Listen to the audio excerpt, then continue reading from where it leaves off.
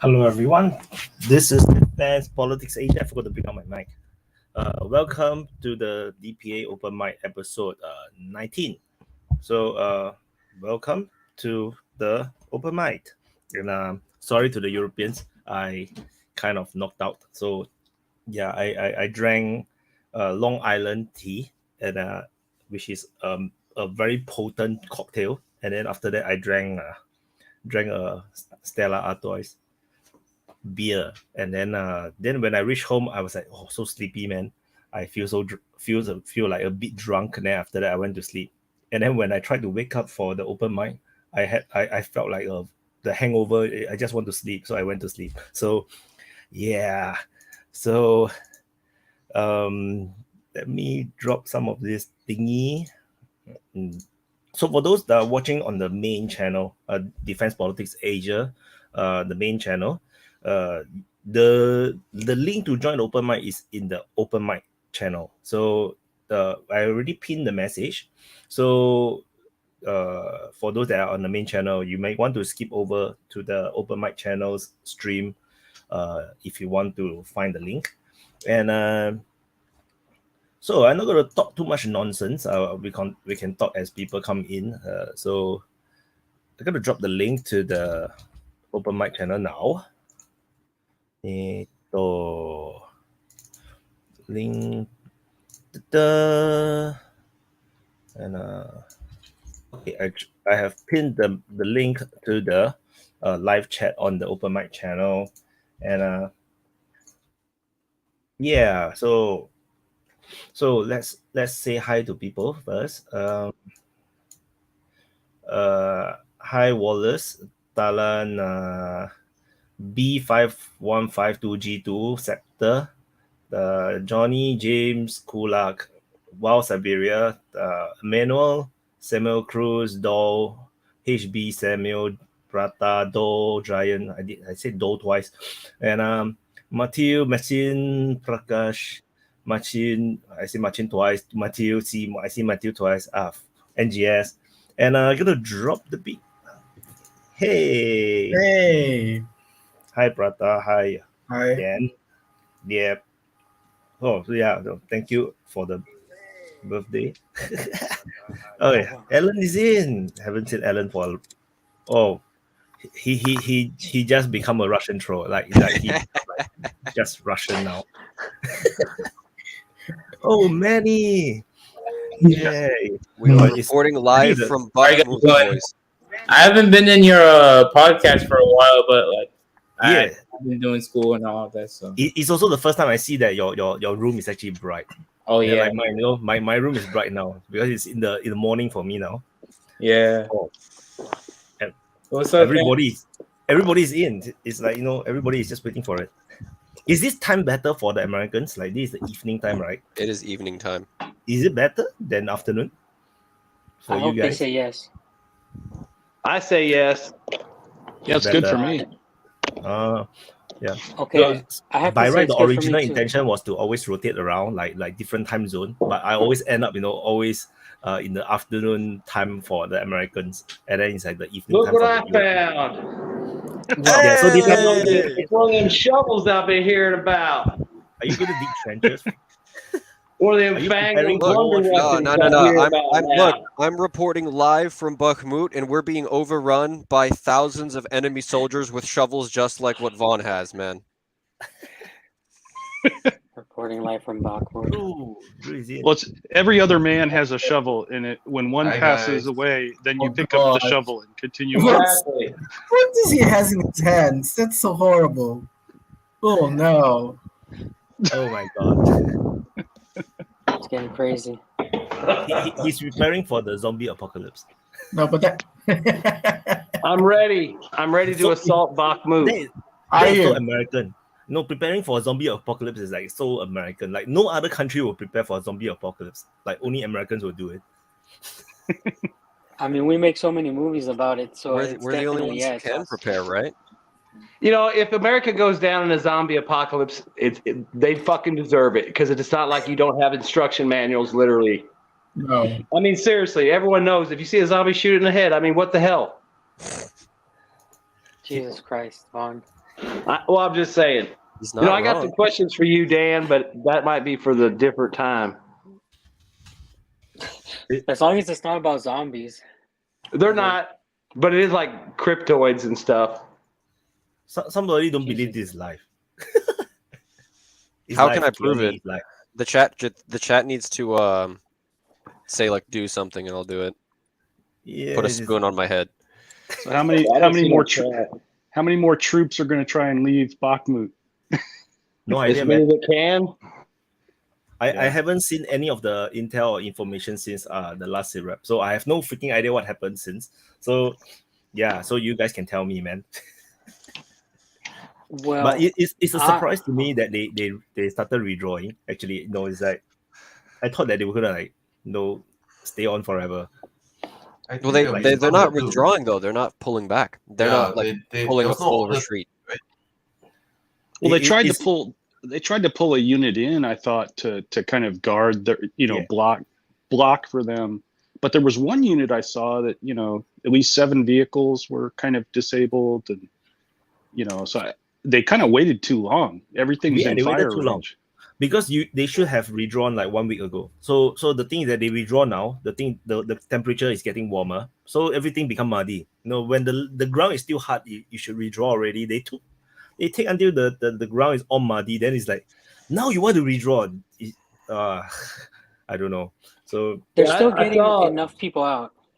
Yeah, I saw one video where the road was all muddy and there was about 7 different civilian vehicles, disabled, smashed up. It looked like they were driving tanks to get past them or heavier vehicles because they were smashed up right along the side of the road. But it's like, right there's a group of vehicles or multiple vehicles at different times that never made it past that point. And then you see those guys zigzagging through there and walking out with their toilet seat. And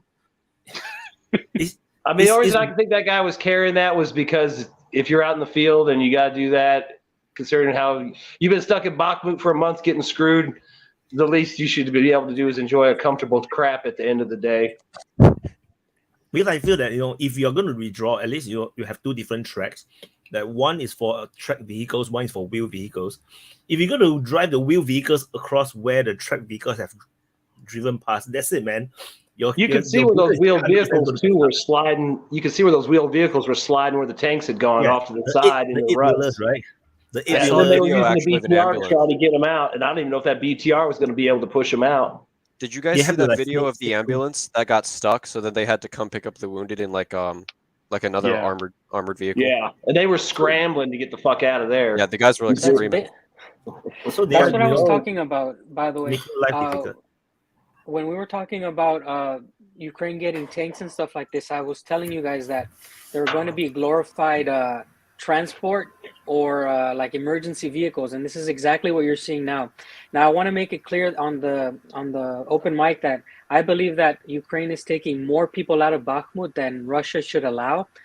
They should really be pounding them hard, really ramping up the artillery, because the more rats that leave is the more rats that is going to just spawn outside of Bakhmut, make a more defensive position. So the fact that that not all the roads were closed and people are still getting out is kind of a black eye on Russia's eye. This is what I believe. I know that they're going to take Bakhmut. That's not in question. But how many people will they kill and how many prisoners they will take? It's going down by the day. These rats are getting out. Can they do that? Is it internationally allowed to do that? Well, you're assuming that they're letting a lot of people escape. We're not hearing of mass retreat or mass withdrawal. No, I'm not assuming that there's a mass retreat. Okay, but by international law, is it allowed to kill people that are leaving, they are fleeing a place? Yeah, really? Yes, if they are military personnel, because they haven't surrendered, so the assumption is they're still combatants. The only time you could say anyone's done that recent history would be when the United States stopped hitting the highway of death, because reports were that they thought it would look bad that they were just pounding the shit out of a retreating army. So that's why they stopped, because they had the Taquilano was there, they had them all lined up. They could have they had so many aircraft stacked up, they were like waiting for hours to drop. Because there was that many aircraft. This is not America and it's Russia, and the enemy is Ukraine, so it's good. Yeah, but I'm just saying, it's like, they just. Well, that's kind of what I'm saying. They did that because they thought it looked bad instead of finishing them off, so we didn't have to go back 10 years later. But who is fleeing now? The thing is who is fleeing now. We are talking about the new conscripts. We are not talking about the real army. So is it worth it to kill them? It doesn't matter. They're military personnel. Yeah, that's a misconception. The best thing they can do is sit in their position and put a flag out the window, throw their gun out the window, and just hope to God that one of their own guys didn't see them and comes back and shoots them. I mean, that's what I'd do. I'd fucking lay there. I'd throw all my shit out the window. I'd put a flag on the window, and I'd go out there and lay on my back like this, and that way they could fly a drone over me, and I could wave at them and say, "Look, don't shoot me. I ain't got shit on me." But if you do that, you got to worry about some fucker shooting you because they see you doing it. I bet you a lot of that is because look at it. You see one guy get out of the hole, surrender. Two guys get out of the hole, surrender. There's 3 or 4 guys around there dead. So obviously they can't surrender because probably some fucker's going to shoot them if they try. And there's 6 guys that could have gave up, but 4 of them just, one of them decided to be hardcore, and 3 of them are dead, and 2 surrendered. I mean, so that's like that. Can we go around? Yeah. Can we go around then and ask how many like Alan? What do you think is the number that's getting out of Bakhmut? Well, that question is based on how many personnel do I think are inside the city of Bakhmut, and if I've seen estimates from 1,500 upwards to 15,000. I would say I would keep it somewhere in the middle, maybe 4,000 to 5,000 personnel are actually in downtown Bakhmut. I don't think more than 200 are going to escape on foot because they'll either be interdicted by their own units saying like, what are you doing? Are you trying to retreat? Are you trying to run away? No order to retreat was given. What are you doing? We've already seen this with the videos, video after video of like a unit of like 4 or 5 Ukrainian soldiers who tried to retreat. They were intercepted by a unit of, what are they called? Not the KGB, but the Ukrainian SBU. Yeah, they were intercepted by SBU just outside of Bakhmut, and it said, "No, you're going back." And they said, "What do you mean we're going back? There's only 8 of us of a 200-man unit." They said, "Doesn't matter, you're going back," and they were sent back. That was a report that came out. So I would say maybe 200 to 500 max are going to get out on foot, but I also want to preface that it's extremely important to understand that you need to leave your enemy a way out. Because if you don't leave an enemy away for your, I'm sure most of you guys know this. If you don't leave a way out for your enemy, then you're just putting him into a corner, and then a cornered rat, however the saying goes. That's right? just like Mariupol, right? Because they didn't have a way out, and they had to like stay. And they fought. Yeah, and remember that time too. They tried to leave in a little vehicle column. They hit them. Then they all went back. And then it was just fight. Also, Russia's I remember there were several several incidents where they found dead Ukrainian soldiers with their hands tied behind their back when they cleared parts of Avastal out. So those guys got to know, I can't surrender, I can't run away. I mean, that's my thing. How do these guys even do that without getting shot in the back? Yeah, who knows? Because they are killing. I'm just saying they're killing each other. Yeah, Dan, you were right. But I think we could go in that circle. Dan, you recommended one. Manny, what do you think? I mean, from what I'm seeing, Bakhmut is just like going slow pace. Russia understands like they're Wagner and they're just taking their time, and the Ukrainians are like just sitting wave after wave for like months. And I kind of expect that Ukraine will eventually withdraw from Bakhmut, but overall, I feel like I don't know. Like I'm guessing that they might try and like do some kind of counteroffensive just for the political motivations, but I'm not sure.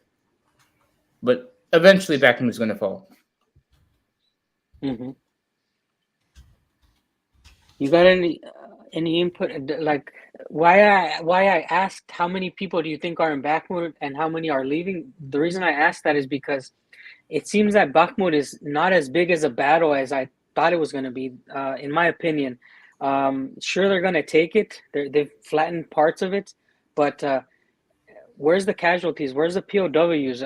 I thought, I don't know about numbers, like I said, but I was hoping that nobody would get out at all. And even if 100 people get out, in my opinion, just from my perspective, 100 guys get out, I'm gonna have to go find them, and those hundreds are gonna go and inspire other people. And just as a warrior myself, if I was in the Russian shoes, I would try to kill them all. And it's kind of like, I don't know. It just Bakhmut doesn't seem like a great victory anymore to me. It's losing its value. That's just my opinion. Oh, go ahead. I don't know which way it's going. Prada, you're muted. Okay, so I was going to say something which I was very preoccupied about. It's civilians. We knew from Bakhmut, from many interviews, especially from France 24, there were a lot of civilians that didn't want to leave Bakhmut. They actually were waiting for the Russians to come. And 1 week ago, there was some kind of things that like, who doesn't leave Bakhmut now, it's not a patriot. Right. So either there are still a lot of people inside of the city, and that's why what Stan is telling, it's not happening because the Russians don't want to kill their own, let's say, like this, no? Or they think they are not. But yes, pretty much the same. Civilians. Yeah. Yeah, Vaughn, go ahead. Oh, I was just going to say, I figure, in the actual center of Bakhmut, maybe a couple thousand guys.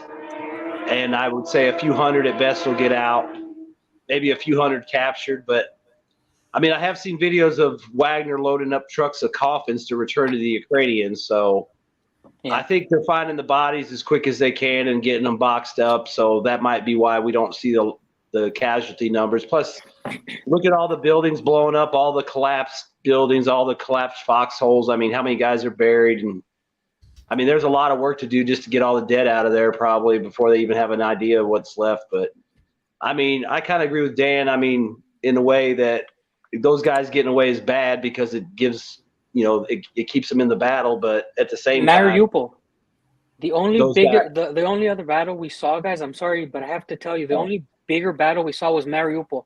And do you remember when people survived that, how much press they used? Ukraine was like, look, these are our heroes. And we got them back. So this is what's going to happen in Bakhmut. We know how Ukraine does their propaganda. We know how the Russians fight the war.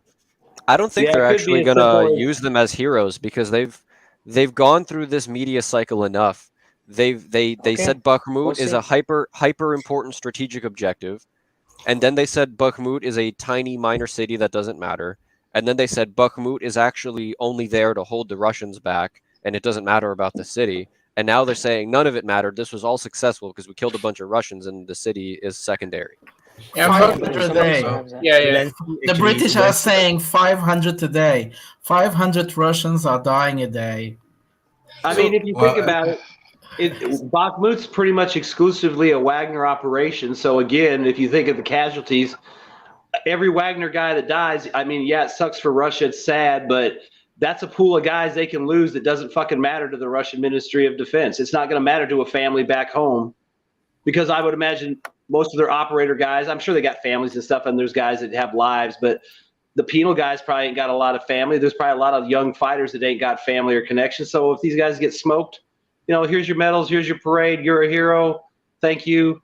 But it's not really going to have the political impact on the Russian population that losing 500 guys. Yeah, and I got one. Zelensky went to the Congress in US, right? So he actually talked about how important Bakhmut is. That was actually being going viral yesterday on Twitter. Yeah. So it's like that's what I was referencing. And it's very weird. It's like but it doesn't matter. It doesn't matter that they have contradicting statements because if you see, I mean, just today they said the Russians are fighting in space and nothing else, and then tomorrow you'll see that the Russian army is so scary or conquer all of Europe, so we have to fund them more. So they are very good at it doesn't matter that their messages don't gel. Their individual messages are sort of logical. They put it out anyway. Yes, it's called spin doctors. It's their work. It's to change things around. And it's correct. Tomorrow we'll see that all these heroes from Bakhmut have drawn back to the real defensive line. Bakhmut is just a distraction. The real defensive line is Chasiv Yar, and yeah, so it's no, it's actually Seversk. No, it's actually Kramatorsk. No, it's actually blah blah blah. And blah. after, Dan, oh yeah, go ahead, Diaz. Go ahead. oh Dan, would you consider Lysychansk one of the other big battles, or was that kind of the same thing where too many guys got away, even though it was a big It's just victory? they keep for getting Russia? away. It's just it's like they need to do an amazing blow, and we'll know it when it happens. Like we're going to witness a true devastating blow when you see thousands of POWs and like Ukraine actually starting to feel it. They're not feeling it yet. Yeah, but then even if 0 guys got away, they can still dress up a guy and say this guy was a hero of Bakhmut. I So know it really that's doesn't what matter. After That's you're mixing up media narrative with actual situation. But did No, you I'm not saw? mixing it up. Did you see They'll have pictures? the ghost of Bakhmut. Did you see Ghost of those Bakhmut. pictures? Did you guys see those pictures of with Perogin where he shows like boys and the old daddy? And I was like, whoa, if this becomes a picture, if like Dan was saying, if these people are POAs and they are shown on television, this Are will you talking be about like, that video on the roof? The video on yes, the for rooftop? instance, if it is true, they had would get like 100 or 1,000 of little kids and the old daddies, and this comes to the televisions and it goes through the Western media somehow, no, because things escape. This would be like a blow, and support for Ukraine would definitely go down. So I think we see a lot of. I don't think so, Prata, because if I was viewing from the West and I've always been getting only Western media, I would say these are just Russian propaganda. Those are just Russian kids, Russian old men. They are pretending to be, and all the Ukraine heroes, they are the real heroes. That was the guy that smoked 20 Russians in Bakhmut. But that's There's what no I'm way telling to you, win this Drew. media war. This is not a media war. What I'm telling you is when the real blow comes, you can't replace the blow that Ukraine will take when it really happens. The casualties will speak for themselves. It won't be a matter of media anymore. This is why I'm telling you, we haven't seen a real victory by the Russians, like a big victory. Why? Because the truth is, when something big happens, as far as casualty numbers, as far as like the amount of people that have gone missing, that time is going to come, and we're gonna have to wait for it. Bakhmut is not a great battle. This is the truth. That's the thing. And after Bakhmut, my question is after Bakhmut, like when Russia eventually takes it, do you think Russia is gonna make an operation towards Liman? Because that's what I've been hearing. Well, hang on, I want to respond to Dan's assertion about this big punch that's coming. I said a month No, I'm not ago. saying something's coming. Stop saying I said something's coming. I said when something happens, it happens, bro. okay. The blow will come. The blow will if come. it happens.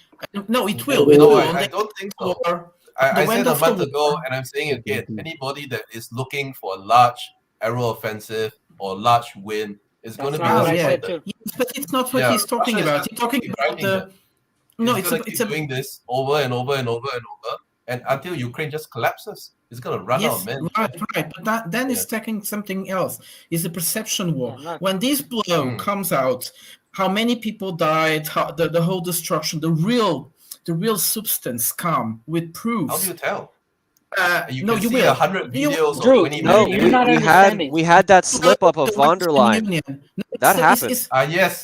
Something like what Alan mentioned, the slip up. Yes. If this blow comes into it will be after the war, anyways. But when this comes, this will be a blow for Western opinion. And all these politicians we had, they will have to answer for it somewhere or another somehow. But the dam is really correct. Yes, and this will be really huge.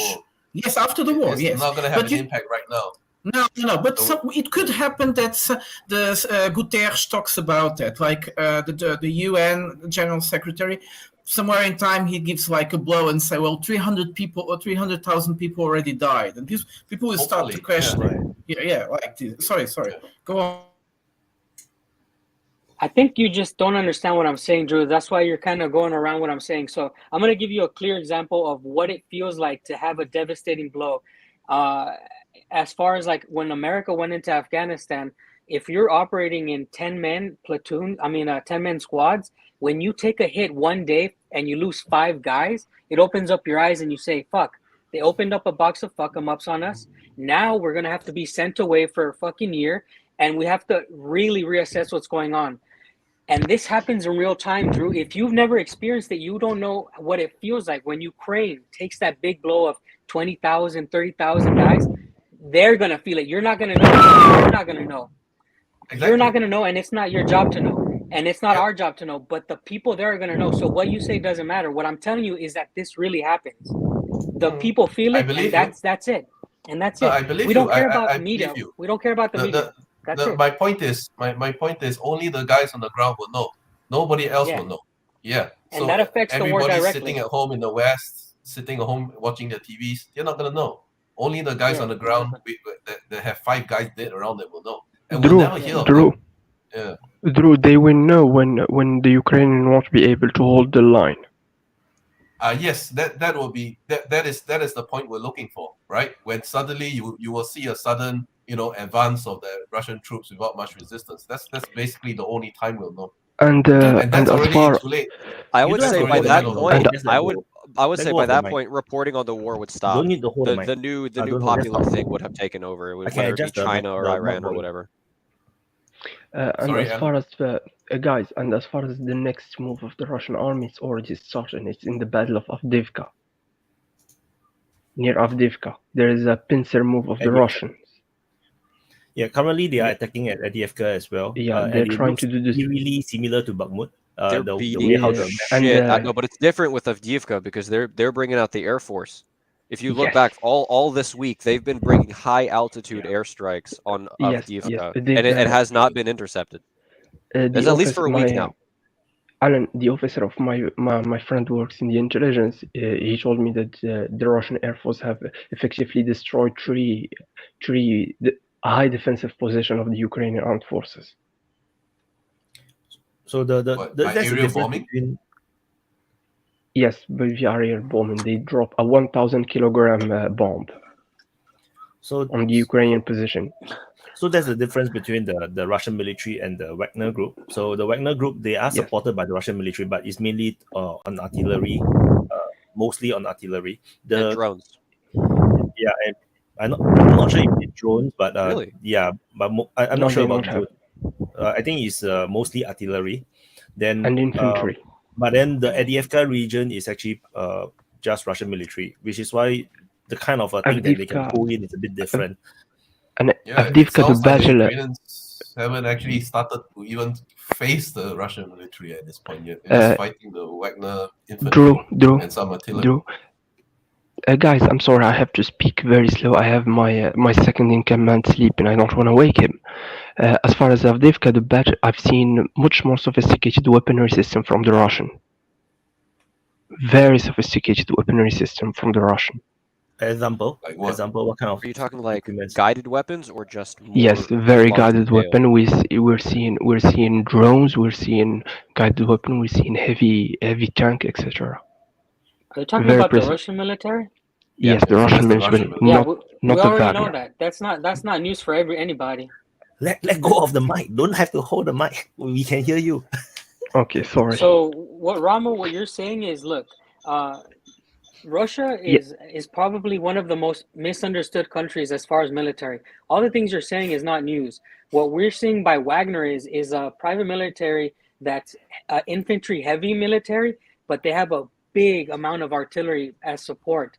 Whereas the Russian military, we don't get to see it a lot because they're not doing these big envelopments right now. They're barely getting started. Like a lot of us, most of the things that Wyatt covers is mostly it has been around Bakhmut, which is Wagner.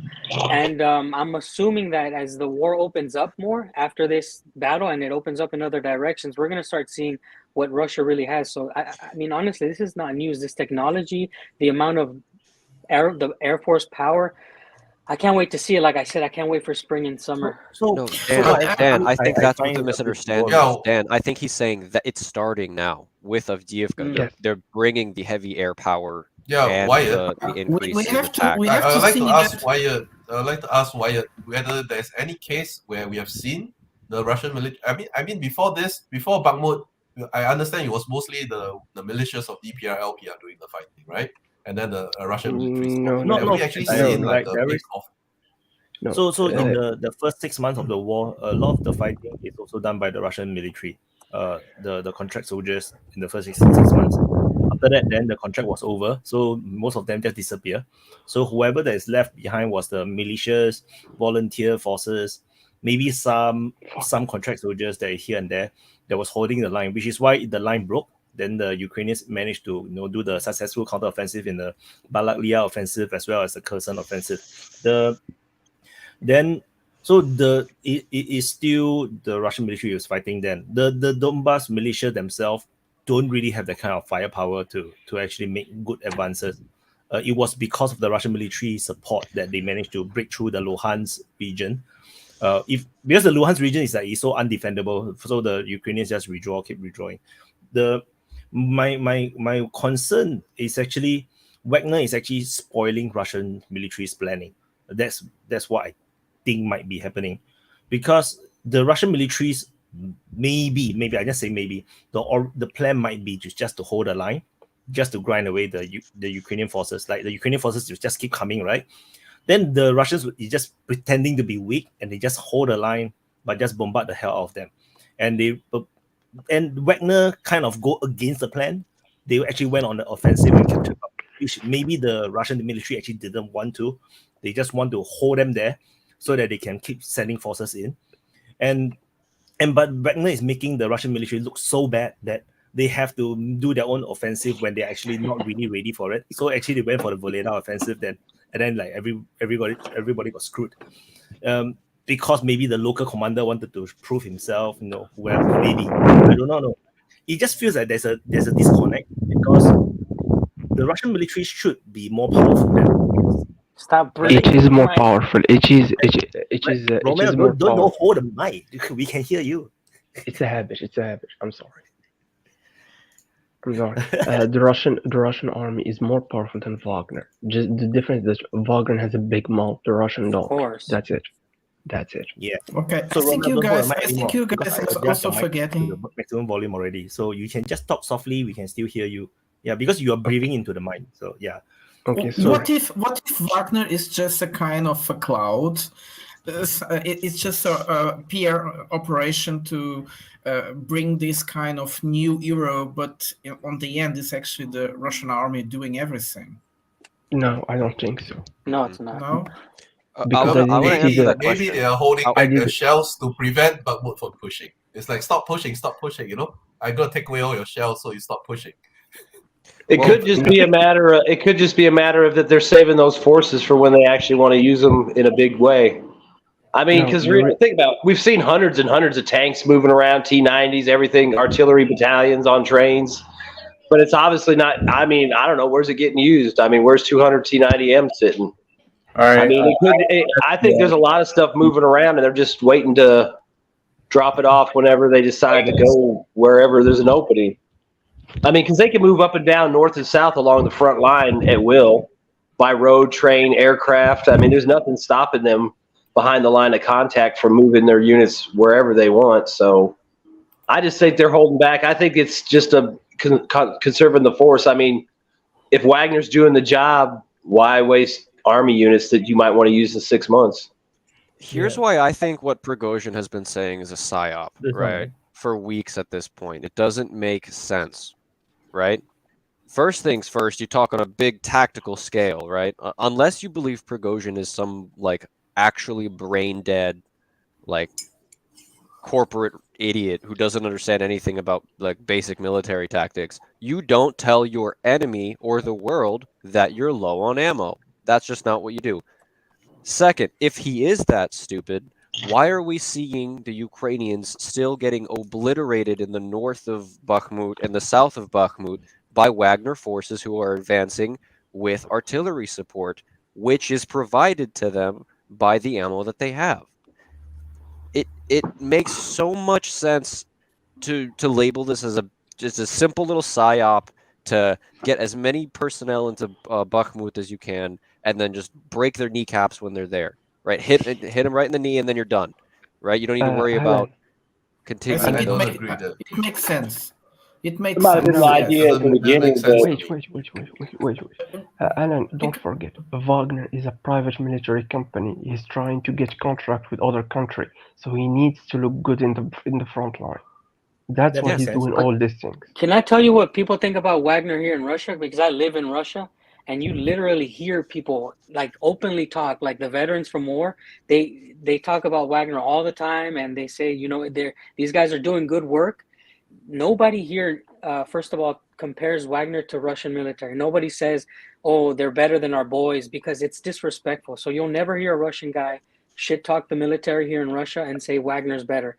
Another thing that you will never hear is saying, oh, you know what, maybe we should be replaced by them. Maybe they should do the fighting. Maybe why aren't we sending them enough ammo? So you're not hearing all these rumors that you hear on the internet in real life, because like I said, every Saturday, these motherfuckers start drinking their vodka and they go fishing and they start talking about the war.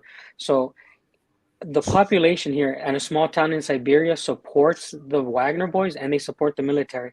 And I understand that they have their role as a private military company. Yes, they want to recruit people from all over the world, but guess what? If Russia fucking puts the boot on them, that's it. Whether you believe it or not, they work for the fucking Russian people. That is their fucking pride. That is the foremost thing that they do. Loyalty above all. This is also the principle that organized the whole system of Putin. Loyalty above all. It doesn't matter if you think the reason why Wagner has been so successful in Bakhmut, because they took immense risk that the Russian army don't dare to even consider taking. That's why Wagner has been so successful. They did a night crossing of the Bakhmut river without any support. When they took Krasnohora, I think, they crossed into the western bank of the river. They did it without any kind of support, and it worked for them. The S2 boys got him, bro. That's like they did with Solidar, that Red Mountain or Red Ridge, that they kind of snuck up. They basically infiltrated it. No, that was the VDV, not the Wagner. We don't think it was the Wagner. We think it was the paratroopers who did it. Because there's even Russian paratroopers that are participating in the battle. Say that again? They used the VDV. They're the one who took the ridge in Solidar, not Wagner. Okay. I didn't hear you. Like, I'm sorry, I'm talking. Wagner operates on their own program.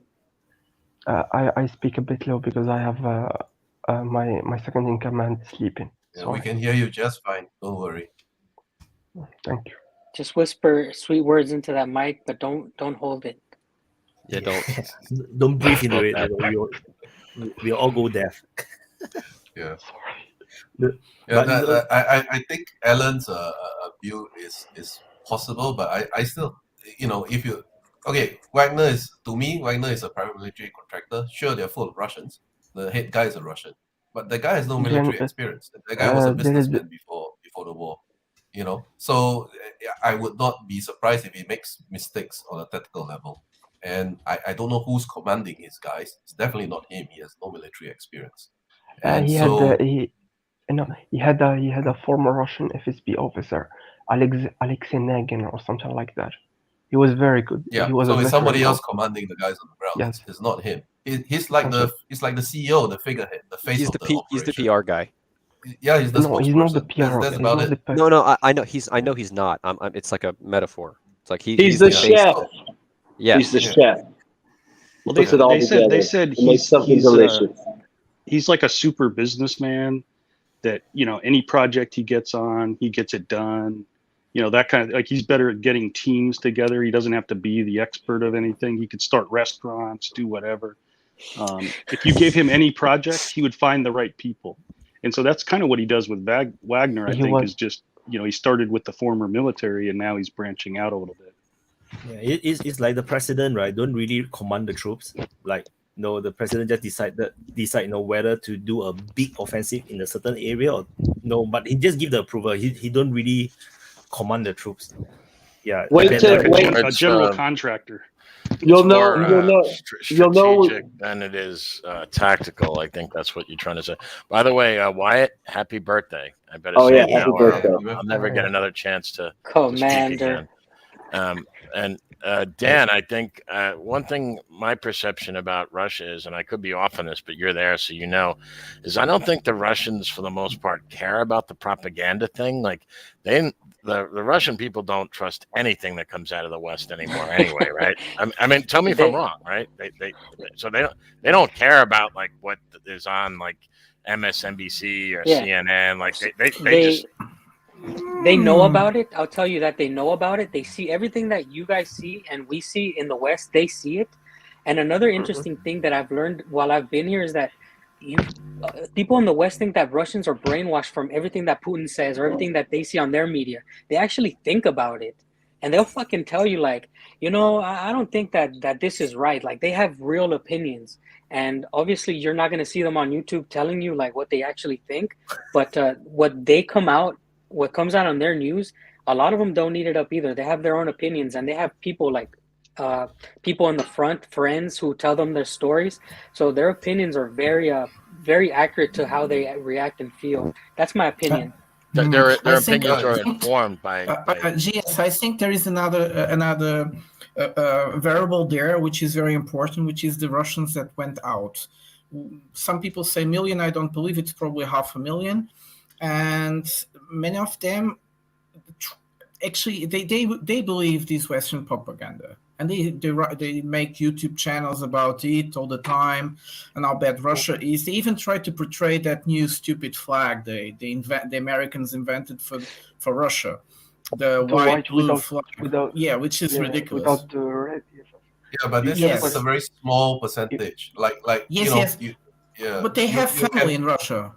Yeah, there are plenty of Chinese people who will do videos to say the CPC is horrible and bad and there are concentration camps in China, you know.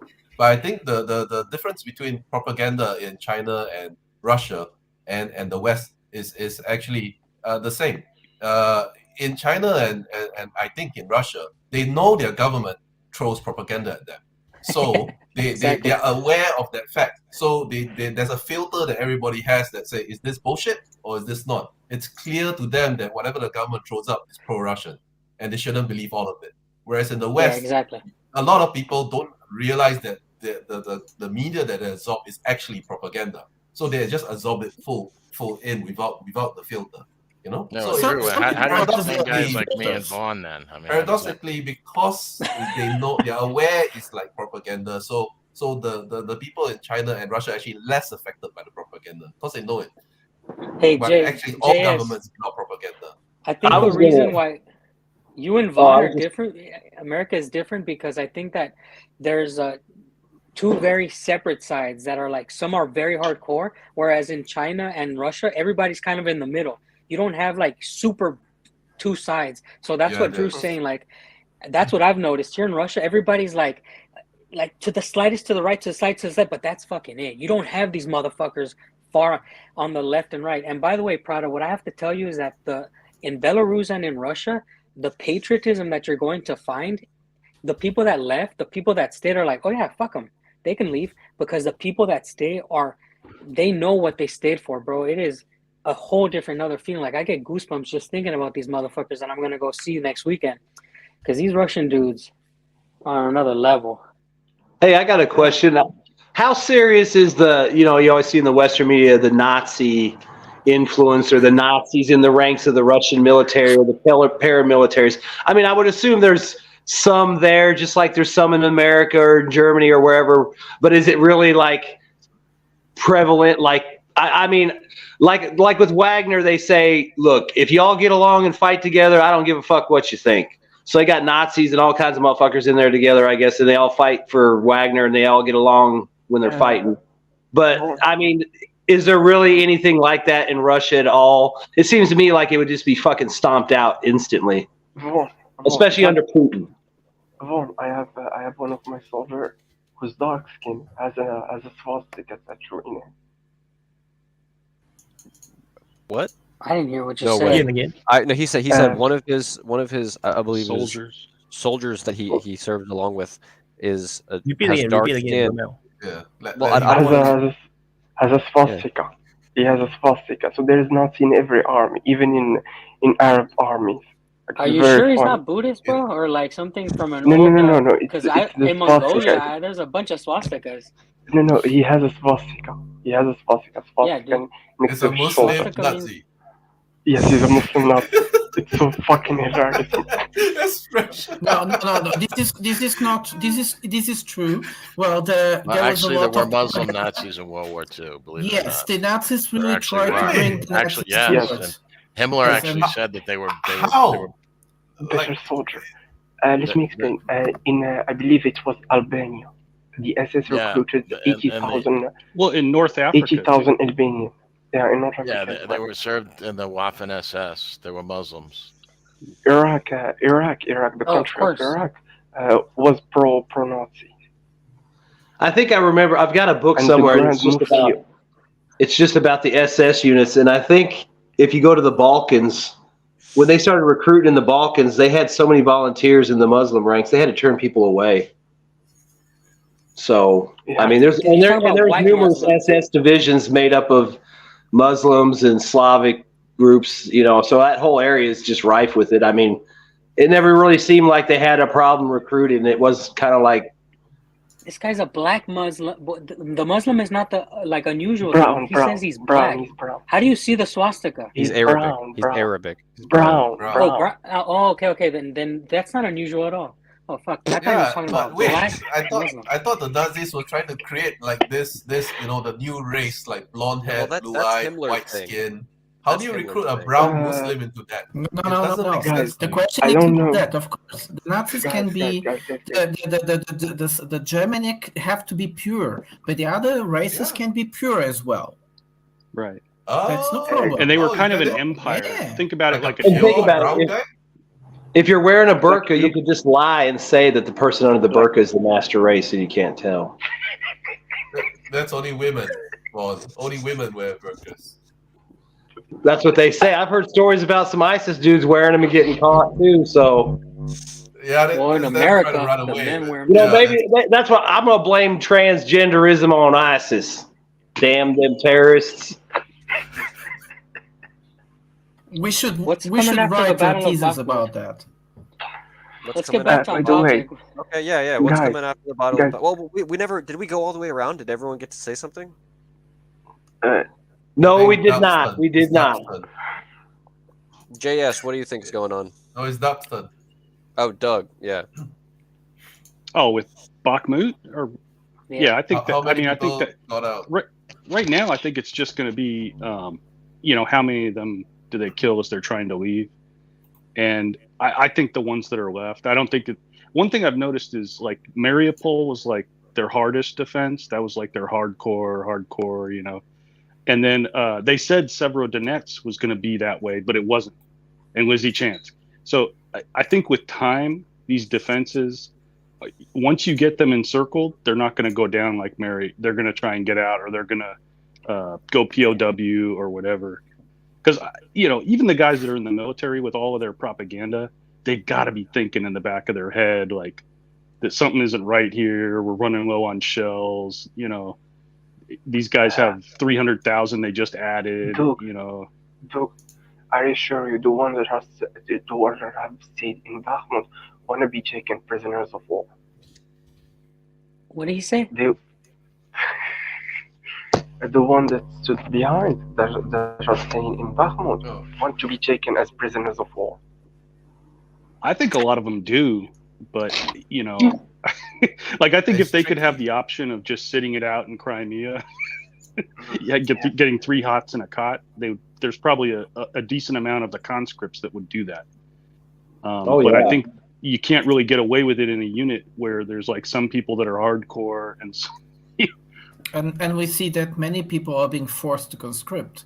Yeah, I wouldn't be surprised if they're mixing nationalists in with line units just to make sure there's somebody to keep an eye. I mean, think about it. It would be like the old Soviet days where you had a political officer in the unit. He's the guy doing the dirty work. There's probably the same setup. Every unit's got a nationalist, NCO or officer, or maybe a SBU guys hanging around in the background. It'd be easy enough for them to do. Like, I mean, they're short on men. Well, you got to go to the front now. You're in the SBU, so you got to go to the front. But your job is just to spy on people and shoot deserters. That's screwed up, man. Yes, you'll take. Yeah, well, I think as far as Bakhmut goes, it's really hard to, because we're really speculating, right? We really don't know about the numbers, right? I mean, we don't know how many are in there. The thing that really stuck out to me the most was the fact that the Ukrainians were somehow able to keep what's the name of that highway that it's very close to the Russian lines, but the Russians took it and fell. That's the M3 highway? M3, something like that, yeah. MO3, I think. Yeah, and they still the Ukrainians were still able to beat back Wagner from taking it, from occupying it. Yeah, I guess it's parts of it are under fire control, but they've done a surprisingly good job, in my humble opinion, of preventing the pincers from the the jaws. Where's the camera? The jaws closing in. They did a good job on that, in my opinion, and that surprised me. So I can't explain why. I don't know if it's just because. Yes, do you know the tactic called the Golden Bridge? Tactic called the Golden Bridge. Yeah. Everybody knows. I mean, yeah, we know it. The Russians don't want to link up their pincer. Can you explain that? The Russians don't want they don't want to link up. What it means is, well, Prada wants to know what it is. Basically, Prada, when you're enveloping an army, and you're coming, an envelopment means you're flanking it from two sides, right? And as the pincers are closing, you kind of let a golden bridge for the men to go out, because like Alan was mentioning earlier, if you surround these people, they're going to have to fight to the death, and that can inflict damage on your own army. But what he's saying is like, if Russia keeps doing this over and over again, it's going to end up biting them in the ass. And there is ways of fully enveloping an area and just waiting it out. Like in Mariupol, you saw it. They didn't have to go in. The Russians were openly saying, hey, by the way, we're not coming in. We're just going to shell you and you're going to be hungry. So as the war continues, I believe that there's going to be more of this happening, where there's going to be double envelopments. That's what Wyatt was covering, where they're doing double pincer moves around areas. That's how you fully envelop an area, with double envelopments. That's how you can secure that they don't get out, and that's how you don't take casualties. And so it's totally possible. Are you expecting for them to do that somewhere else again now? Yes. It looks like they might be doing it around. It looks like it might be going down between like Avdiivka and maybe somewhere between Seversk and Bakhmut. Yeah, it's going to be happening more often. It's going to be a big one, then there's a smaller one around Bakhmut, and then there's probably a smaller one around Avdiivka. I mean... Well, it depends how you want to look at it. You could look at it as the entire Donbass is facing that risk right now, right? Within a year or two. Because it used to be when they first captured the what is that? Izium. So when they first captured Izium, I thought that was like a massive pincer, north and south. Then in the end, they cannot break through, or they did not have the forces to do it. So the one that is currently happening now is the one that is the push north of Bakhmut. They are pushing towards the north of Chasivya, and it looks really soft north of Chasivya. So if they manage to go around Chasivya from the north, then the forces in Bakhmut is going to have a deja vu. It's just like, we just got out of a pincer and then we got into another pincer. It's like, why are we always inside a pincer? That kind of situation. It looks like that is the case, but I'm not sure if like I said, there seems to be this conflict between the military and Wagner. I don't think the Russian military really wanted to push so fast. Like they really, it's like throughout most of this war, you just feel like the Russian military is just sitting back, like deliberately, that kind of feeling.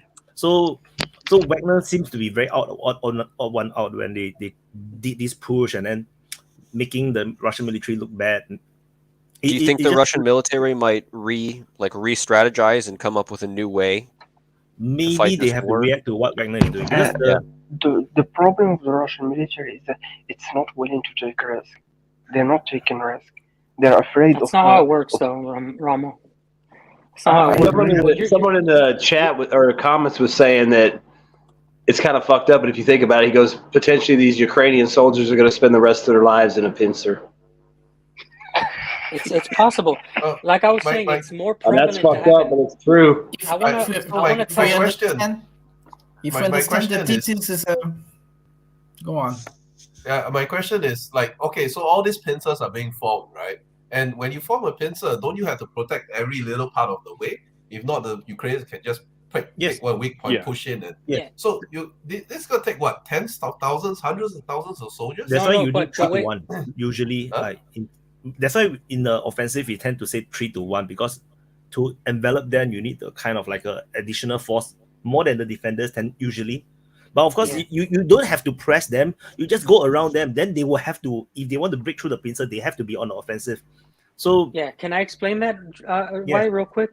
So when you're watching how DPA covers the war, you'll see that battle space is totally static in some places, and that's where the pincer can start. Why can it start there? Because the Russians have effectively they've made the line static on purpose. That way that they can start a pincer movement. And if you're seeing a pincer movement, it means that it's supported by artillery, by other infantry units. So it's all being supported, and as it's thinning out on the top, it's literally crushing the enemy inside and out. So they have to choose: are we going to fight or are we going to leave? That movement forces your enemy to choose one or the other, and that's all they're going to have. So if it's working and if it's expanding, the people are not going to be able to attack this pincer movement as it's happening. They're busy running away or being crushed in the inside. And a double envelopment, holy shit. Have you ever been in a fucking ambush? Being hit up from two positions, knowing that you can't get out, it's fucking awesome. Why? Because you get that fucking... I mean, I'm just saying the adrenaline. I'm getting PTSD, but like, it's a. Well, Dan, another thing you could add to explaining this is the fact that it's not just preventing them from leaving from all sides; it's also preventing them from getting in. Yeah, bringing things in, supplies, munitions, men, etc. So it works both ways. It's not just keeping them in. But that's what I was. Sorry, that's what I was explaining. That's what I was saying, though. The people on the inside, if those are the people you're targeting, right? So as the people that get away from the inside and the people on the outside are seeing that there's movement, they're not going to want to come in. The pincer is going to close. Like, it's on the ground, it's very obvious that you're being enveloped. You know it right away because there's artillery coming in. There's fixed machine gun positions. But you're totally right. The people on the outside are being blocked from resupplying the people on the inside. And if you look at the DPA maps, there's a lot of little villages and towns that are being enveloped that they have to choose within days, get in or get out. Yes, and I imagine this psychological game, no? Because you are afraid to get in. You don't know if you can get out afterwards. So that might be really and that's happening in Bakhmut as well. Yeah, people in Bakhmut make that mistake. So I want to answer Drew's question about Drew say that don't you need more troops? You do need more troops to do an encirclement. So which is why Russians in the first 6 months with lesser troops, they cannot really attack anymore after certain lines. They are like totally stretched. There's no way they can actually do any more offensive. And the thing is that in the areas where they have the static established lines, and they will continue to, as they go the pincer, they will continue to establish the entrenchments. This entrenched area, you don't need a lot of troops. You just need a few machine guns and some gun emplacement, and that's it, man. No one can break through already. So the bulk of the troops will be the one at the teeth of the pincer that is pushing out. The rest behind, they will continue to put defensive positions. Defensive position, you don't need more troops. It's just like you look at the Ukrainians. Certain defensive position is just one platoon or one squad holding one trench line, and even the Russians find it difficult to break through sometimes. Even with just the Ukrainians just like mess some of their new tanks and just charge at one corner, like one side. You have to send the tanks into the encirclement. So come from the outside, like come from the north or something. You have to supply them. Which the other lines, as Dan said, is static. The other lines are all defensive positions. So they all dug in with like fortifications and whatnot. Which means you need a much bigger force to punch through, and you try to punch through, you're taking a huge risk. You have to really wrap around an envelopment. So now you're exposing yourself by trying to hit it from any other position. It's a fucked up thing, man. To break through that envelopment, you really have to over envelop their fucking movement. You have to really commit. You need even more forces. Yeah, you really do. Drew. Basically. So I was going to some perspective. Romo. Yeah, Romo, I wanted to give you clearance because you said that the Russian army might be afraid. I would say it's not like that. This is a geopolitical war, even more than against the Ukrainians. This is geopolitical war. It has a much bigger game, and this game is you have to let Europe lead. This war has to go very slowly. As long as it lasts, Europe gets it gets poorer and poorer and poorer. The amount of money that Europe is wasting now, it's so huge that it actually weakens the West. No, mostly Europe, not the US has that much, but Europe as much. So they have to make it last slow. And I tell you, it's like this. Okay, the main goal is to get the Donbass. So Slavyansk is the main goal, is the golden prize. Until then, yeah, it's on the way. But Slavyansk is where everything started, is where everything will end somehow. And psychologically, I would presume that's the perfect plan. But the thing is, until then, until then, you won't see any negotiations, any attempt to go faster. After Slavyansk, I think you might have something really fast happening. Sorry there. Go on, Romo. You wanted to say something. Yes, I want Drew. You're there? Yeah. Drew? Yes, yeah, I want to tell you, I want to give you some perspective. Do you know when America went through Desert Storm, do you know how many troops they had? Yeah. 1 million. 100,000? 1 million. Do you know 1 million? Much Iraq? Yes, they had 1 million in Desert Storm. You mean the Gulf War? Hey! We had 1 million on ground? Yes. The UN forces, I mean, combined with UN Oh, forces. I thought you said American forces. It was American like forces like 650, like half or more. Yes, America was something like 650, and the rest was 400 from different parts of the world. Do you know how many Iraq had? Less than 100,000. Less than 100,000. That's the kind of number you need to do a blitzkrieg style offensive. Russia doesn't have this number. Yeah, no, but it's very dangerous. Yeah, I mean, it has it, but it doesn't employ it. By the way, Romo. Can I talk to him really quick, Prada? I want to explain to Romo because that really offends me because I live in Russia. That you say that Russia's not taking risks. Look, man, the Russian military works in a completely different way than Wagner. So you're not going to just say that they're not willing to take risks. Okay, they work from top to bottom. Wagner works from small units up. They work from smaller units. So this is why you're going to see more exploits coming from the Wagner boys. You're going to see them working in small units, taking bigger risks because they have the ability to make the command on the ground.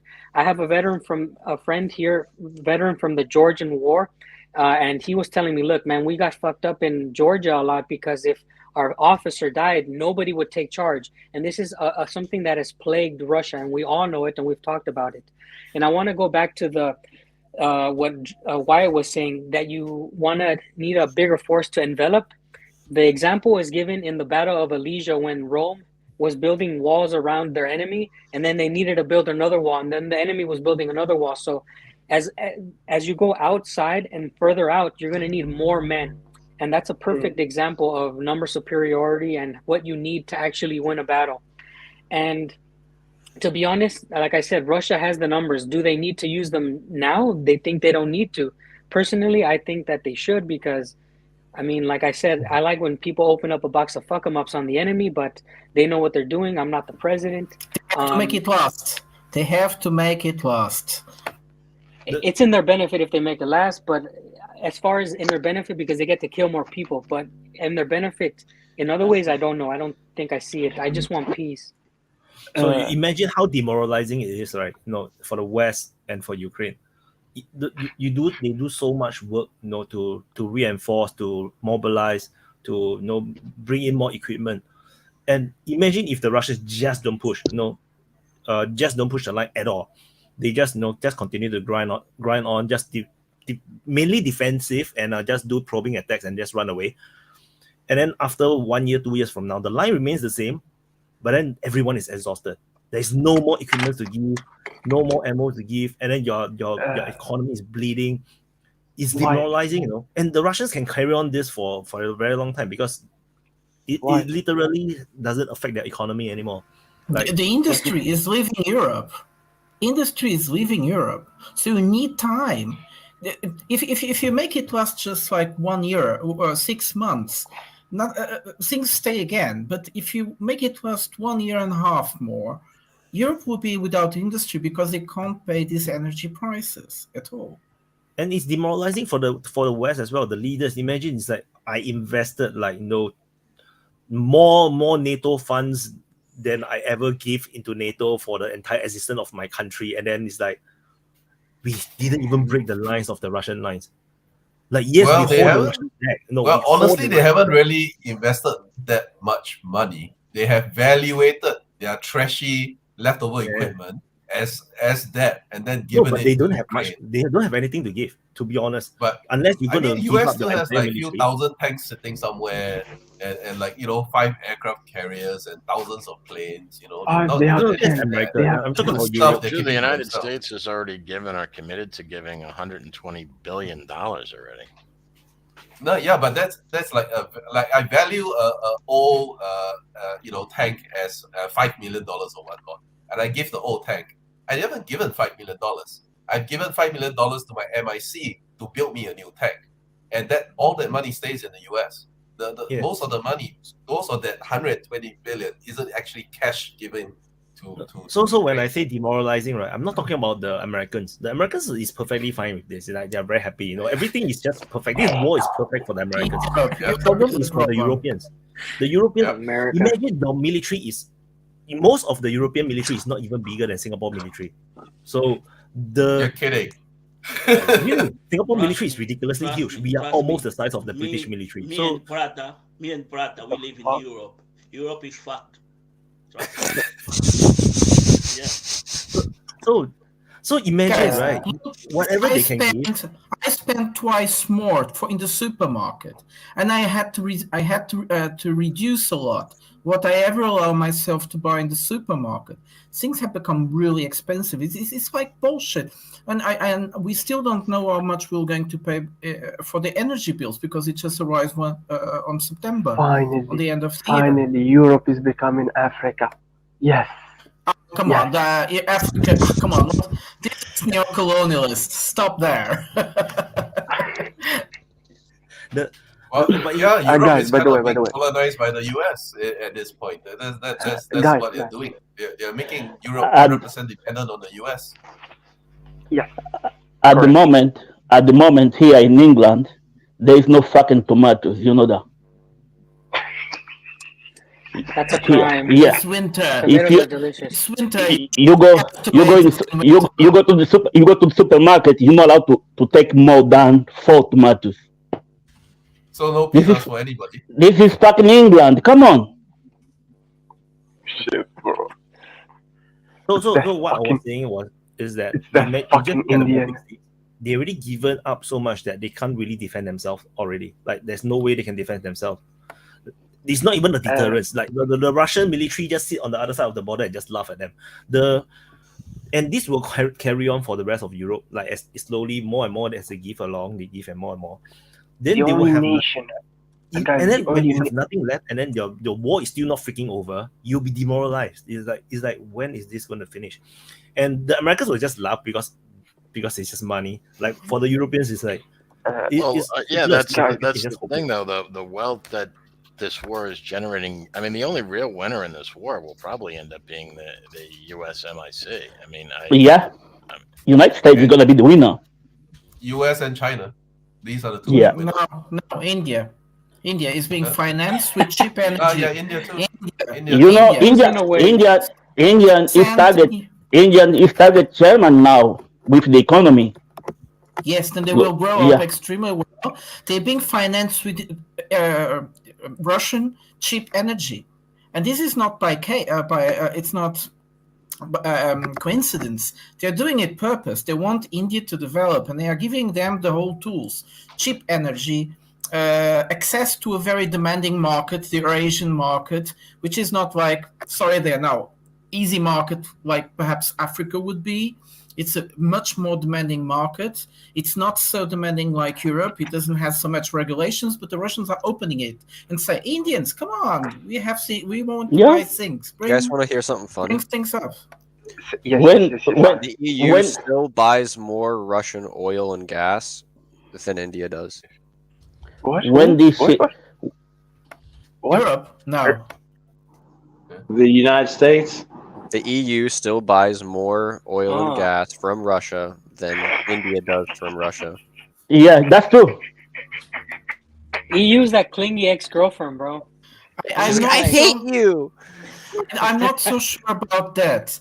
Indirectly, yes, because they are trafficking Russian oil to Europe. So they're basically the Netherlands still buys a lot. It's last month, Russia sold more gas to Europe than to India and China combined. Gas is something different. Gas is not. I'm combining it all. I'm combining it all. Yeah, okay, then it's true because gas is extremely expensive at the moment. Europe is globally the amount of oil and gas doesn't go down, and it just the customers are staying put where they are. So it just kind of flows around and ends back where the customers need them. It's a no-brainer. And you know that Singapore is becoming an important hub for Russian. What are you becoming? Not becoming. We are. We have been for decades. I mean, I saw a story in relation to the India and all these other countries buying the oil from Russia then selling it, and they were talking about how it's become pretty standard practice. A lot of these ships will meet out on an open sea, and they'll pump oil to each other. They'll turn off their locational transponders. So, like when you were hearing early in the war, the yachts were leaving port, and as soon as they hit the open sea, they turned off their transponders so nobody could track them. Well, apparently these tankers are leaving ports with no destination, and they go out somewhere. At some point, they turn off their transponder, and then they meet up and mix the oil. So it's the Latvian mix or whatever mix it's got to be to get around the sanctions, and then they just sell it for 50% more than what they bought it for. Yeah, I mean, Europe. I mean, I don't even see how people in Europe are putting up with that kind of stupidity in your government. It's like, we're not buying Russian oil. We're buying Russian oil at 10 times the price we bought it before. I mean, it's like, okay, thanks, I guess. Man, it's going to become an international humiliation. Someone has a really bad echo or something playing in the background. Sam, please, you need to turn off you need to use the earphone. Yeah. Sam, you need to use a earphone or you cannot open your speaker. I think is he hearing us? Sam, if you can hear us, wave. Yeah, you need to turn off your speaker. Yeah, we Sam, can hear you, but you need to turn off your speaker. Sam, if you're in duress, blink. SOS. No, there's something playing in the background. Like we're getting feedback every time we speak. You cannot on the YouTube. For me, if you're in duress, are you not? Yeah, we can hear ourselves now. Is So that you have to better? turn off. There's something playing in the background. No. It could be the same link. I'll probably have to go out and come back again. Yeah, Do you have the He has two windows opened, is what's Yeah, going do you have the on. YouTube video open in another Well, tab? now I just have the YouTube open. You have to off Just turn off the YouTube. I don't Just hear an like echo the anymore. No, I think he fixed it. Yeah. All I right, don't hear we it turn off anymore. the YouTube because we'll hear ourselves talking because the YouTube will be delayed. So Van, Yeah. I wanted to say something. It's about what you just said. The humiliation will be total because what we are expecting to see is that in a kind of adaptation, the whole world will get cheaper oil almost for half of the price, and Europe will have to pay the double. It's not that bad. It's definitely not half price. I'm exaggerating, but I think you understand because the Saudis and the Iraqis are already selling to India at a discount in order not to lose that market. But they're not selling it. If I was a businessman in the Middle East, I would create a fake European country. Then I would ship the oil to my European tanker and switch it around, and then resell it to my other customer. I mean, why even include some other country? I just lie and tell people I did it. Oh yeah, it's mixed. Just sell it. Instead of selling to Germany, sell it to Jerfew. I mean, what are you going to do? Test it? It's not like it's cocaine. What are you going to do? Like lick the oil? If Portugal was smart, they'd be doing it because they're on the coast of Spain. They could just ship it. They could pipeline it everywhere. Russian, and it wouldn't be Russian. It'd be Portuguese. Anyway, Portugal only buys 11% of Portuguese oil. Yeah, 11% of Russian guys. I don't know about the oil, but the gas is only 11%, so they're fine. You guys are in a pickle over there in Europe. I'm glad I'm not there. You sorry. Russia is also Europe. Yeah. I'm living in Asian part of Russia, by the way. I think what you meant I'm to on say the same time zone as Wyatt. Europe is Russia. Europe is Russia. Oh. I mean, oh my God, what are you saying? The FSB gonna look. By the way, man, I'm in the same time zone as Wyatt and Drew, like I said, and a lot of people out here, it's so funny. You ask them, like, hey, are you Asian or European? And we live next to fucking China. They're like, what the fuck are you talking about? I'm Asian. I'm European. And I'm like, I don't know, bro. We're like 2 hours away from They will look Japan. Mongolian and all that too, right? Well, it's like the Irish or the English and the Scottish too. I mean, those fighting words. I mean, you don't mix those two up, man. As an Irishman, I can you tell don't call a lot of these ethnic groups like the Buryats and the Tartars. They're like, hell no, we're European, we're Russian. And like they call out their ethnic groups, but they're proud to be Russian and European. And now I once, fun fact, JS, I was in Afghanistan and we were patrolling it, and I saw white men with beards, and I was like, what the fuck? And I called in and I was like, yeah, I'm looking at some white men with beards, and I screamed out like, hey, are you British? And the guy's like, fuck no, we're Scottish. I'm like, what the fuck? It was. Let me fucking tell you, it was. Were they Scottish Taliban? Was it Scottish Taliban? Never. They were Scottish. Tell a Scottish guy if he's British. Were they Taliban though? Or were they Scottish Taliban guys? No, man. No. Of course they were Scottish. They were Scottish guys, but like I made the mistake because I had them on my sites. They were patrolling, and I was like, "What the fuck are these white guys? They have beards and shit. Who the fuck?" And I called it in, and we got closer. Hey, you the British? And the fucking guy turned and was like, "Fuck no, we're the we're Scottish. We're the Scottish." I'm like, "What the fuck?" We put the rifles down, dude. We started walking to them, and we're like, "Hey, we're sorry about that." Like, "Nah, fuck no." Like he started talking in his Scottish. I don't even know what the fuck he said, but like you're right, Jay. You never call those guys British. Don't forget that in Russian, you have two adjectives. You have Rossiani and you have Ruski. And an inhabitant of Russia is a Rossiani. Ruski is just a Slavics. Yeah. Yes. Anyway, yeah, because they have so many types of people. What do you guys know about Russia, honestly? Feature the great. Say that again. What do you know about Russia?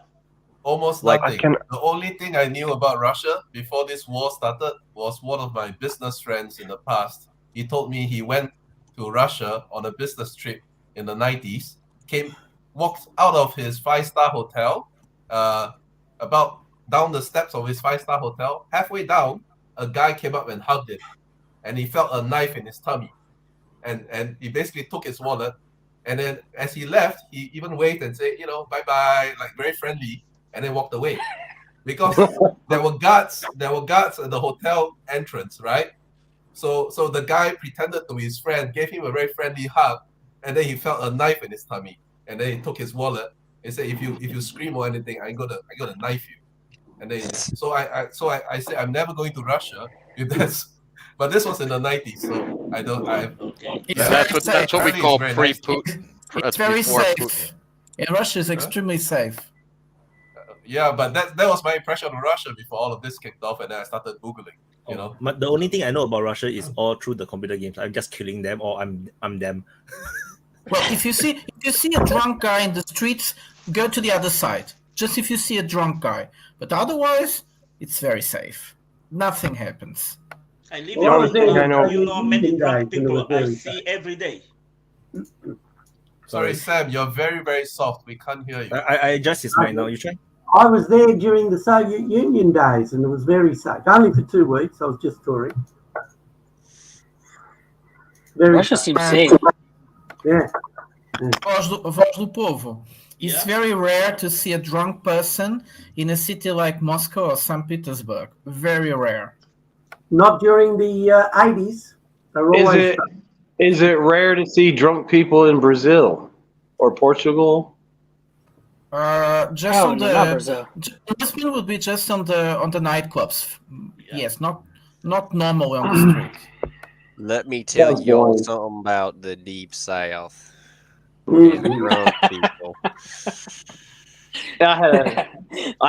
We saw a lady today sleeping on the sidewalk. It was sad. Here in England, America. Here in England, you see girls that's gonna tell you, I'm gonna drink you under the table. Hey, Povo, are you asking about Russia? 10 beers in 1 hour. How do I flip my mic? How do I flip my camera? Actually, that's the maximum volume can be. That's the highest volume can be. Those are the what do you call those types of These houses? are Soviet blocks, by the way. These are Soviet blocks. Oh, yes, but they have a name. They're brownstones. We call them brownstones in America. They're brownstones. They have such a sweet name. Those Chat, little houses. get on the geolocation. Can we get Sam to introduce himself? He's new here, right? That'd be pretty messed up if he has incoming rounds. That's very small, isn't it? All of a sudden calibrated. Houses, apartments, yes? Yeah, these are old Soviet apartments, so the rooms are very small. I'll give you an example. Yes. Here's this. Are they solid walls though? I mean, solid as hell. These are pre-constructed. I'm just turning around. It's almost like a little bit bigger than a jail cell. What, never been 12 foot maybe? So it's maybe maybe 10, but it's long, but it's very thin. But that room, but hey, that wall can take a 125 shell. 100%, baby, and we got a bunker under this. By the way, That's all that matters. That's all that matters. Is your house the same like the ones we saw across the street? Yes. Okay. Yeah. This town was built in Soviet time. This was a closed town because we have a lot of marble here. So if you were a foreigner, you're not allowed to come in and stuff like this. If you look at the mountains behind, it's super. It's beautiful. It's completely white. And when you come into this town, there's even still a little bit of border patrol. So when you're coming in, they check everything still. The houses here, you can tell that they were very important because in Soviet times, if you had some of these are 4 stories, you won't see them. Okay, so this is 2, the one's 3 stories. We have 4-story buildings that were basically from a town that was really renowned back in the day because the Soviets wouldn't spend money on shit that wasn't worth it. But yeah. So were they keeping people out because they didn't want them to know they had a marble mine there or a quarry? No, I mean, they keep people out because this is just like a working town. There was a lot of there was no reason for you to visit. Yeah, there's no reason. You have to live here, trained workers, people that worked in the mine. So if you live here, we found a communist. Guys, a Yeah. communist. Sam. Sam, you got a Che Guevara. Che Guevara. Jesus. They still have. I'm a fascist. Guys, I'm a homosexual and I'm offended, Sam. Actually, you offended? Nazi neoliberal. They still have I'm closed extremely towns. offended by that. It's extremely Che Guevara is Nazi neoliberal? Guys. No, I'm a Nazi communist neoliberal. Oh, you're a Nazi This communist. Yes. Guys. Am I more audible now? You guys in better. America, you guys in America have a funny business going on there. If you are against Joe Biden, you are far right, isn't it? Even if you are black, they call you far right Nazi. Oh yeah, I mean they call you horrible things in America if you're a black man that supported Trump or anything conservative or traditional. I mean, you might as well be back in like the 1800s on a slave farm the way they talk to you here about that. Yeah, and it doesn't matter. I mean, who's doubting that Joe Biden is far right? I think he's far right. Who's doubting that? Well, I mean, look at like Dan. Clarence Thomas. He's a black man. He has a good story. Like he came up from nothing. Now he's a Supreme Court justice, but they shit all over him because he doesn't have the right thoughts. But You know. imagine calling a black guy. Yeah, but he was a Republican appointee, wasn't he?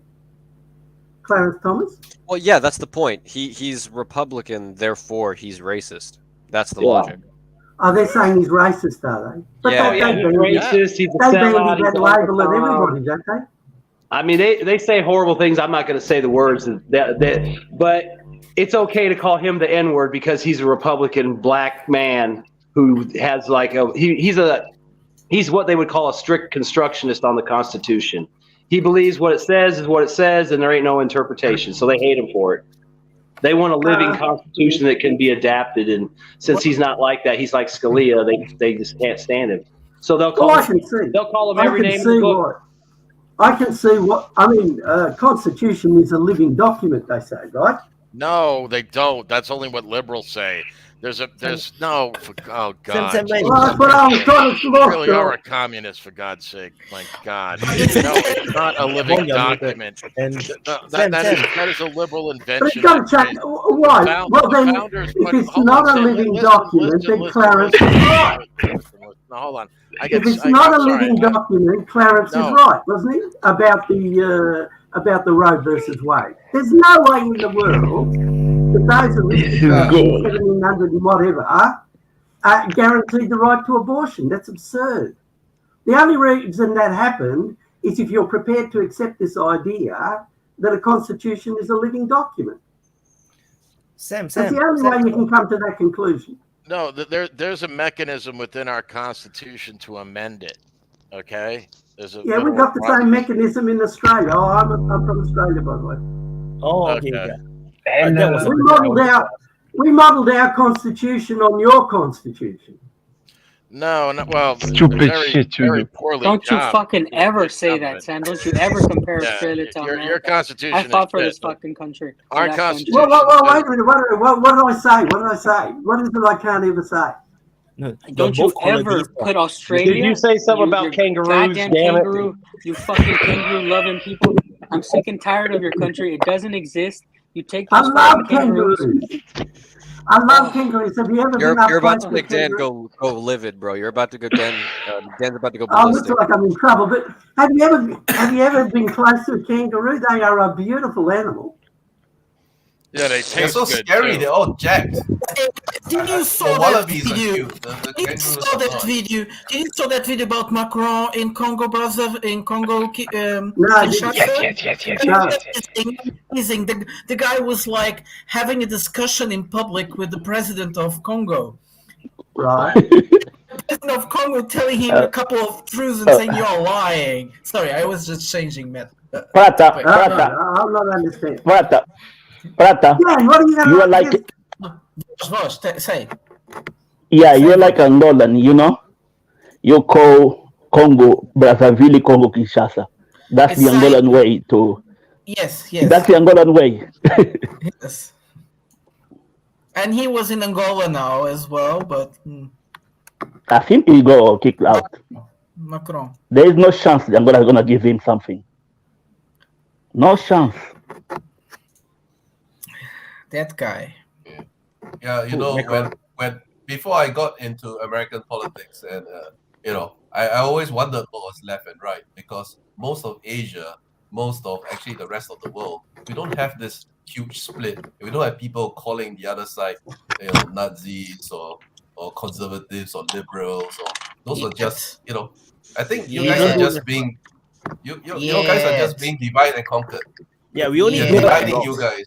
That's because the rest of the world is is normal. It's normal to them to like have a mom and a dad and a house and a job and some kids. I mean, that's why the rest of the world looks at America like, what the fuck, dude? Why aren't you just normal like us?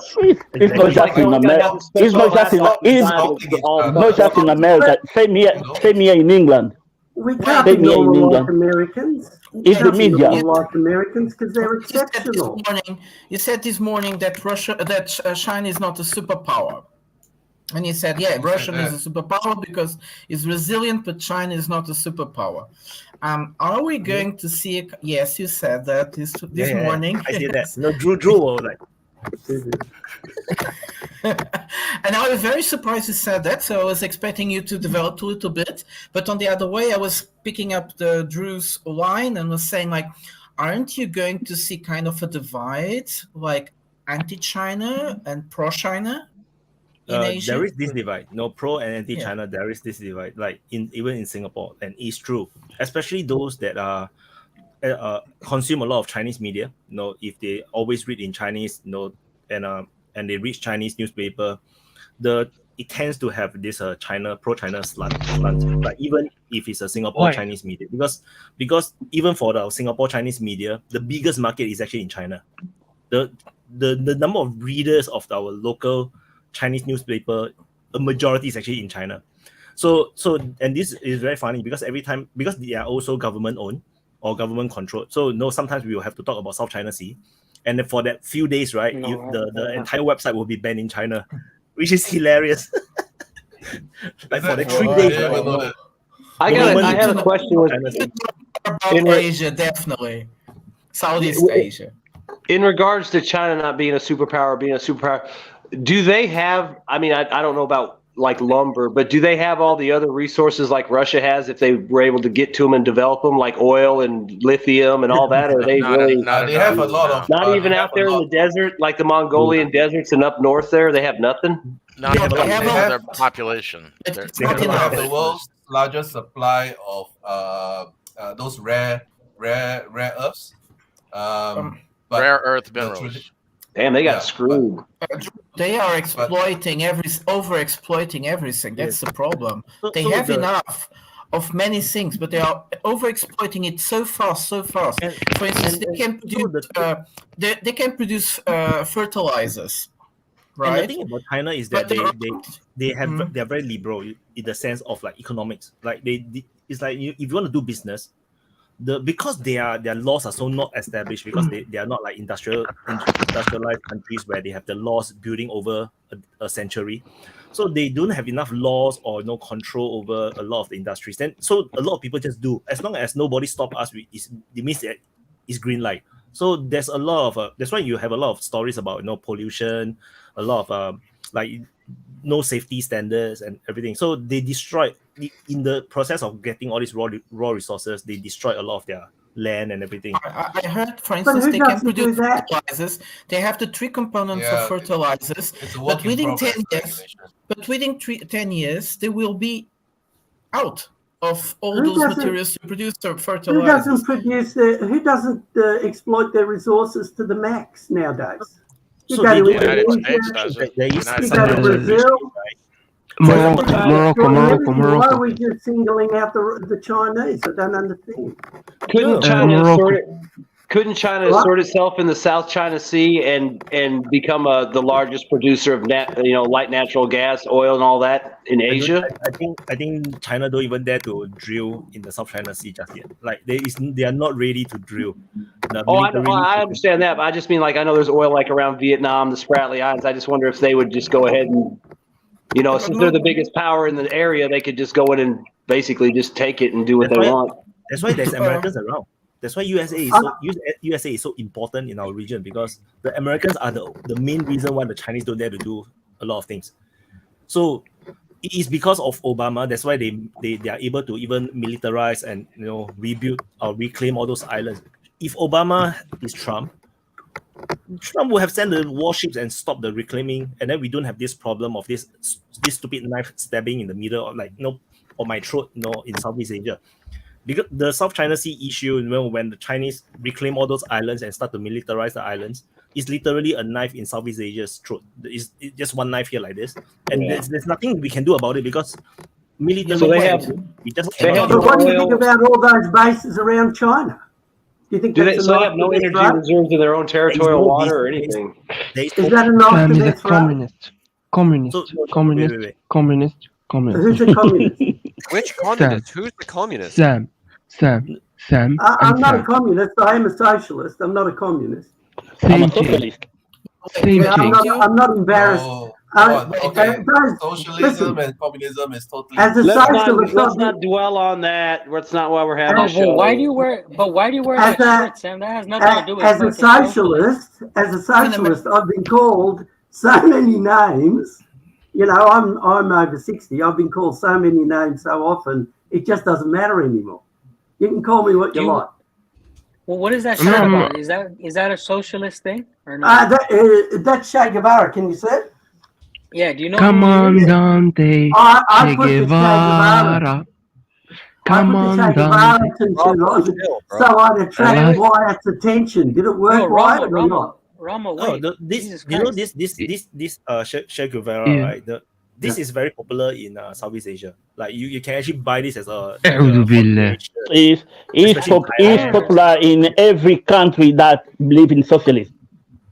No, well, in my country, he's a communist, but he's very popular in every country that believe in socialism. Well, they wanted to change the system. What's wrong with that? Oh, because the guy was a freaking loser. And why was he a loser? Nah. Yeah. So my country, where I come from, I'm Mexican, and my country helped Che Guevara and Fidel Castro. They let them start their plan their invasion of whatever the hell they were going to do in Cuba. But what's in Mexico, we know that guy that he has in his shirt was a fucking parasite. He was a warmongering psychopath. And if you don't want to believe that, that's fine. But in Mexican countries, like people that speak Spanish, wait, let me finish. People that speak Spanish and that know the history of the land, we don't export that image that you guys get because you're European and you guys see a completely different thing. But people who are from the Americas, natives, we know what the fuck these parasites did. Look, you make such good sense. I mean, it's not like America fucked you over from 1848 till now. You are America. And your problem is with Che Guevara. That's a joke. Guys, this is classical Your problem is with Che Guevara. This is a classical joke. Screwing you over since 1848. What are you going on about? Slow it down, man. Oh, sorry, am I speaking too loudly? You're screaming and it's peaking your microphone.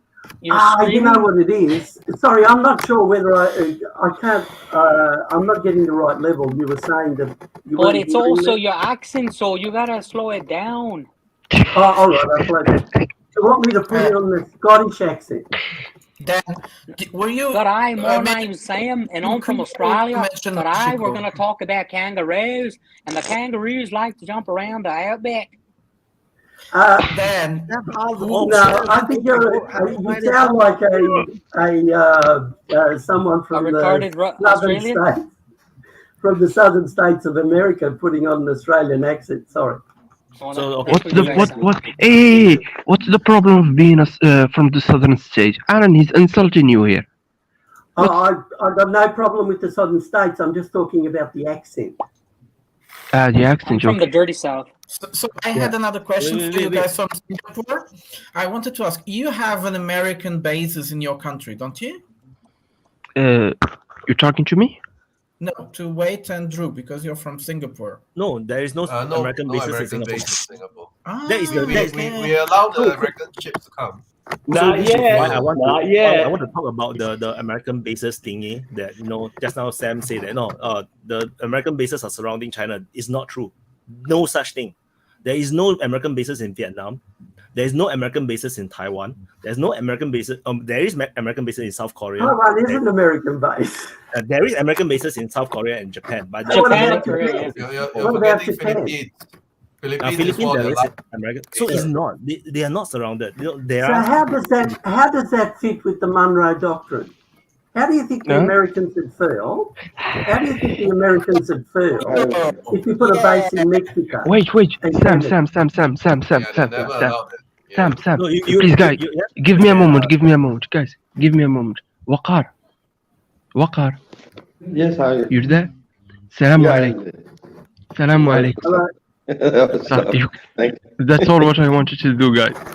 Walaikum salam. Walaikum assalam. It's disrespectful not to greet someone. Yeah, I agree.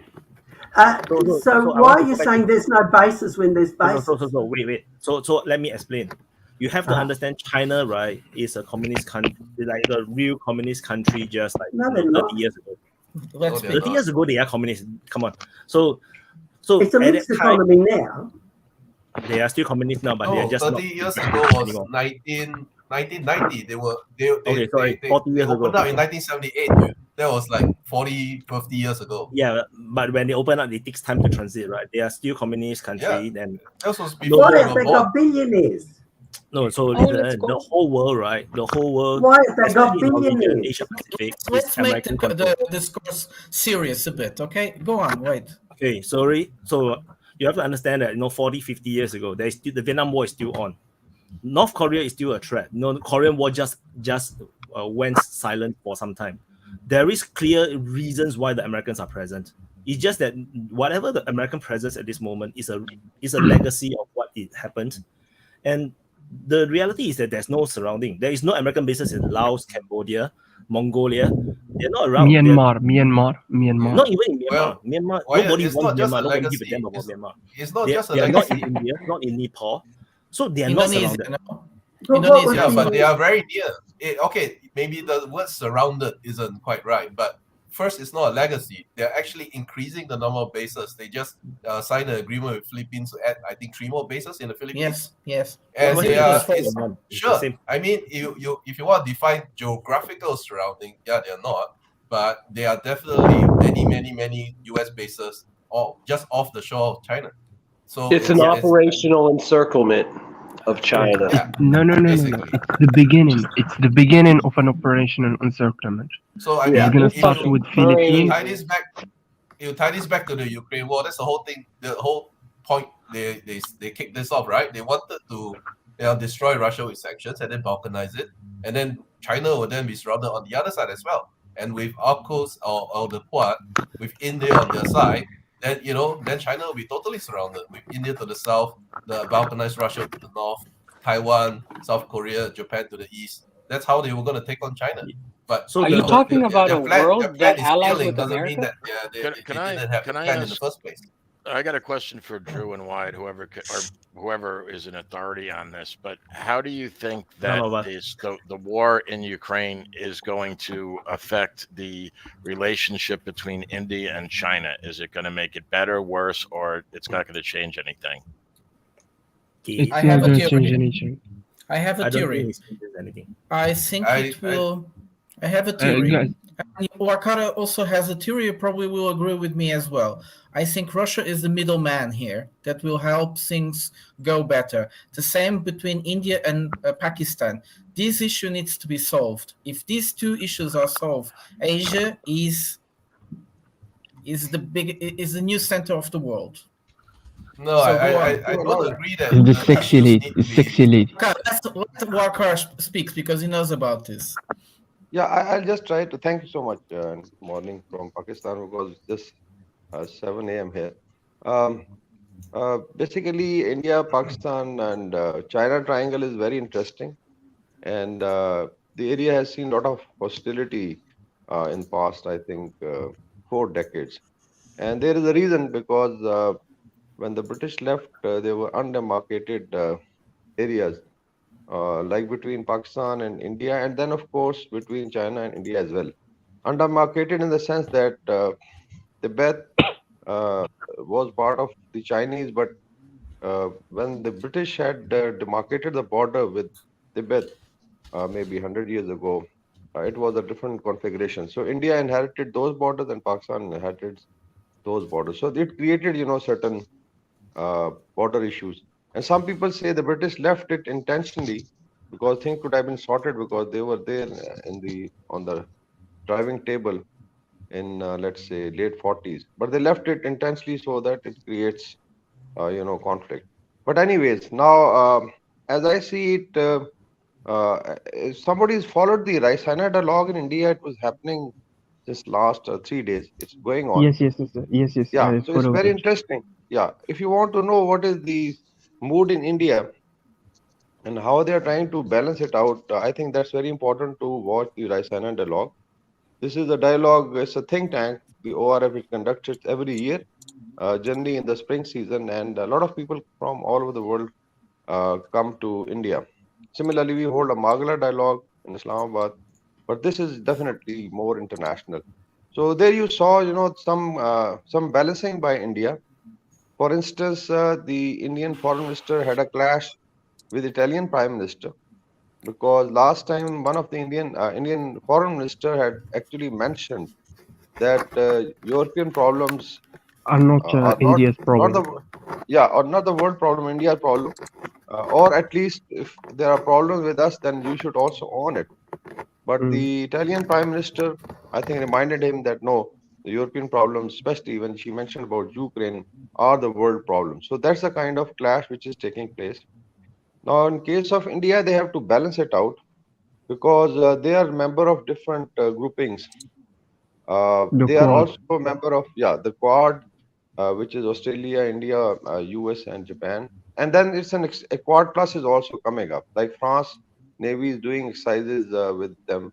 Like the Germans are coming, and the US effort is to build an Asia pivot because of their own reasons, and then basically strangulate China.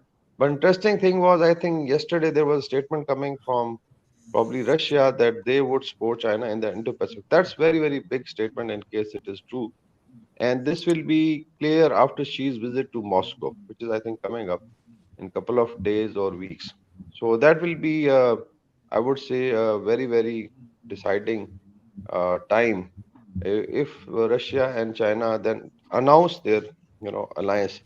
Now, in case of India, they have to balance it out. They are member of the BRICS also, which is again part of the developing countries. It's a non-Western bloc, apparently economic, but definitely it's political.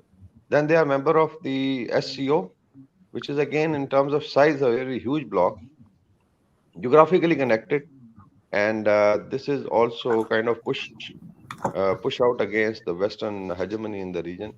And then they are part of the BRICS because they have hostility with China and they would like to, let's say, have a counterbalance in Asia. So it's a very interesting time. Same is true for Pakistan because we are a very staunch ally of China as far as because we are geographically connected. Now we have the CPEC, and unlike a lot of talk that probably China Pakistan has some tensions. Since early 60s, it has been a very, very strong relationship and it's based on win-win situation for both. We need economic support and they need, allies. And then, of course, you can travel, like from Pakistan, you can travel to China by road. So CPEC is one initiative, yes, which keeps it alive. But then there is hostility of India and China, both, India, China, and then Pakistan, China. So this is a kind of triangle. But Pakistan also needs, because a lot of our diaspora works in the West. I think it's almost 10 million people Pakistanis work in West and Middle East. So you have to have good relations. But now, a Ukrainian war is actually, I think, I would say clearly now divided the world because the West, yesterday I was watching a video of a Congolese president, shunning Macron. It's very interesting. You should watch that video. Yeah, we all saw that. Waka, is that how you pronounce your name? Sorry, is it Wakar? Waka? Yeah, We don't Wakar. want to offend anyone. Yeah. Sorry, Wakar. no, I don't want to offend you. Historically, what has brought China and India in conflict in the past? If you look at, I think their deep history, there was no conflict because of the Himalayas. You couldn't cross, there was trade, and that was again through areas, the northern Pakistan, because you can't really cross Himalayas directly from Tibet to, although there was some, religious traveling. But otherwise, there was no conflict both sides because even when the Mughals were here, that's say 400-500 years, which were basically Mongolese people, and then they converted to Islam, and then they became, let's say, they established an empire. There was no invasion of in China by India, or let's say vice versa. The conflict started in 40s, late 40s, when China and India became independent, 47 and 48. And the first, now it was understood by Nehru and I think Mao and Mao Zedong on the Chinese side that these are two very large countries. In case they go for conflict, there'll be, a loss on both sides. So there was a deliberate effort. Have you heard about a term which was known as Panchsheel? This was coined by the Nehru the Indian Prime Minister. Panchsheel meant, 5 principles of friendship between India and China. So it was basically trade and camaraderie and religious tourism and all that. But somehow Nehru was pushed by the capitalist, although he remained non-aligned. And actually in late 50s, Zedong Enlai had agreed on demarcation of, an agreed border between, and mind you, this is the longest undemarcated border in the world. It's about 3,500 kilometers long, and it's all glaciated. Most of it is glaciated in very high mountain, like in our north and Indian north. The mountains start from 17,000 feet, you can imagine, and it goes up to like, highest peaks like 26,000, 27,000 feet. So that is the history. Sorry, let me just finish. So in early 60s, there was a forward policy by Nehru because he would sell some patrols, the military patrols, to go and basically feel the other side. And since it was not really militarized on both sides, it was very easy to go and start putting posts to demarcate the border. So this was known as the Indian forward policy. And then came 62 Indo-China War, which I don't know how many of you have followed. The China then took over the Aksai-Chin, and it's a very large area. And then they also entered into Assam state of India, or Arunachal Pradesh, which is they call South Tibet. And they went up to almost divisional headquarters. So there was a rout of the Indian army, and it was a very, very humiliating defeat. But still, then they pulled back. I think, leaving a gesture of goodwill, they pulled back from Arunachal Pradesh and left the Indians to reoccupy the area. Since then, there have been efforts, but I think in 2020s we found that there was again a clash, and then China's again nibbled about 2,000 square kilometers, mind you. This is not really in the press, but if you follow it very closely. So this is a kind of tension. I feel that both should try to resolve it because they are both nuclear powers, very big countries, and it would actually affect Asia. But somehow it's very complicated. There is a territorial dispute between them, is there? Exactly. Yeah. It is a territory. Right. So, well, I take that will be a source. This territory is important because it's where most of these Asian rivers are born. This is all about rivers. It's all about water. And China, and both India, China, and Pakistan, they have a problem with water. Yeah. So Himalayas means everything for them. Yeah. Water is very important. Yeah. I'm gonna hop off. I just want to say a few words before I go. And first of all, I want to say thank you guys for being civil and being really nice in this chat. I really learned a lot. Wakar, my homie. I'll see you on the chat later. On another thing, I want to bring up this point before I leave, and it's pertaining to the war. As an engineer, as a sapper, I foresee a lot of mines being used, like we've been talking about it on the chat, an insane amount of mines. And I hope you guys understand the evil in planting mines as you're a retreating force, as you're putting up a defense of mines. This is going to be a big problem for the civilians once this war is over. And that's all I have to say. And the West is silence. And I'm Angolan. I know all about mine. Mongolian, Ben, I just want to say one more thing. Wyatt, is it all right if I plug myself in on the channel or no? Just because I'm... Oh, yeah. But I just want to say, by the way, guys, if you're watching, I'm an American veteran who's living in Russia. And if you... Can I say it or no? My link is down below. My link is down below, and I make videos from inside of Russia. It's WildSiberian. And so if you want to know what's going on in Russia, if you want to see a perspective from an American, I'm living here now. And thank you guys. Thank you for the panel. Thank you, Wyatt, for giving us a voice. And see you guys on another one. So you WHN. Under his name, you can see youtube.com/@WildSiberian. Siberian, right? Yeah, with the N, right? Yeah. WildSiberian, yeah. And I'll put it on the chat one time. Thank you so much, guys. You can go and follow Dan. See you, man. Have a good night. Man. Great talking. Take it easy, Dan. I did have one question for Wakar. So besides water, there's no resources that either side would be fighting over or trying to get a hold of in those mountains, besides just the water supplies? No, I don't think so. Yeah, that the Himalayas have been explored properly. Now, if you look at the minerals, you'll be surprised that there are rivers in the northern Pakistan. I'm sure in Nepal as well, where you have gold, which gold I would say, which comes because of the glaciers. So then of course there are minerals. It is rich with minerals. There are, I think, a lot of resources, and in terms of flora and fauna, it's very important for South Asia, because actually if you look at the size, the agriculture potential of Himalayas and Karakorams. Actually, we have three very high ranges like Karakorams, the Hindu Kush, and the Himalayas. So these are like 20,000 feet plus. So even if you look at Alps, the Mont Blanc is, I think, like 15,000. So look at the height, which starts from 17,000 and goes up to 26, 27,000 feet. Now, this is basically also feed Tibet is known as the roof of the world because of these heights, and most of the rivers originate from Tibet, and they provide water to China, Pakistan, India, and Bangladesh. So technically, they are feeding like 2 billion people this water. It's very, very critical. So in terms of agriculture, if you look at size of South Asia, let's India, Pakistan, Bangladesh combined, and look at the agricultural belt, which is the north and northwest, which is Pakistan, and compare it with Africa, America, or even I think the Russian size of terrain, it's very small, but it feeds, mind you, 2 billion people, and they export a lot of grain like rice, like meat, milk. So this is the kind of potential this Himalayan water has, and I know it's very, very critical as the population increases. Like India is now 1 billion and 41.4 billion people. China, Pakistan is going to be like I think 300 million in next 5 years. Huge population, same as Bangladesh.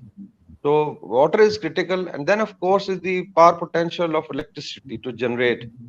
Like Himalayan, only one river system, the industrial system that we have, can generate 5 gigawatts of electricity. That's huge. A gigawatt, is I don't know how many thousands of megawatts. So it has power potential 1 gigawatt also. is 1,000 Agriculture, megawatts. yeah, yeah, you are right. So if you see, 1,024. recently we had a clash with India on Indus water treaty, because we have signed a treaty of division of rivers, and now there is a clash coming up between China and India. So there is a Brahmaputra river, which actually feeds China, India, and Bangladesh, and it has a huge potential for, because it's a lot of steep slope. So it is now creating a tension between India and China, because China wants to dam it. And it just imagine the steep slope, like in Pakistan, start from zero at Karachi, and within 1,500 miles you are at 27,000 feet. So this is the kind of steep slope these countries have because of Himalayas. Enormous potential. They can cooperate also, but it can also create conflict. All right. And also, as well, it's quite interesting how India gets really angry when she knows that the Chinese are. Someone is listening to music, so strange. What's really strange is what is really interesting is how India gets really angry when the Chinese are building railways. And there was also kind of a project between China and Pakistan to build a railway. I think they stopped the project because the Indians were really mad at it. Yeah, it's the communication issue. Although India has challenged it, but we have not stopped it. The CPEC, which connects China and Pakistan, is now being expanded. This includes road network. There's going to be oil and gas coming from the Gulf going up to China, and then also we have offered India, like there is a east-west pipeline which can come from Central Asia, like Turkmenistan, Afghanistan. This is another TAPI pipeline, like Turkmenistan, Afghanistan, Pakistan, India, and then there's a Iran, Pakistan IPI pipeline, which can actually, if we have less hostility, this area can develop enormously. But CPEC is not stopped because it is going on. Actually, it's very difficult to build up railways at that height, but road network is there. Yes, India is, let's say, India is objecting to a railway between Nepal and China, because Nepal and China were not connected properly because of Himalayas. And now I think they have laid some, because Nepal is dependent on Indian ports. If you look at Nepal is a landlocked country, so it's fed through Kolkata. So Indian ports then they support, like we support Afghanistan. Afghanistan is landlocked, and they use the ports of Karachi and Gwadar. So it can get connected, and I think we have enormous potential to develop. provided we can overcome these issues. But now I feel Ukrainian war is going to push Asia, I think most of Asia and some of the European countries, to start thinking about having benefits of collective security as well as collective development. And here I think I refer to Dugin's fourth critical theory, Alexander Dugin's theory. You must, I've read it a lot and follow it, that he talks of geographic connectivity. And it would benefit everybody, even the transatlantic powers.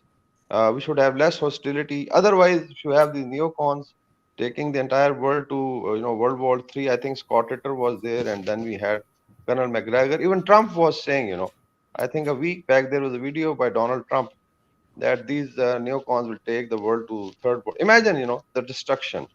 And our generation is going to suffer because of these neocons. So that's a big question. I think they think a nuclear war is winnable now. I think they think they'll pay a price, but that a nuclear war is winnable. If it's not winnable now, they'll never win. I think I think their feeling is they're only going to get less powerful in comparison to China, and Russia, and either we go for it now or we lose, and their hegemony is that important to them. That's how every empire works. An empire will never voluntarily give up complete power. So I think you're right. I would rather destroy I think you're right, Alan, and I think they are America definitely is in the Thucydides trap right now. But look at that's the exact that's the name I was looking for. The unipolar world is over. We know it. So we have been seeing something trying to be imposed at us, which is called the ecological cosmology, which means everybody is going to be enslaved towards a certain ecological idea, climate change. And you have to invest all your resources in order to achieve those climate change. So you have to stop producing or getting cheap energy, and you have to buy all those those machineries. I don't accept that narrative. Sorry, from Germany or from the USA. I don't accept that narrative. Sorry. Okay, I just saw a very interesting. It's about Angola. I just saw a very interesting interview with the Angolan president, and he was saying, well, the Americans want to invest $2 billion in photovoltaic stations in Angola. It's interesting, but we get 60% of our energy from the rivers. But it's okay. It's nice to diversify. But of course, the Americans don't realize that. They just want to sell machinery, and the Angolans will. The idea behind this ecological cosmological new world is to make you that in order to pay for ecological energy that you can't produce yourself. I think there is a genuine ecological concern. It's not just going to affect working people. I'm not it's talking going to about affect ecological billionaires concern. and everybody across the world. Go nuclear. Go nuclear. Nuclear power plants. Nuclear is the dirtiest fuel on Earth. Well, then let's take it off Earth, dude. Let's take it off of the Earth. Nuclear only. We think that because we don't have a nuclear incident, but Mr. Sam, regularly, the problem is therefore it's clean. Prada, you're screaming into your mic too. I'm sorry. But when nuclear goes wrong, they don't care about it goes wrong badly. So much so, what is it, Fukushima? Those waters are still polluted. And Fukushima is like you had a massive earthquake, a tidal wave. I mean, that's like saying, oh, it didn't survive when Godzilla attacked it. I mean, it got hit with the worst possible thing it could get hit by at the same time. So it was going to fail. The elephant in the room. That's where they decided to put a nuclear power plant. And it was there functioning perfectly up until literally the most god-level bullshit caused the generators to be flooded and lost power. Well, I'm a believer in every once in a while, humans don't get things right. We make mistakes. And nuclear power is too deadly. Let's hear the voice of Africa. Yeah. As you said, about the energies come from the river. Angola produces energy sufficient to all African south of African countries. It's about 7: Zambia, Zimbabwe, Botswana, Namibia, South Africa, Malawi, Mozambique. Yeah, Angola can produce energy from the river for all these countries. Great. SADC region. So yeah, but they're trying to sell Angola now because they know they have money. They're trying to sell them photovoltaic, which is horrible. It's horrible for nature. Once that shit stops working, it's not just the consumption of resources to build it. The ones that shit stops over, it's just pollution. By the way, no Angolan gonna believe America anymore. Sorry? God created uranium. Yeah, the Angolan government is not gonna believe anything the Americans say because they've been saying that since 1975.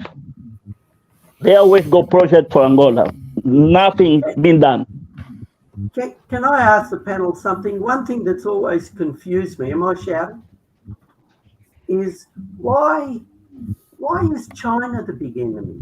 I'm trying to understand, what is it that they did so wrong? It seems to me they're hated because they're playing the capitalist game more effectively than the Americans are now.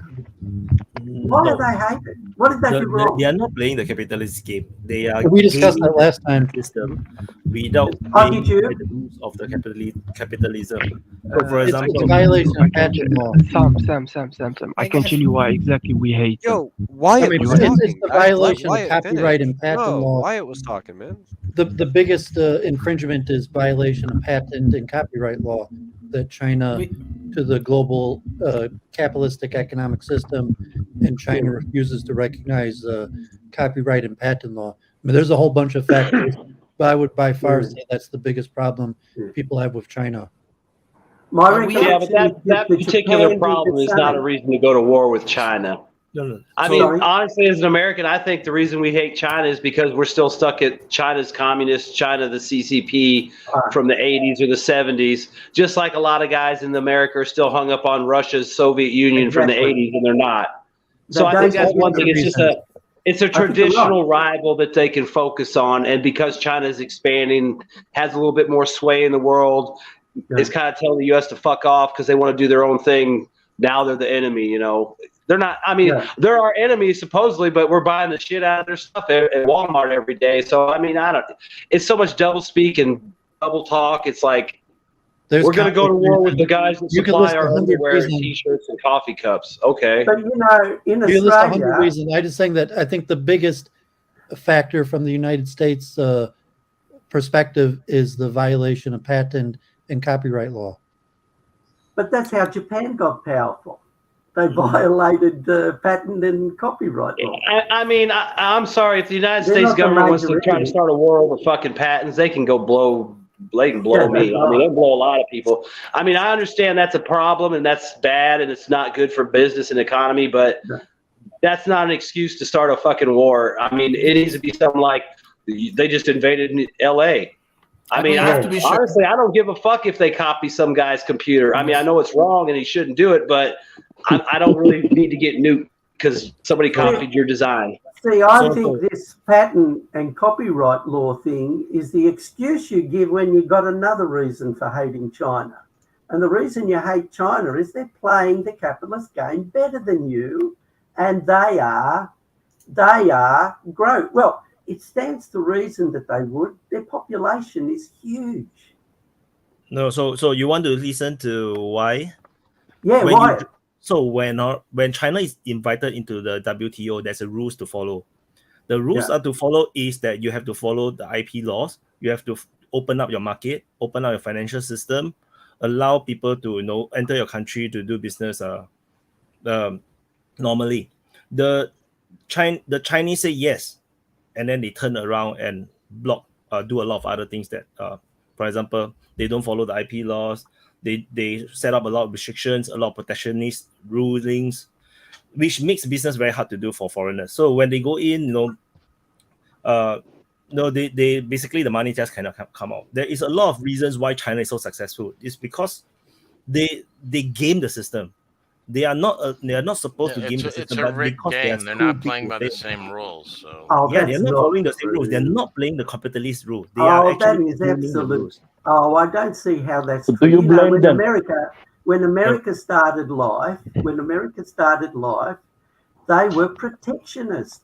They were Yes, strongly no, protectionist. most even European Union is protectionist. So the thing is, Indonesia is a protectionist as well. Once they got economically powerful, then all of a sudden they're saying free trade. All capitalists play that game. Yeah, but it's not just capitalism. It goes back to the It goes back to what we were talking about last time in the rules-based order, and the question of who makes the rules. And if you're a new joiner, say like, well, these are the rules, accept them as is. And you know, you could say, well, China has their own rules-based order, and they think that the rules that are being enforced on them are unfair and unjust. But the system as is, you already have global markets that China, so to say, is disrupting because they're not accepting the, so to say, rules-based order. Yes. David, it's very interesting. I went looking for it because I was a bit. I found our conversation a bit strange.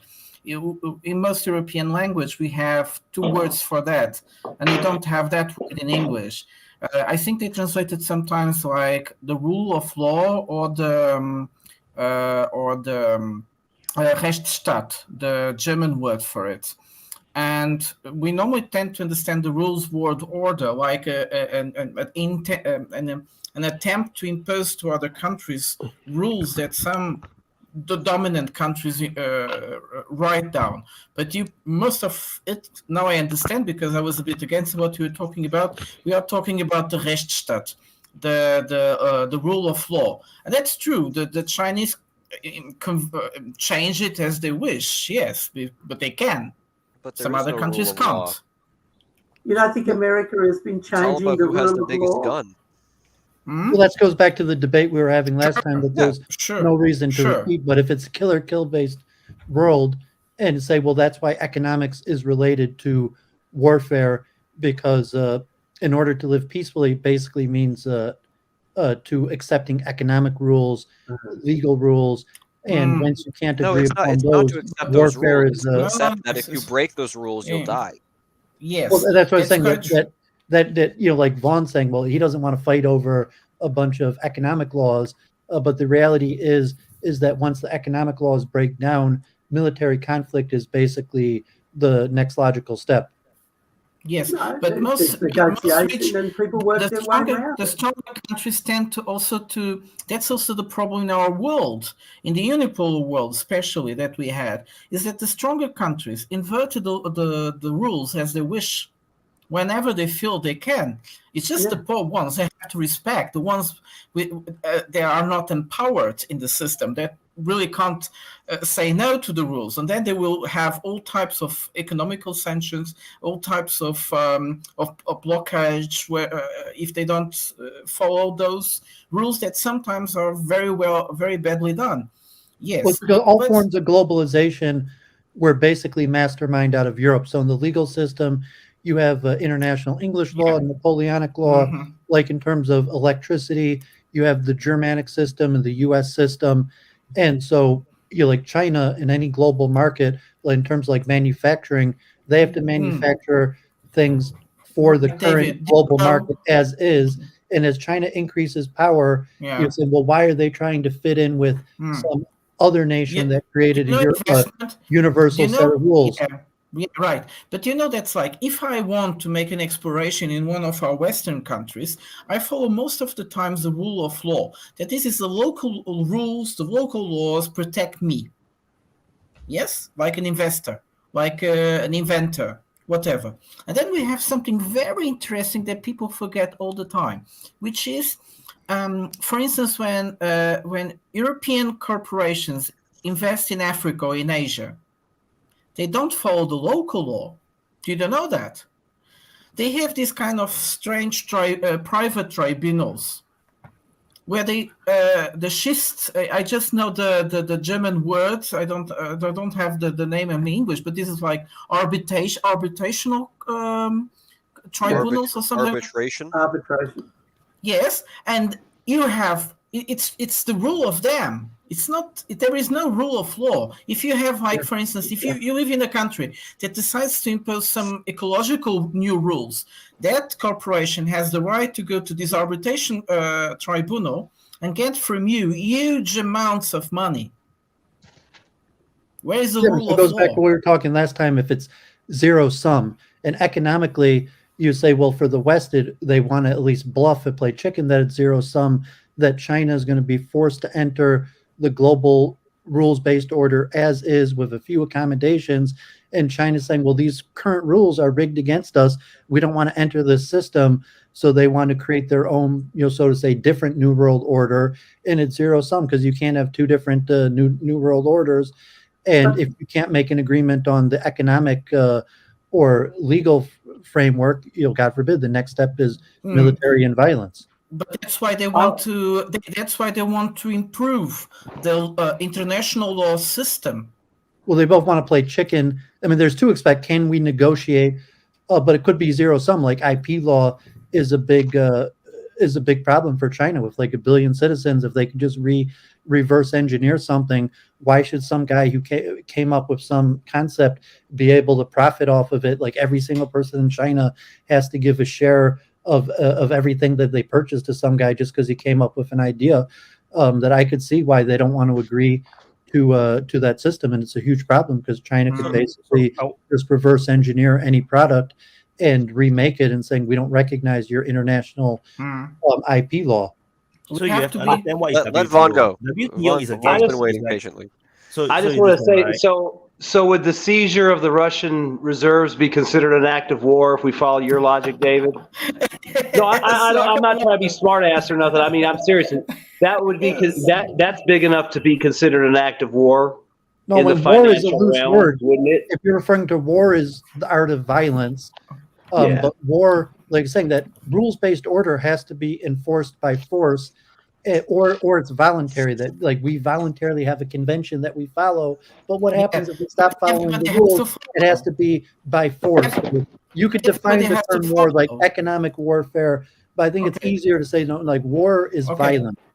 And I think the only reason you're seeing that is China and Russia are in a position to where they can actually defend themselves against the things they don't like in the Western rules-based order, basically, because Russia views the theft the seizure as a theft. They see it as a violation of the rules-based order, whereas the West sees it as part of the rules-based order that allowed them to do that. So they are just conturning the rules. Justification for escalation to violence, and it's not clear if you could ever justify the moving towards violence. But at some point, you say, well, you've done enough violation of the rules-based order, and therefore we have no choice but to escalate to violence. Yeah, but if we continue down this path, if we continue down this path of logic, we'll go down this, like, we're just already continuing down this rabbit hole of hyper theoretical stuff, right? Yeah, there's no way to justify violence.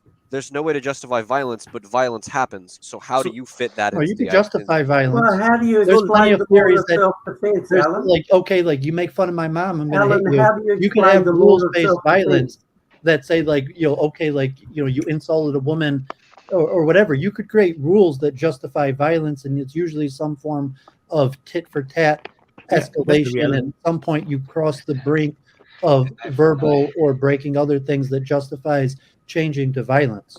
So you mentioned, that's also rules based. It's not like, oh, you broke the rules and therefore you could do whatever. War, you right? War doesn't always mean there's according to some sort of order.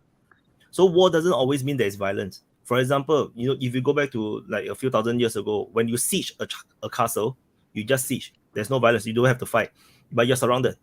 You can't trade. There's food cannot come in, cannot go out. It's the same thing as the current day modern sanctions. It's the same thing. We don't allow the food to go in. We don't give you the wheat, the fertilizers, and everything. We are killing your people without violence. That is still war. That is why it's called economic war.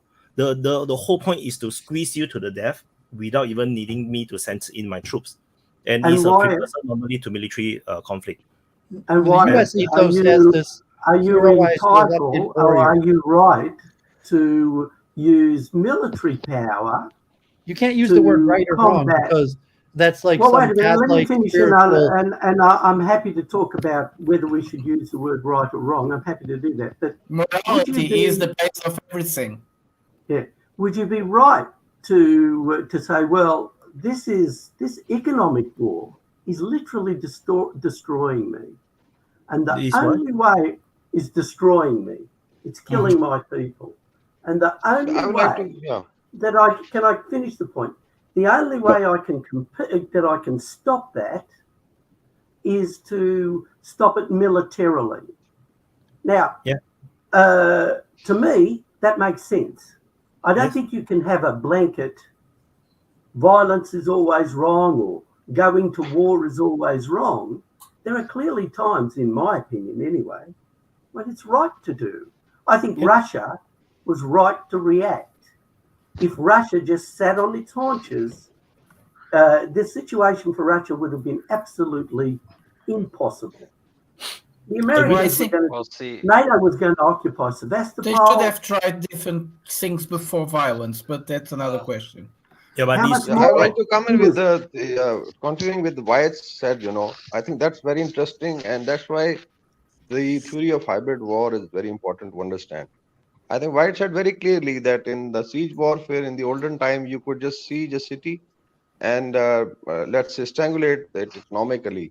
And the current economic warfare, which is part of the hybrid war, is doing very much the same. Millions of people. And I tell you, hybrid war is more lethal than conventional warfare, because in conventional warfare, normally you are targeting the military, but in hybrid war, you are targeting, generations, and civilizations.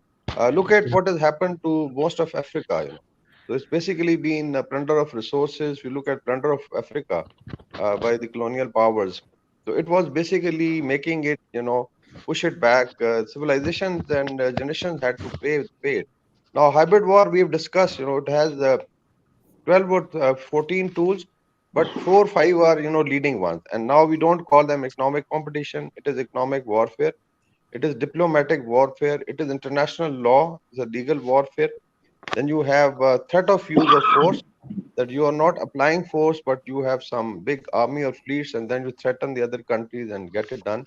And then comes, the issue of sanctions, which is like siege warfare. Either it is coercion or it is incentives also. At times, there are incentives given to alliances to keep them together, like US is doing now with most of Europe. So this is very, very pervasive. Actually, war, as Clausewitz says, is continuation of the policy by other means. So maybe it's war is all the ultimate tool. Like in case of Russia, Ukraine, if you look at why Putin stepped in, so look at what happened after 2008. That was expanding towards east. There was a non-kinetic threat developed against Russia. Then you had a lot of Eastern European countries, even Baltic states, everybody joining NATO. Despite assurances given to Boris Yeltsin that when Soviet Union was dissolved, that NATO will not expand. But they knew that Russia was economically weak, so they could push. And then you land up right into Ukraine and offer it NATO's membership. And imagine Putin looking at NATO fleets harboring at Sevastopol. So how do you feel that your people are stepping on your toes? So this created that I would say the war. It was basically in hybrid war, non-kinetic means, diplomatic, economic, other pressures which resulted into war. So war is basically the ultimate, I would say, they say the ultimate tool to be applied by nations, because then it is, basically it is either done in frustration or when your national interests are threatened. The other thing I want to link is the issue of, this copyrights in China and the developing world. We have to look at how the capitalist system evolved after Bretton Woods. There was definitely shortage of human resource in the West, so they outsourced a lot of production. But that's what you generally miss. Like we have Southeast Asia was producing, like Indonesia, Singapore, Malaysia. They were producing a lot of goods, but the labor was used from Southeast Asia. Same was with China. So after the WTO and China coming in, the labor market of China was exploited. Even India, Pakistan, we do a lot of production for the West and for the rest of the world. So it was a win-win situation for both. Cheap labor, less production costs, and the capitalists made, trillions of dollars. Now, when the developing world started understanding the science and technology of everything, definitely they would like to become more autonomous. And that's where the issue of copyrights came in. It was never, it was just more of a ploy. Now, imagine we have now this Google, some application has come which can write essays and theses for your PhD. So world is moving ahead. I think copyright issue will become redundant because now world is more connected. Technology allows everybody to, produce things. And so this copyright was more of a bluff to put pressure on developing world. You had this ISO system, international certificates, and then there were NGOs who would come and monitor your programs. But things are now changing, and I think it will smoothen up in the future. So I feel that the emerging powers in Asia, when they, come to the level of production of the West, things are going to. It will be a more, I would say, saner order.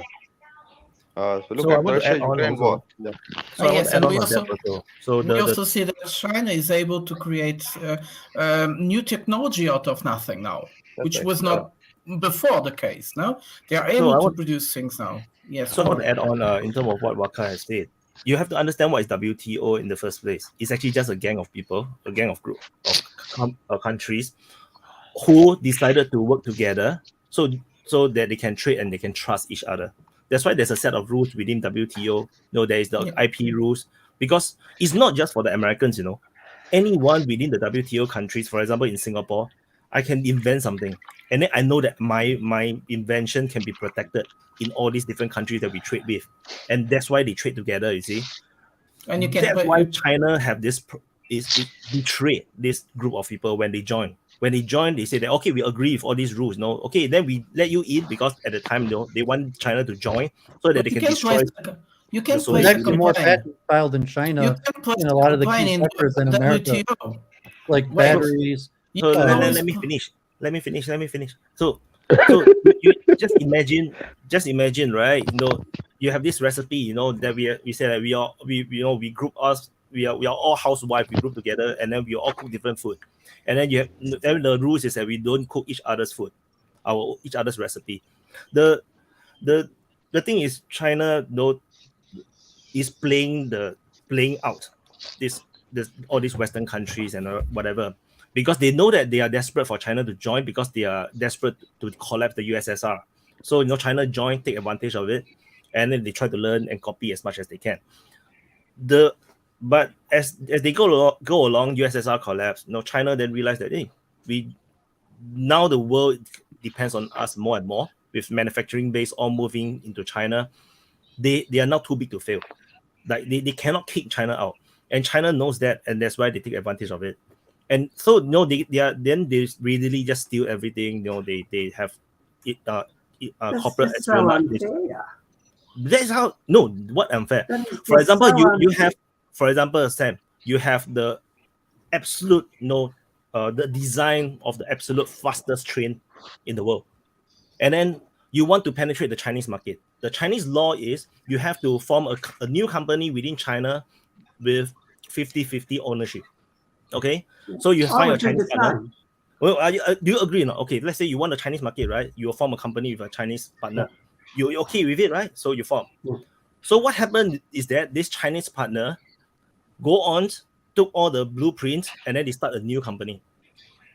He's still your partner, but he started another company, and then he built exactly the same thing as you.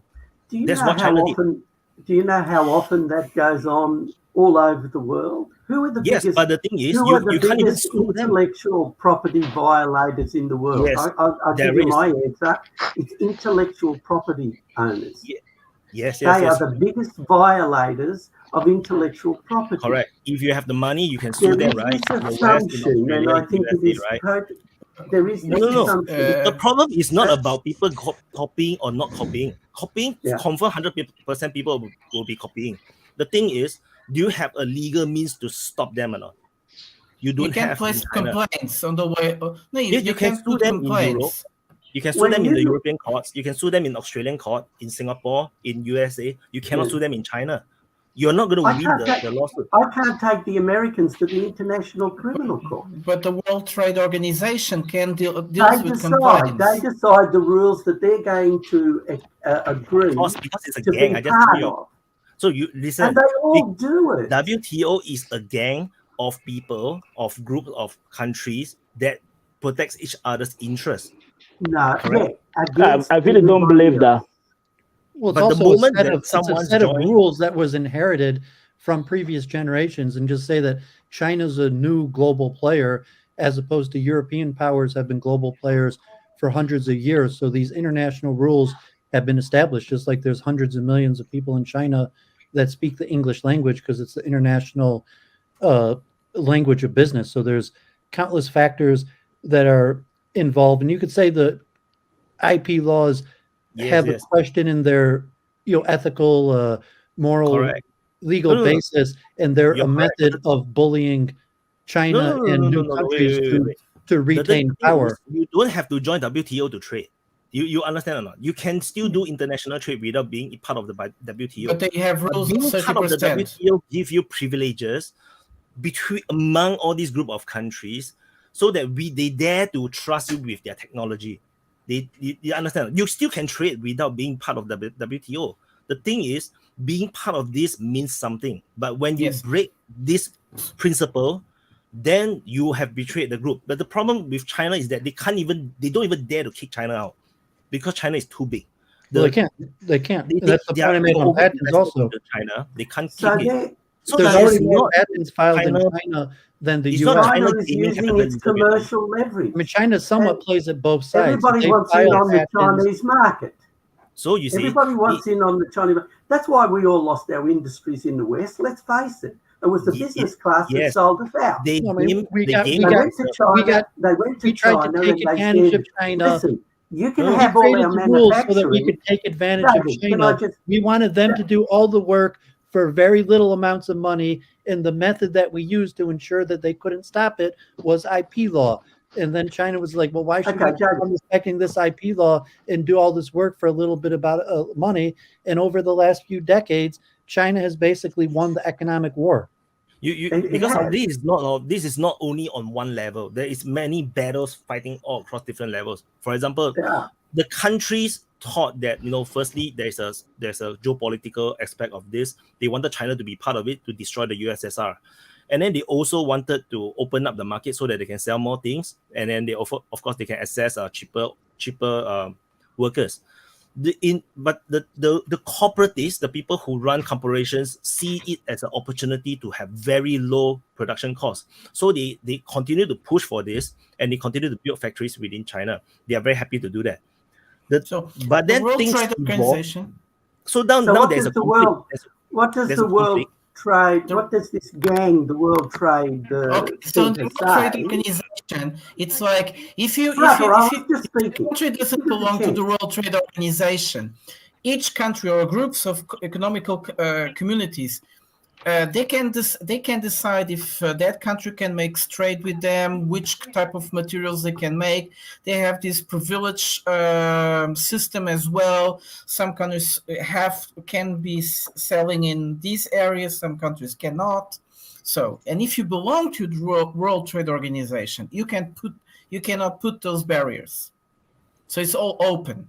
You can like argue that a certain country is not doing all the rules, it's not following all the rules, and then you can put like 10, 20, 30% maximum taxes on the customs. So that's why World Trade Organization is very good, because if they don't, like for instance now, I think they want to put Russia out of the World Trade Organization. They haven't decided yet, but the USA just made something illegal. They placed on Russian aluminum a taxes of 200%. Over it, but this is not in the laws of the World Trade Organization. The other thing as well that is important to notice is that a country that feels himself in a bad situation can against another country, like it says it's illegal competition, they can place a complaint. And some countries decide. There are thousands of complaints between different countries, and the World Trade Organization is completely stopped. That's also a problem. It's an organization that stopped to work because some countries block, some others, it's everybody. Broken. It's already broken. It's broken. The whole point of WTO was to allow free trade, but the problem is when the Chinese come in and then the formation of European Union, everything start to break because people start to put up barriers, trade barriers, especially China, especially European Union. Both of them, not just China itself, European Union as well. They want to protect their own farmers and everything. So they put up all these trade barriers, and which is why Trump was very pissed off. And then he was like trolling and giving the European Union a lot of hell because they are going against what the whole point of free trade is. So which is why he applied trade sanctions or limitations or tariff on the European Union exports or the imports because they are going against what the whole point of the WTO is. And why he Trump go on so hard on China is because they are the one which maximize the protectionism to the point where the money can only go into China. Money don't come out of China, essentially, generally speaking. This is why China is a threat and why China is so disturbing to a lot of countries because the way how they design them or not. But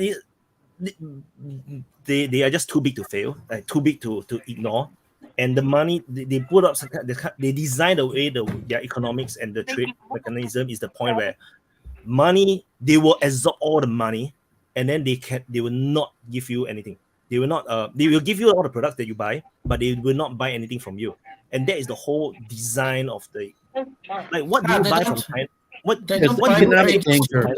China's not really a threat to the United States or even Europe in general, except for economically. And economically, the biggest threat to the West is in fact China. That's why I harp on the IP law. But it's a whole bunch of economic factors. It sounds like sour grapes to me. It really does sound like sour grapes to me. Look, Prada, just give us a break, eh? Sounds like just sour grapes. I mean, in the 90s, I watched it happen. You would have been all around to watch it happen. We don't need to hear about the 1890s. No, it's the biggest threat. I'm talking about the 1990s. The biggest threat to European and American. I'm talking about the 1990s when the whole West was charged with this idea that they were, they defeated socialism, they defeated communism, they could do what they want. And they were going to transport all our manufacturing industry to China because they wanted access for their farmers, for the market there, and also for all these exotic financial instruments. And now suddenly they're the villain. So how does that work? They thought they were going to win this game. And they woke up one day in 2010 and they realised they lost the game. They don't have any manufacturing. How stupid would you have to be for a country to give up its manufacturing? What wins wars? Your ability to Someone manufacture. has something playing in the background. Can you guys hear that? Yes. Someone go feedback. I think it's Erwin. So what wins wars? Manufacturing. Yeah, but there's multiple. And they sold it all. They gave it all. Why? And we say it's okay. It's okay for the you know why is it World aggressive? Trade. Wait. That's not the point. I get your point. They say it was okay. Why? It was okay because China used slave labor to produce its goods, which meant the West couldn't compete with it. So many others. Indeed, but we wanted to tap in on it because we couldn't do it in our own country. So how do you beat it? You send over all your manufacturing to them, which is what we did. Wait. That's why we shot ourselves in the foot. No. Wait. So that's why when you invite China into WTO, there's a rules to follow because you are not supposed to control your currency to the point where your labor becomes slave labors, and then that will destroy the entire free market system. The whole point of why China is a threat is because they destroyed the entire free market system to the point where I'm now buying stuff from China that is cheaper than the cost to produce it. That is the problem, and that is destroying the entire market, and no one can survive it. No one can survive it because if all the economy, all the things that China is producing, especially those that is very high tech, for example, solar panels, they are also subsidized by the Chinese state to the point where no one can compete. No one can compete with China at all. Well, then where are we going? Where does this lead? Where does this aggressive move? So by right. Well, God forbid violence. I mean, that's what I said. God forbid. The whole reason we got on this conversation is it leads to violence. Because China come to this equation. So if they're producing panels, how is it that they can't compete? Technological development grow in an extreme velocity like never before. And we also have to recognize this. It's okay that China destroys the whole system, but it's true as well. If it wasn't because of China, we wouldn't have the development that we have nowadays. We have consumer goods that everybody in the world can experience today. In Africa, everybody has mobiles. This wouldn't be possible without Asia, without not just China, but without Asia. And we also have to see this. And okay, perhaps China goes a bit around and makes more money than it should, but the West also is making a lot of money with all this system. They are not losing money, and we also see that. Look at the debts. The amount of debts that the Western is creating. They are getting richer and richer and richer like never before. And we are talking about China keeping a few cents. Okay, it's true. They are keeping a few cents. But the West is getting so much richer. Yeah. I wouldn't say it's richer. It's all debt. So that is the problem with, you see, there is a cost to everything. Money. All these so-called super cheap goods, someone have to pay for it. And we are now paying for it with debt. The thing is, the whole global economy is linked together. So yes, you can get all the cheap goods now. Why do you say that they don't? Everyone is printing money, so that is the reason why we are able to afford all these things. It's not free. Russia is not printing money. It's just that we haven't seen it yet. What China is doing now is a reverse sanction, is a reverse trade sanction. You can't really earn money much, and you can't earn the money from China. China only buy raw materials and super high-tech stuff that they cannot produce. Like Australia is doing well because Australia is selling all the raw materials to China. And that's the reason why Australia, with China, there's still some kind of balance in terms of trade. Imagine you don't have raw materials. All you're going to be doing is buying stuff from China, and you're not able to sell anything to China because China can produce everything. And they can produce everything lower than your cost price. You can't even compete. It's lower than your cost price. So, where do you get currently that producing lower than cost changed than that. Why you're right, but in the last 5 to 10 years, China's on a whole higher level where actually they produce more patents in the West. They have education. They purposely pay tons of money to send their students to America, and they actually go back to China. And like I go to engineering companies. I put on my YouTube channel. In the last 10 years, there are thousands of new companies that have been registered in China, and they build everything. And they're harboring the patents there, and they're not sharing it with us. And like you were talking about buses, batteries, solar panels, China has moved ahead America. They have better technology. And so the game is shifting, like what you and Sam are talking about. That's already happened. It's too late to set that game the whole system already. And currently, the battlefield is different because China's actually beating the West head to head in intellectual, technological development in many fields. So the thing is, China is because they don't have to play by the rules. They are able to do espionage, whatever. But what are the rules? Well, no, I'm saying they play by we force them to play by our rules. So China, they break some rules, like really the IP laws. I mean, there's some laws that, but it's saying like, no, I mean, like if you want to go to University of Michigan from China, we will charge you twice as much money, or MIT. Yeah, but it doesn't matter to them because you pay twice as much money as a U.S. student And that's part of the reason of college inflation causes in the U.S. Okay. because China's willing to pay that, and then they go back to China and they beat us in intellectual ventures. I want to put something more obvious. Okay. It's not that China's breaking the rules; we're forcing China to play rules that are rigged against them. We are forcing them. They're still beating us, and we are failing. We did not force them. We didn't manage to force them to do anything. So why does that make them an enemy? You see, right? If China have a system that can work and game the whole system, why the rest of the world is not following?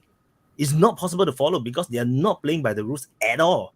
They are doing their own thing, and nobody can stop them. I'm disagreeing. I think they're playing by the rules and beating us at our own game. I think it has to be like Donald Trump who said, like, we have the rules rigged against the Chinese. Give me a list of the rules. We have the rules that are rigged against the Chinese, and they're still beating us, even though it's rigged against them.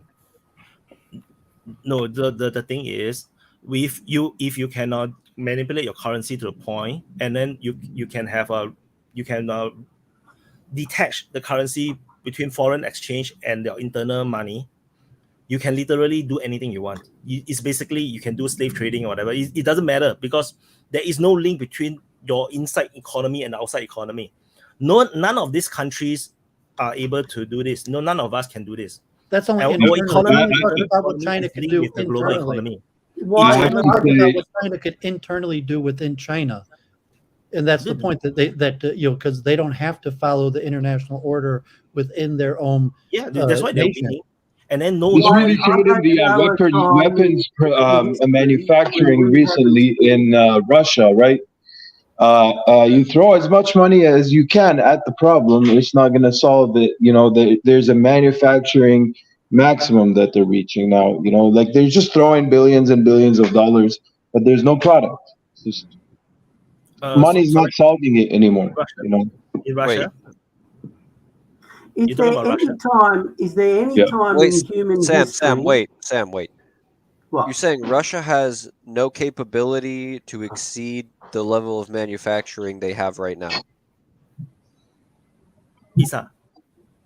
Sorry? What? Ellen is asking you the question. Cut out. Are you saying that Russia has no capability of exceeding the level of manufacturing that they are at right now? No, not Russia, but I'm saying NATO. They're running it. NATO commander came out and said he himself said that we cannot supply Ukraine with enough weapons. Our manufacturing base has hit a limit. You hear every day there's a new $1 billion aid package, $2 billion there. I mean, that's just money that means nothing at this point because. But I need to actually bring up something Drew brought up earlier in the stream, and that isn't money like physical cash that is being sent to Ukraine, right? It's material. It's the promise of something. It's not actually physical cash or signed check being sent off. So, how much of that money is just going back into our system, right? Kind of buffing us up to 95%. To the tune of hundreds of billions of dollars. And the industrial, this military industrial. MIC, military industrial complex capacity. Yeah, it's completely American. There's almost nothing from outside, right? Well, we did say Poland is giving a lot. We were going to pay for all their pensions. Biden That'll said be fun. Pay for all the Ukrainians' pensions. That's real. We're also going to send our own boys to die, but I don't think that's going to happen. No, I don't know.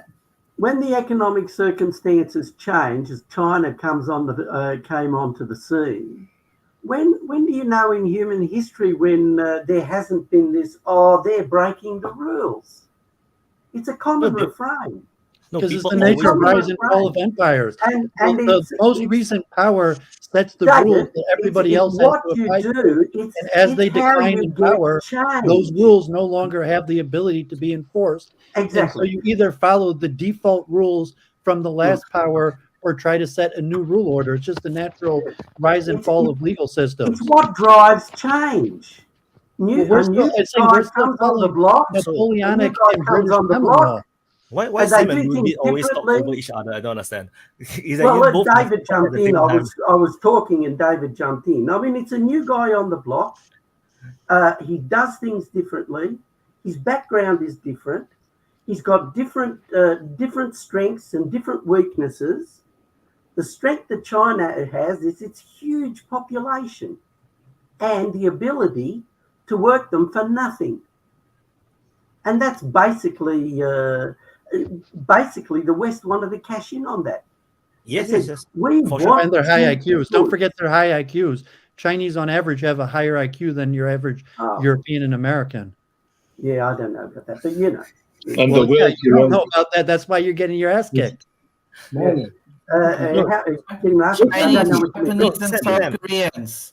So Sam, no, I agree with most of the things that you say. I'm just trying to say that the reason is there is always betrayers and people breaking the rules all across history. It's always been the case. That's why WTO is built to protect the countries that is involved within this mafia group. By the people who it benefits.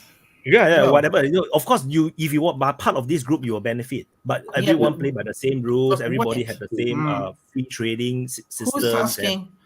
And financial. I do have an interesting question, David. You brought up something about IQ. So, China has an on average higher IQ than and South a lot Korea. of nations. Right? They have average. That's a mean. What's the median IQ? Right? What's the actual middle IQ of most of the Chinese? Estimated about 105. That in China it's about 105. And what's the U.S. median? It's lower, like 98 or something like that. Yeah, I remember it's 98 as well. It's 100, I think. It used to be 100. That it was said as 100, but most of the studies have shown China, parts of Korea, Japan to be about 105.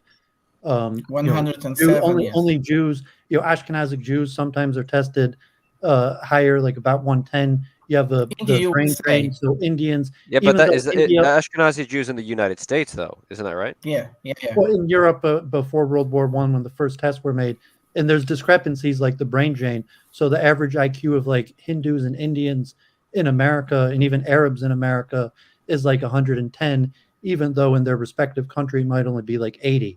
So it's a big discrepancy. Well, here's my next question: Why is like 80? China, the average IQ is like 105. It's not even just about here's my next IQ. question: if IQ is being brought up, why are we not? There's a reason why we're losing in math and science and business to the Chinese. But it also has to do with the will to work, the will to grind. Like these guys, they have this fire inside them that they want to build, their own nation. Like over here, I live in Canada, and over here we have, people just don't want to work. We have the great resignation, and that's the greatest thing that this society has come up with. It's people another factor just to want put in. So Sam was giving a list of factors, and it's ironic most people they call the European nationalist, white supremacist in America generally recognize the fact that Asians are smarter than us. Because it's been somewhat demonstrated in testing. So that's why, right? Why are we the intellectual property holders? Let me talk. I don't think IQ is the fixed thing. It's not. I mean, genetically maybe a little bit, but as you said that the Asians that went to USA actually usually have a higher IQ as compared to the native country. I think this is a good example. It is cultural. It is just systemic. People just. It's just, are you working harder? If you understand the Chinese education system, you will realize why they are having such a high IQ, because it's not just highly, it's hyper competitive. It's crazy in China. It's higher than even in Singapore. We are stressful in our education. I think they system. stop for women just to get. I know for sure the Indians that start here in this country are clever than anyone. Clever than anyone in this country. So that's why, right? When we talk about IQ level, sometimes it sounds very wrong, in the sense that like we are discriminating. But the reality is that that is just a symptom of the problem. The problem is actually systemic, like within the culture and the education system. Like for example, in USA, we have so much problems, so much woke stuff that is like seeping into the education system that is breaking. Like they are not even focusing on education. Like you got to look at the STEM fields, the science, technology, and mathematics. those are the things that are going to win wars. Those are the fields that are going to build nations. But we in the West they're concentrating on the arts, and they've gotten like a little too comfortable, and so Sounds a not little that bit many. decadent, doesn't it? Yeah. We could talk. I mean, if it's interesting, talk about group differences. But every group has strengths and weaknesses, and a lot of times IQ is related to short-term versus long-term planning, and IQ is specific to long-term planning, and certain aspects that are related to short-term planning that lower IQ nations actually might excel in. Yeah, future time orientation, delayed gratification. Yeah. We know cold winter theory is people. The people at the northern latitudes, because they had a shorter growing season, have a better sense of future time orientation. Maybe you say like hand-to-hand combat. Maybe like Africans dominate athletics, even to individual combat sports like boxing, MMA, but something that might be more like fighting with weapons, long-term organized warfare. None of that is set in stone, David. It's these are all just trends. The cultural stimuli, none of that is. Sorry. So I want to share I saw John Jones win last night. So do you all know the GCE O levels, which is the British education secondary school levels? So in case you guys don't know, those Americans so the British have this system of education. There's O level, A levels, and this is a very international standard, highly recognized. So O level is actually secondary school standard exam. So Singapore actually follows the British system for a long time, because we are a British colony, and I'm not sure if India is following it still. But we follow the system. Our exams. When we finish our Sec 4, which is 10th grade exam, the paper, the answers are actually sent to UK for marking. Is extremely recognized. But over time, our results were so good, they actually detached. We are no longer taking the same paper as the British themselves. Because our results are too good, we are just destroying the bell curve. And what happened is that Singapore government recently have announced that we are going to abandon the entire O-level system. We're going to create our own system, because we have reached a point where the British system no longer fits us, because the British are seemingly watering down the standards because their own students cannot keep up with the standards. And mind you, this is a British system. That means the British used to be much smarter in that sense, and they cannot keep up with their own standard now. So IQ, I don't do. It's just cultural and systemic, and I think that's why politics is very important to keep track. To follow, to make sure that you don't destroy your education system. I think IQ just want to answer this if I could, Wyatt. Is that your idea of success, though? I mean, you were saying that in Singapore, people are highly stressed. It's this really competitive. But Singapore is so small. We have to be stressed. If we are not stressed, then we will easily be destroyed. We are not like New Zealand, right? We are in the corner of nowhere, and then nobody will invade us. And then we can chill, play with our ships. In Singapore, we are surrounded by potentially. You can find a better balance than the balance we used to be like that in the West. Is dictating to you. This is what success is. We used to be like that in the West, and we got drunk by our own success. Have dropped. In the West, we used to have a work ethic. We used to all be workaholics like Fred Trump. People took their work on vacations and always studied, and we got drunk by our own success. And now we value leisure and entertainment, and we've declined in places like the Far East. Yeah, it's called the fourth turning, man. We all read the book. I mean, it's not surprising that they're kicking our ass. We haven't. Yeah, I would like to come on the issue of environment. Competition, where the competition needs to be economically more successful. Yeah, I would like to comment with the idea of the link of environment and the IQ. IQ can, I think, definitely vary depending on how do you look at it. I'll give you example of northwest India, which is Pakistan now. And this place, because of its location, interestingly, has seen invasions, if you look at, every I think fourth or fifth decade there was a major invasion because people like to come to. This is I'm talking of, let's say, last 2,000 years. So the Indus Valley that we live in is known as the most crossbred civilization, one of the most crossbred, because you had the Central Asians, you had the Persians, you had the Arabs coming in, Mongols who established an empire because India would attract because of its resources. I tell you, in the Mughals period, and this is authenticated, the combined India, the subcontinent as we call it, was 26% of the global GDP. This was 300 years back. So if you made it in that sense, this was the superpower, economic superpower. So there was a lot of attraction by the warriors. So this is one is the factor of cross, breeding, cross fertilization, whatever you call it. This is one factor. So there's a lot of mingling of civilizations. So it is known as the zipper of civilization.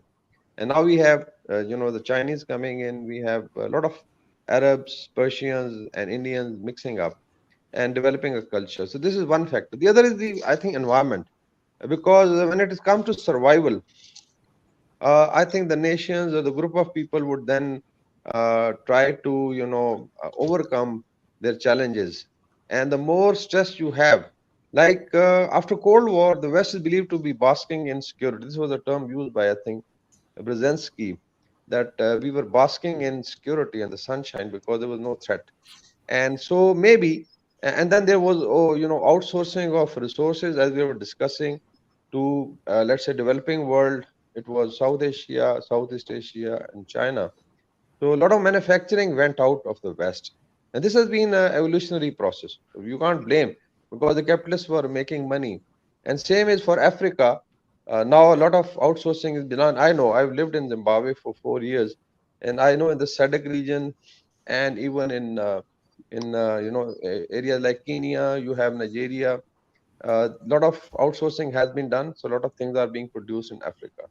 So this was a big shift, and so that's why the concept of Asia pivot. So this, I think, adds to, like Singapore. If you look back in history when they got independence, where they were, and now, after Lee Kuan Yew, I think, established a leadership which put them through meritocracy, and it has come up very, very well. But still, it is a city state, and there's a lot what of does this have to competition. do? What does this have to do with the IQ thing? You said you were going to. Yeah, I feel it keeps changing. It keeps changing with the environment. And now, if we look at but because you have evolutionary pressures, right? Whether man-made or environmental, you have evolutionary pressures on a species, and that rewards mutations or punishes them. Yeah, that's right. My point is that it still remains an environmental product, and I tell you this: the calculation of IQ or the pyramid would change very quickly. Guessing this? I mean, all the studies show that IQ is 60% genetic. It correlates 60% genetic. Obviously, there's an environmental factor, but IQ is the single most tested, well-known genetic factor of about 60%. Yeah, that's right. That's right. But the thing is, it also keeps changing, with the environment. Yeah, like look at the internet. What has done thus, the artificial intelligence. So I think it would be, any group of people or nations understanding it better. It's not an even playing field. So maybe when you look at 10 years down the line, you find certain nation who can use the artificial intelligence better than others. So maybe the measurement of IQ at that time would get them higher. So I feel it keeps changing, and because the parameters were set by the let's say previous colonial powers or something like that. But as the world understands, the knowledge spreads through internet, I think it's going to smoothen and flatten this trajectory of IQ. More it will be how do you understand technology and how do you utilize it, even in warfare. Now, can you credit the Afghan Taliban of defeating, let's say 46 nations over a period of 20 years that they had a higher IQ? No, they understood. They stretched the war in time, and then they were able to overcome because they could look at the center of gravity of the West, and they did it. I don't think so. They have higher IQ. It's just understanding of the situation that will, I think, adjusting to environment will count higher. And my next, is that I'll be leaving. So if there's any discussion on Bakhmut, because that was the topic, we can quickly do it. Otherwise, I mean, we can continue with it.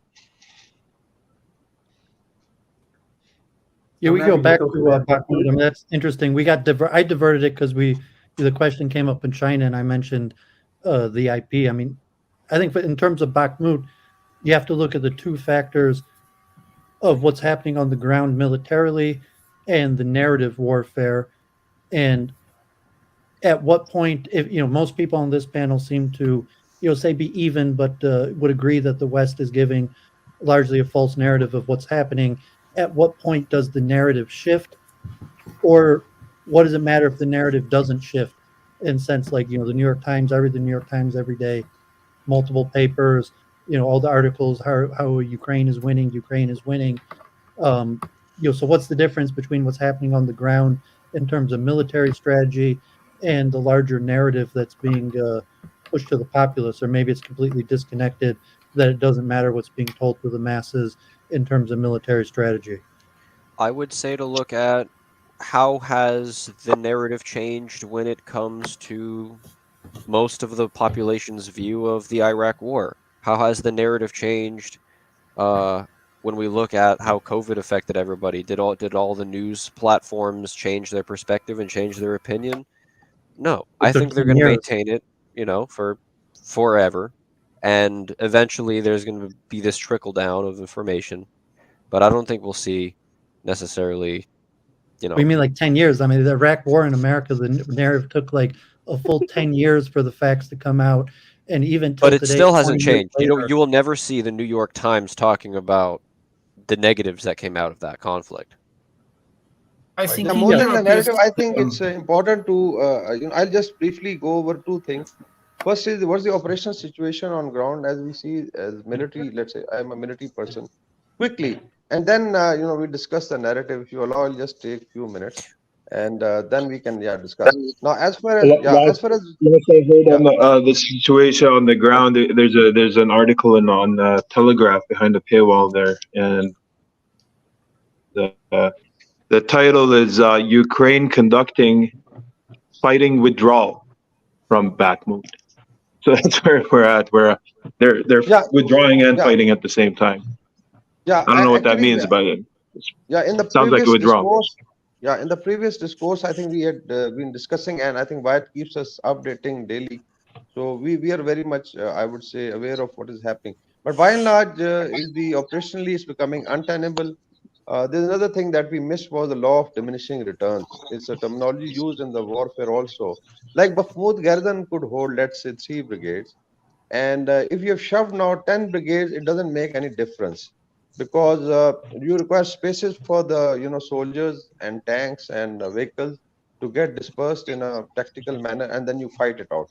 It can't be that a place requires, let's say, 3,000 people and you shove, let's say, 20,000 to make a difference. I think that was one mistake. The Ukrainian or the NATO advisor were pushing a lot of forces into it, so it became a meat grinder, and the Russians waited for it. What is happening now is most probably going to be strangulated very soon, and ideal would be that any sane commander would pull out its forces. You don't put them into a strategic situation where they are, let's say, massacred. So they should pull out. So it will fall, maybe it takes another 2 weeks or maybe 1 week. It's immaterial. Implications are going to be enormous in terms of prestige gained by the Russian military and the PMC Wagner group, because it's going to give them a lot of confidence, and it will also shatter a lot of narrative of the West that Bakhmut was going to be a rallying point for a counteroffensive, which never came. It also allows the Russians, just quickly, it allows the Russians to shift forces north-south, and in case they want to open more fronts between the Donetsk and down to Zaporizhia and these areas along the Dnieper River, is going to make it easier, because operationally now they can shift forces in the theater north-south. They can also do a lot of deception, so it's going to open a lot of operational opportunities for them. Now, as far as the narrative is concerned, I think gradually it is now permeating into the West, because if you look at Bakhmut was made into a strategic point. Now they're saying, no, it was not very important. It's just a tactical success by the Russians, and probably the withdrawal was already part of it. So I think the narrative of NATO and West is going to get a lot of, it will come under a lot of pressure, or say it will be, tearing apart, because then Russian can exploit it. And so there's a lot of talk of reinforcement, tanks coming in, so we've discussed it is already late because it requires a lot of training. So most probably Bakhmut will become an operational turning point, as far as I am concerned, in military domains as well as in the narrative domain. So what do you think of those who are saying that it's not strategically significant? What's your opinion about that?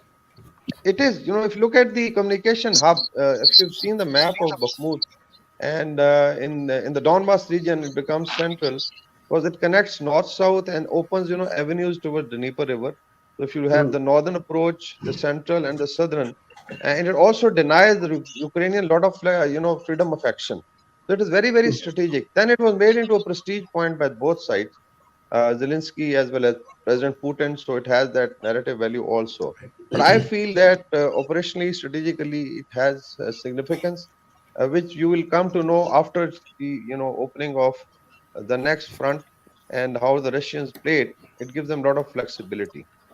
Well, did we also see how Zelensky stated in front of Congress, as Wyatt you brought up earlier, that they're not going to give up Bakhmut. It's going to be an extremely important fight for them, and now suddenly it's not important.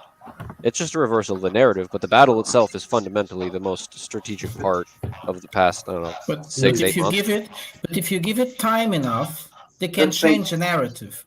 That's a spin doctor work. That's what they have been winning time just to reconvert that narrative. But also very interesting with Wagner, which Wakar was talking. I find Wagner is a very interesting thing here because they present it's a competing narrative. They present this kind of anti-hero, the Wagners, this strange association, and there's something they are the warriors. Superman, but this is like the anti-Superman, and this will be very attractive, and it will be very difficult to destroy this narrative. The anti-Superman is Batman, man. So Bakhmut is definitely strategic. The you have to notice how that opens up the the Sloviansk and Kramatorsk, but it's a high ground. It is essentially a high ground, the west of Bakhmut, and then from there it's smooth sailing to the big towns there. I mean, Prigozhin's side of it take years. And no matter how the West wants to narrate it, if it wasn't strategic, then they wouldn't defend it so vigorously. You see how many Wyatt knows numbers. I think he said it was up to like 20K troops there. Ukrainian troops. Yeah. Why are they? And then with Wagner, it's Prigozhin is like you guys are right. This guy is a nutcase. If you know the history, he's locked up in jail for 20 years and he's just bloodthirsty. This guy is definitely the villain you would see in any movie, man. It's like any Russia themed, villain in any movie. That's Prigozhin, man. He's deadly, and he even butts heads with the Ministry of Defense with Russia. Like they're not. He's his own. Yeah. It's a role. To be honest, I would have liked to have seen all this effort around Avdiivka. To me, that's always felt a lot more important. Maybe it's just too difficult to take. I don't know, but I'd like to say, as speaking of someone is actually extremely important for the Russian forces to take, but the problem is they can't take it. It's too fortified. Because Avdiivka is just north of the Donetsk city, and that's exactly where the Ukrainians has been launching all the artillery and mortars into the city itself, and it's causing a lot of problems for the Russians because the Donbas people, the Donetsk people, is complaining a lot. It's like, why the Russians are here for so long already? Why are we still getting bombarded? And that is from Avdiivka, and they cannot take Avdiivka because it's just at the moment too fortified. But I think what's behind Avdiivka? Just yesterday, Avdiivka, the Russians did use some really heavy bombs. I'm not sure if you heard the PUK 1,500 kilogram big bombers, and now they're using their Air Force. There's more of an involvement with the Air Force now in Avdiivka. I haven't heard much from the Russian Air Force recently in recent battles. It's always been in the ground, but that's one area where they're deploying their air force. With do you guys think that after Bakhmut, do you guys think after Bakhmut and Chasiv Yar have their situations handled, do you think the Russians are going to both push towards Avdiivka and towards Siversk, or do you think they're going to try to maybe pick one above the other? I think Chasiv Yar Yar becomes important. Yeah. I mean, it's not just a question of taking it. There's also the factor what happens after they take it, and can they hold it? And we'll see in Kharkiv what happens once they have it, and how easy is it to hold. How does the population feel about Russian control? And that probably also factors into what they go after next. There's actually it's fairly safe to say that the populations of Bakhmut absolutely want the remaining populations of Bakhmut want the Russians there. Well, that's speculation, but we'll see what it's like after they actually have it. There's like 500 people there, maybe less. There were 8,000 people. At least they didn't want to leave the city. This might have changed the last days, but there were reporting of 8,000 people that were really expecting the Russians. Now, Slavyansk will probably have the same thing, and Kramatorsk. Now, the Donbass is quite a secure area, but David brought a really interesting thing. I never believed, watching people's YouTubes from Kupiansk, that people there wanted the Russians. They didn't. That's also a reason why probably the Russians gave it so easily. Also, the problem in Kherson. I was very surprised. The city itself was very pro-Russian, and they did wanted to keep it, but the village around were not, and that was the problem. That was also something very strange, because in order to keep Kherson, they should have taken Nikolaev, but they didn't. Also, in order to secure Melitopol, they have to go to Zaporizhzhia city, and they don't. Now, why don't they do that? This is strange. I think they also are concerned about not taking populations that are not favorable. They will not be amistitious with the Russians somehow. Well, if they can't govern it, they're not going to be able to. They could militarily try to hold it, but that'd be like occupying Palestine or something like it. So presumably there's the military factor of how difficult it is to take, and then there's the political factor of how easy will it be to hold. Yeah, but I would like to add another aspect of the urban warfare. Actually, even I was when I was calculating initially and joined the forum, I had a very different idea about the war. But I just like to draw an analogy and then come to I think this aspect as was highlighted by Duvet. The urban warfare and the conurbation effect and the size of forces. It's very important. Now we had this World War II basically concept of maneuver, but the size of forces are very large. I'll just give you figures like Germany could raise up to 13 million people. So this was a huge. The Russians were able to raise the army up to 33 million people, soldiers and officers. So these are the kind of forces that were available. And I think even the French and the British, I think, expeditionary force, and they were like 5 million, defending Europe. But now you don't have those. So they could actually generate those maneuvers that we see in World War II. And then we had a warfare by the West against, developing nations, where there was total asymmetry because of firepower. You could see those Hail Mary parties in Iraq, or initial collapse of Taliban because the other side was not conventionally, so strong. But here we have, I think, return of something closer to World War I because of lack of, I would say, big armies. So even I would say I was wrong when I was, calculating that there could be maneuvers by the Russians, like World War II after this line, because now there's a lot of urban warfare. The size of military, irrespective of technology, because you can compensate for numbers of soldiers and officers through firepower and technology, but still, you have to traverse distances. For instance, if you want to, let's say, roll over Ukraine, it's a very huge country. You would maybe take 1 year just without any resistance because of the urban area that you have to control. And I think, as Duvet pointed out, that you have to be very careful. How do you manage the urban centers? There are populations. Are they hostile, or are they allied with you, and how much they are going? And then you have to put some force to manage it also. The garrison has to be managed, supplied. So your logistics starts stretching. So I would say the Russian strategy is more practical. I was always, balancing between maneuver and battle. because as Little Art said that you don't seek battles, the big command, you seek a strategic situation through maneuver. But maybe in this, urbanized warfare, it's not possible practically to have those big maneuvers. So Russians have gone to a safer practical strategy. Now you see a belt of, area secured by them. So they can supply it logistically and then they nibble the area.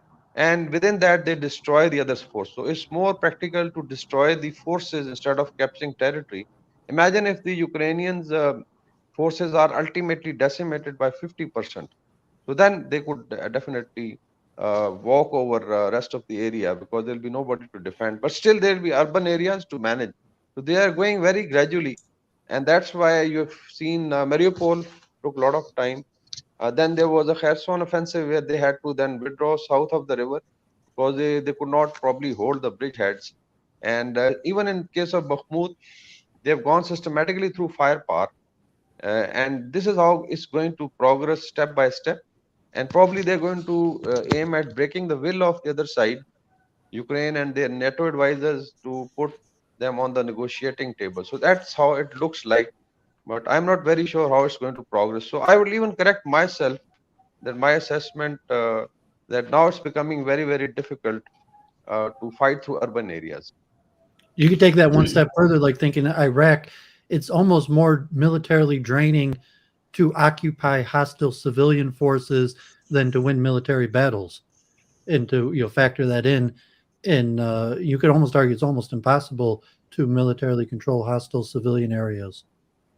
Yes, but even the most less pro-Russian population will be much easier to control than Arab population. You have the questions of language. Almost everybody in Ukraine will speak Russian, so it's more easy to communicate. The Americans had that problem. They couldn't communicate with the Afghans or with the Iraqis that easily, so that created a lot of cultural misunderstandings.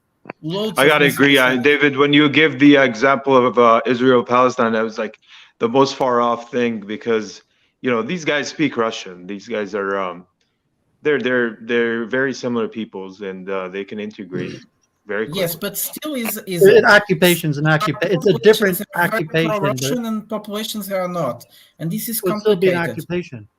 Because it's a different nature of the occupation, like you're saying, the racial, cultural language. But also the more pro-Russian populations are in the cities, not in the countryside. So this is even more interesting. It's more easy to control a city than it is to control the countryside. Most of those partisan things that were so problematic in Kherson were actually coming from the countryside, not the city itself. Sorry. Well, there's the factor of the actual military of hostilities, but then you have once you control them, you have to feed them. So if you take over a city and they're not self-reliant anymore, it becomes on you the humanitarian aid. So the more that's all secondary, right? They're not Russians. Yeah, but that's like the whole argument is that Russia has no desire to quote unquote occupy Ukraine. They just want to destroy its ability to wage war. Yeah, well, I was just saying why it's double-edged, taking over more territory, and besides the military actually conquering the territory, there's a lot of negativities besides military that come with actually conquering territory. Yeah, well, I don't think anyone disputes that, but the point is the Russian strategy is not to quote unquote occupy; it's to destroy the Ukrainian military, and then they're going to just carve out the places that are friendly to them, people who identify themselves more Russian than Ukrainian, or people who are kind of, will just go with the winner, which will be a lot of the people. Yes, quite true. No, yes. That's true. And they'll just go with the winner. And well, that means that they want to extend Bakhmut then. Like even now, Russia, if they could extend the Ukraine's defense of Bakhmut another few weeks to drain it even more, that it might pay for them to allow Ukraine to hold it even longer. Well, they can't fight the war indefinitely. They want to bring it to a conclusion. So, no. I mean, as long as Ukraine is reinforcing Bakhmut, that maybe it pays for them to allow them to keep on reinforcing it. Well, are they actively reinforcing Bakhmut right now? Can they do that without suffering catastrophic casualties? Yeah, that's quite true, yeah. But actually, that's why Wyatt is doing it, right? They're doing it, right? They're reinforcing it, right, Alan? right They're now. not reinforcing Now? Bakhmut anymore. They're No. No, but withdrawing reinforcing troops. for the withdrawal, right? They're doing it for the withdrawal, right? To get Yeah, the but that was safe probably withdrawal. because that was They're probably setting up a something that line for their people to come back to, but I wouldn't say Yes. they're Yeah, reinforcing they're the holding position. they're reinforcing the flanks. And also, but even that's SK, there's a temporary Pakistan even maneuver SK. just to allow they don't have the people in the lines urban areas to leave, but of they're not resupply. So they're that not would be reinforcing crazy. the city itself proper. No. But the thing is, I think Why? the What was significance that? of Bakhmut is really, I mean, obviously strategic or not, that was kind of contentious, right? The West, at first they said, they have the narrative is that it's not that important and all that, but it's a contest. War is a contest of wills, right? So right now, Zelensky and both have, put their stake on the ground in Bakhmut. So I think if whoever wins definitely has the momentum, right? And that's I think the key here. So. Well, will they use that momentum when they win? That's the question. Not who wins. We know who's going to win. It's the question is how are they going to use that momentum, or are they going to use it at all? I don't know about this. Yeah, it's a fundamental question. Now, I'll just give you calculation of what happened. I saw a Ukrainian source basically talking of 10 brigades were generally inside the garrison, some were in the depth and some were in the front. And now the situation was that they have left with 3 brigades inside and 7 have moved out. And as you pointed out, basically it's become a relieving force. I don't know the combat potential because the amount of beating they have taken, I consider that they may have lost half of. As you could find, the PMC Wagner putting a lot of bodies in the trucks and then sending it across. So they have lost a lot of combat potential.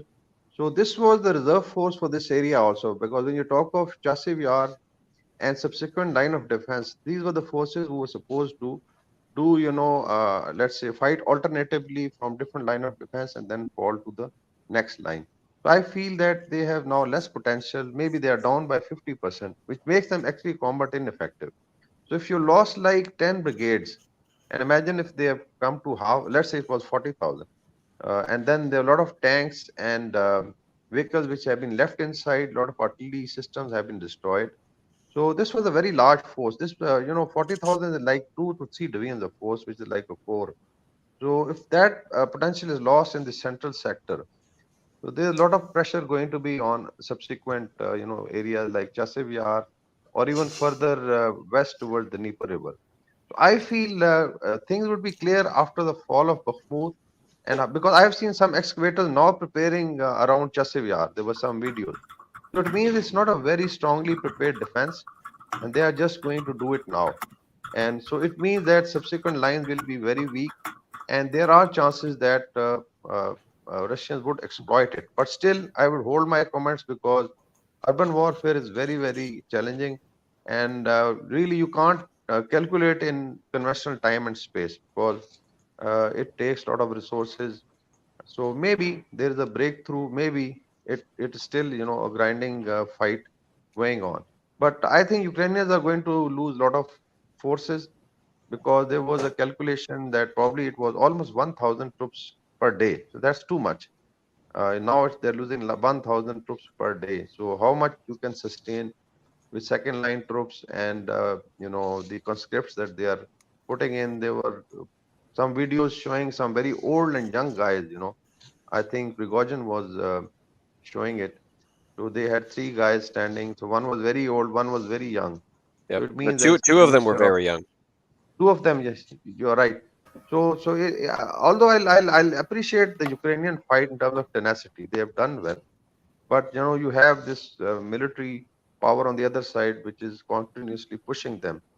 So ideally, the political leadership realize that they should go and sit on the negotiate. Still, there is chance that if Putin is, let's say, told he can accommodate, some of the Ukrainian demands. And as far as the media goes, if you guys see that there is no coverage right now of Bakhmut at all in the Western media, right? Like CNN and New York, they haven't. Washington, they had a little article I think I saw in. They have an article about them using shovels. But how can you cover something is in closure? It's impossible. The question is how do they see? The thing is, like, it's very interesting, and every time I noticed that there was a big Russian win, right? They would announce a package too. See, the U.S. government does. I mean, like, the Defense Department, right? They will announce a package. So that's a very timed, coordinated kind of thing. So they want to kind of like, I mean, ideas. I mean, obviously to keep the Western population sort of in kind of support of the war, right? So that's basically I feel. So, and I think Alan, your question was next. I don't know if they see. The thing is that this was probably like Wyatts always mentions. This was the winter offensive, right? Whatever. So now they have the muddy season. So I think there might be a little bit of respite. I don't know. We never know. But I'm thinking, right? And also, we didn't see a respite during the fall season. It's the fall muddy season. Right. You're right. So the headlines. What is the factor of the U.S.? I mean, because the U.S. works on election cycles. And likely with President Biden, you'll have at least another year of extreme U.S. support for the Ukraine. And what does the war look like a year from now? What does it mean if the U.S. I mean, it's probably unfathomable that Biden just like I was wrong and changed his courses. So in all likelihood, the U.S. will continue with the media and funding for at least another year, maybe even 2 years. So what is that going to look like on the ground? If Ukraine is getting wiped pretty badly, however, that they have this continual Western media and financial support. Well, yes, don't forget with that is that right now the House is split, right? But they also have the debt ceiling coming up. So with that, they need the Republicans to increase the debt ceiling to keep spending, or else they can't. And that's one of the bigger topics. I'm not sure if Alan knows more about it, but for sure, if they don't get the Republicans to agree on it, that's all enough. They temporarily raise the debt ceiling. How long can you keep? How long can you keep the population believing in something that looks so crazy? Like because Biden is almost obsessed with about Iraq. The misinformation about Iraq is still the mainstream media narrative, and it took a full 10 years just for tiny cracks in the glass in terms of mainstream media. And so 20 years later, most people believe lies, the original Iraq propaganda. So we're just talking about a year into the war.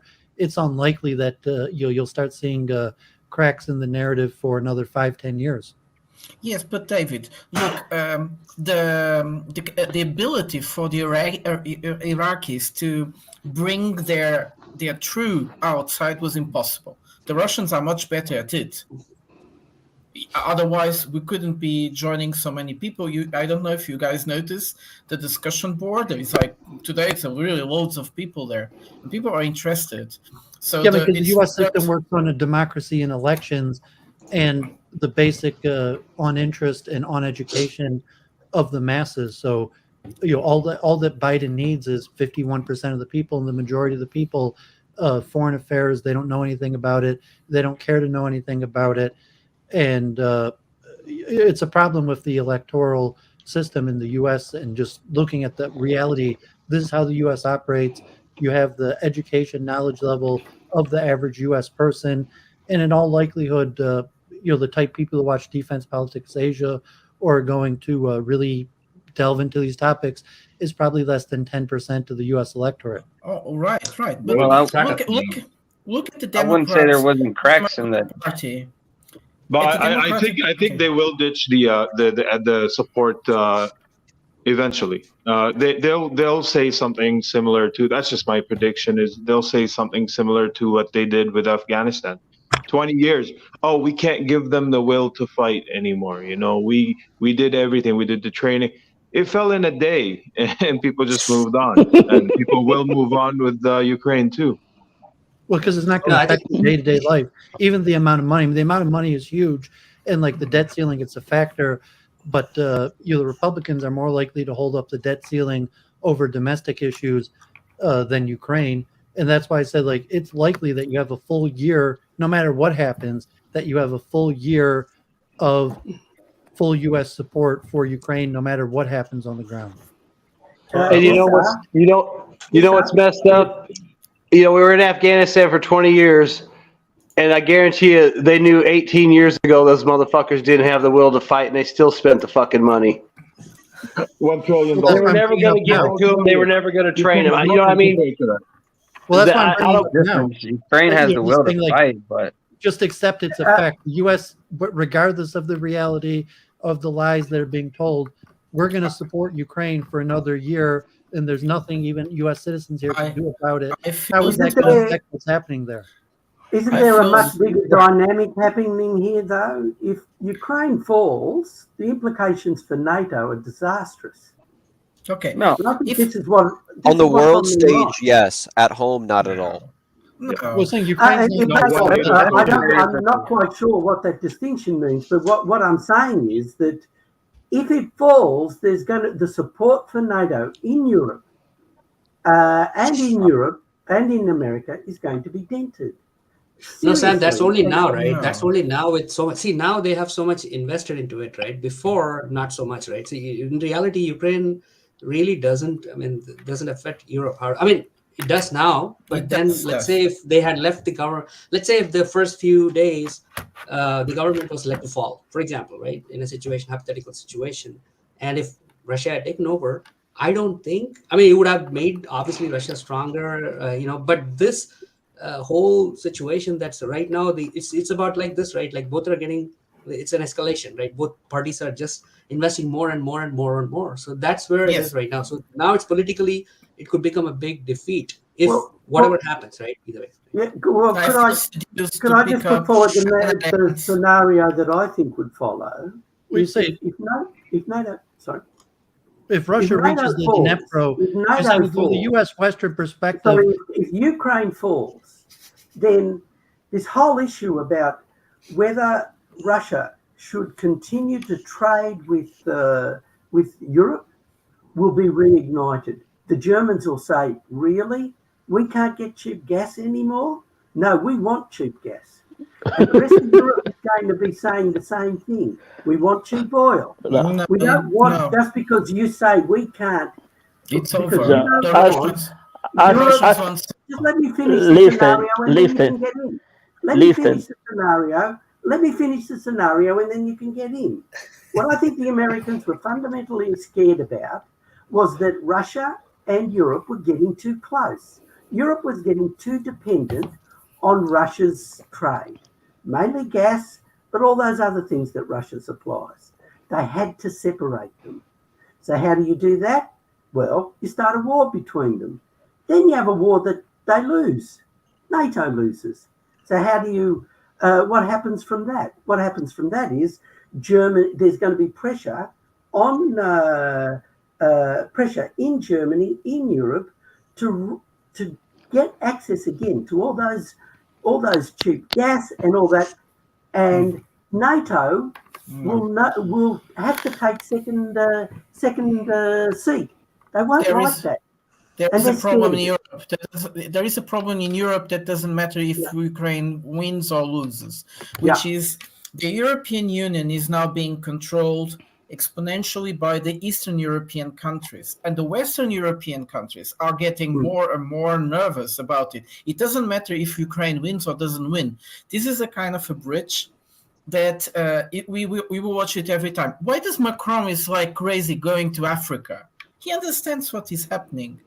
Europe is becoming more and more dependent of the United States, and they can't deal with it, of course. The Western countries won't be able to deal with this problem on the long scale. Now, because the war runs, people don't say a word, or they just talk very little, but that won't happen if they win or if they lose. It doesn't matter. The situation will be unstandable. And I was trying to come back to the idea of Iraq. I'm seduced to talk about Anna Arendt, which said that they could just kill the Jews because they took all possibilities of the Jews to counter-argumentate the accusations that were being made to them. That was the first thing. You see, like, I accuse someone, you are a killer, and the other person has no way to say, no, that's not true. Then I can say whatever I want, and people believed. And this is the same. This is where I think it's not working now. You can't shut up Russia. You can't. But Russia's going the other way. They're taking their oil to India. They're taking their oil to China. They're taking their gas there. And the Europeans know it, and they're hurting. They're hurting badly. Very badly. They don't Somebody want in the this comments war said that anymore. the And Russian when they gas don't is want this bubbling war, in. what's the trade-off? What's the trade-off when they don't want any more? Abandon your connection with America and embrace your connection with Russia. And that's what the Americans don't want. That's the end of their hegemony. This war is not going to end in a hurry because the Americans won't let it. They have to literally be lying down, knocked out, before they're not going to start shelling money or even going in with boots on the ground. They're not going to lose. They're not going to let them lose this war. And Stoltenberg said that. He said as much. Well, we'll probably let them lose up to the Dnipro. We'll That's keep all that pumping Russia money wants in the for first probably place. a whole nother year. And if probably even NATO, the U.S. will give rhetoric, maybe upgrade the weapons a little bit. But my bet would be up to the Dnipro that the U.S. will basically allow Russia to capture, and then at that point there might be a negotiation, and Russia might get all of the areas that they fought, or even up to the Dnipro. But it seems pretty obvious that the U.S. is going to continue what it's doing for at least another year, and Russia will probably keep on having some level of victory. So I'm just looking like if it just stays tit for tat like it is, most likely a year from now, you have Russia up to the Dnipro, and then possibly some sort of negotiated solution where Ukraine is maintained. I don't think Russia is going to question. Related to that, can I ask Wyatt a question? If Advika falls, what is there between the Russians and the Dnipro after that? I don't think Russia is going to stop. Kramatorsk, all that. There are a lot of lines. Yeah. If they take Advika, what is there between Advika and the Dnipro? Defenses wise, is there much? Zaporozhye, as well as the entire Zaporozhye line. Zaporozhye's on the west side. The line of Zaporozhye goes up. Alam, what about Odessa? Do you think Russia is going to stop without Odessa? Russia doesn't have to take Odessa. Russia can just destroy the entire standing military of Ukraine and then say, all right, now that you're all dead, give us Odessa and we'll call it a day. Yes. I don't even think Odessa is a good target to have. I don't think that Odessa is even a good place to take for Russia. That's what I'm saying. They don't need to send a battle there. They don't need to. Yeah, but I mean in general. They're not gonna let I don't think Odessa they should ever own it. Well, you think that it's really going to be a whole nother year till we see these negotiations, and if it stays like a tick for tat trickle, that we're going to see Russia making slow gains. Possibly something happens that favors Ukraine. And then about a year from now, as the U.S. election cycle hits and there's less support, that they'll hit the negotiating table. And what's that going to look like? In What more can happen that'll favor Ukraine? I mean, I don't know if people are agreeing or disagreeing that it's going to be a whole nother year likely till they hit the negotiating table. I don't think it will be so long because we have two things that is going to happen. One is that the global south is losing their patience. So in September we have the G20, and I think there will be a completely broke down, and the West will start thinking twice. So let's wait for that. So I don't think it will last so long. And the second thing, I think it's very important. You said September, the G20 is already September, like 6 months from now? Yes.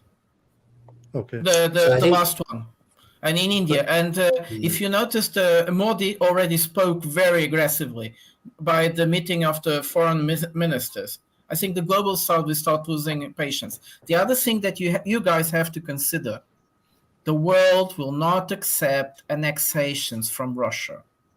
So this is Crimea will be forgotten, the Donbass might be forgotten, but the rest will be very difficult to have an international acceptance from annexations. That doesn't mean that these territories will become Ukraine again. I don't think they will. They will exactly become what Russia always wanted, another buffer state. Sorry. It doesn't matter if there's going to be international recognition. Nobody recognizes Israel's annexation of Palestine, for example. Nobody. It's different. Does it matter? No. It does matter. It does matter. Well, it probably goes into why is the regions accepted the world when one Putin and Russia did what it did, it was largely based on the success of Israel. And that's why I say that Israel has not backed away from their relationship with Russia. And it could also be like, back to what we were talking about, China and the rules-based order, where, Israel's occupation of Palestine was the main flaw, crack in the rules-based order that Russia probably saw that it would be allowed to, get away with this. And the Bosnia, Okay, I want to. NATO, Bosnia. I want to. So on Prada's point about annexation and all these things, we're going to see annexation that comes from an unconditional surrender, which is probably the only thing that Russia is going to accept, because the war has gone on so long. So whether the world doesn't want to accept it, it wouldn't matter anyways, because there won't be any Ukrainians left in the territories which Russia is going to claim. Now, the way the war is happening, like, I wanted to join in because we were talking about the war earlier. The war is moving at such a pace that the world wants to deny. They want to say that Russia is not advancing anything. It's only 5 kilometers. It's only 10. In a personally, in a counter-terrorist war, which is the only kind of war the rest of the world knows right now, because the United States, Canada, France, all the major powers have fought counter-terrorist wars where we literally fight for 100 meters and we go back to our patrol base and we have to fight for the same 100 meters the next day. Russia is taking an insane amount of territory. All this territory will never go back to Ukraine, and it will be recognized by the rest of the world because it will be an unconditional surrender, whether you like it or not. That's just how it works. There's a major difference between saying this country wants to be independent, but we're not going to recognize it. Does anybody here think that the world is not going to recognize it? Like, Jay, what do you think? No, in terms of like if the occupied territories, you mean if Russia takes over Ukraine, is that what you mean? Like part? No, right? I'm not talking about over Ukraine. I'm talking about right now where the line is. If you follow the DPA, if you see the map, right, all the territory that's been taken, that territory is 100% Russian. And as long as they fight for it and blood is spilled, that land is going to be recognized by the rest of the world who's smart enough to understand politics that it's Russia now. You don't agree with that? I think it'll be coming out of a negotiator. Dan, I think you're talking about the death of another 300,000-400,000 Ukrainian soldiers, possibly Zelensky in the high command. I mean, at this point, you can't imagine, like, okay, God forbid Zelensky's going to be killed and whatever remaining of the hundreds of thousands of Ukrainian troops are going to be killed. And then you're going to have an unconditional surrender, or it's going to get down to like 50,000 troops. Yeah, you're asking me when it ends? The high when command it ends? are still safe in Kiev. But there's no more troops to send in, and there's going to be an unconditional surrender. Or you have the case where all the troops are dead, and Zelensky and his high command are safe in Kiev and don't want to surrender, but there's no one left to fight. Okay. I mean, what does an unconditional surrender look like? Yeah, so that's what I'm trying to get to you. So there has been 0 major battles in the war in Ukraine. Russia has won no major battles. There hasn't been a big blow to Ukraine at all. There hasn't, like, Mariupol is a fake major battle. Why is it fake? Because they hid in a bunker and they just basically were fought until they gave up. Not enough people died in that battle. Not enough people gave up. They didn't take enough POWs, and they even sent a lot back. So I'm talking about, what a major defeat would be, not even Bakhmut is showing to be a major defeat. It's going to take about 100 to 200,000 men to die, and that'll wake up the Ukrainians a little bit. Dan, I think to answer your question, right, I think from what I'm thinking, there's a couple of scenarios, right? One is very important is like what Alan was alluding to, right? Like after, let's say, what happens next, right? So the question is, does Russia have that power? And the big two, I think, in my opinion, the two factors are China. If China decides that answers your question, Dan, because who recognizes who, right? That is going to come out of this whole alignment of the countries that might happen. I think if China decides to say, hey, we are going to send ammunition, totally changes the war. Russia can definitely, I think it has, from what I've been, obviously, like guys like Wyatt and I've been observing YouTube, if China decides to say, hey, I'm going to openly supply weapons, or at least covertly, maybe they're even doing it, I don't know. But if they do it, then it changes the equation by a big thing. So then Russia can have those kind of pushes. Now, the second thing, part of the equation, I think, is the support from the West, right? And that's purely dependent on the Western population. As long as they feel like Afghanistan, 20 years after the war, right? Who thought about Afghanistan, right? Except for some reports that you would read here and there, right? So it becomes a distant memory. So I think that point. So I feel that's the key. I feel either China or the West, whoever gives up. So at this point, it's like a proxy war, right? So but who You surrendered? gotta look at who recognized way back 2014. How many countries have recognized Crimea as being Russian? There's only about like 7 or 8. But I think there could be a point where you could reach critical mass if one big country, something like China or India, recognize the occupied Ukrainian territories.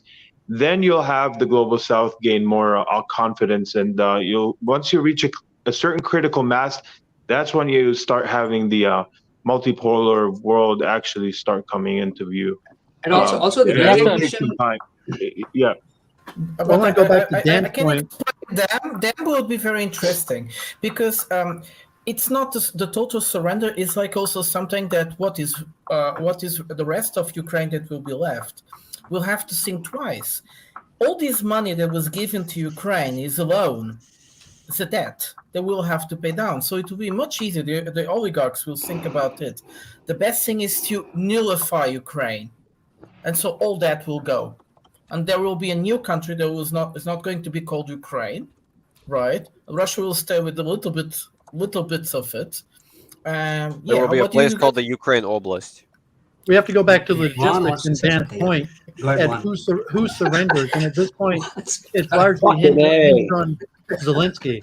You're saying that Zelensky is really the only name or power, and you would have to have some sort of new election to have any other body. So is Zelensky going to surrender? God forbid, what is Zelensky killed? Who replaces him? Do they surrender? If you have the population at large, do they have to hold an election? Are they going to have an election in the part of Ukraine that's not conquered? Is it going to be like an election that they had in the newly conquered Russian territories, and they're going to vote and surrender?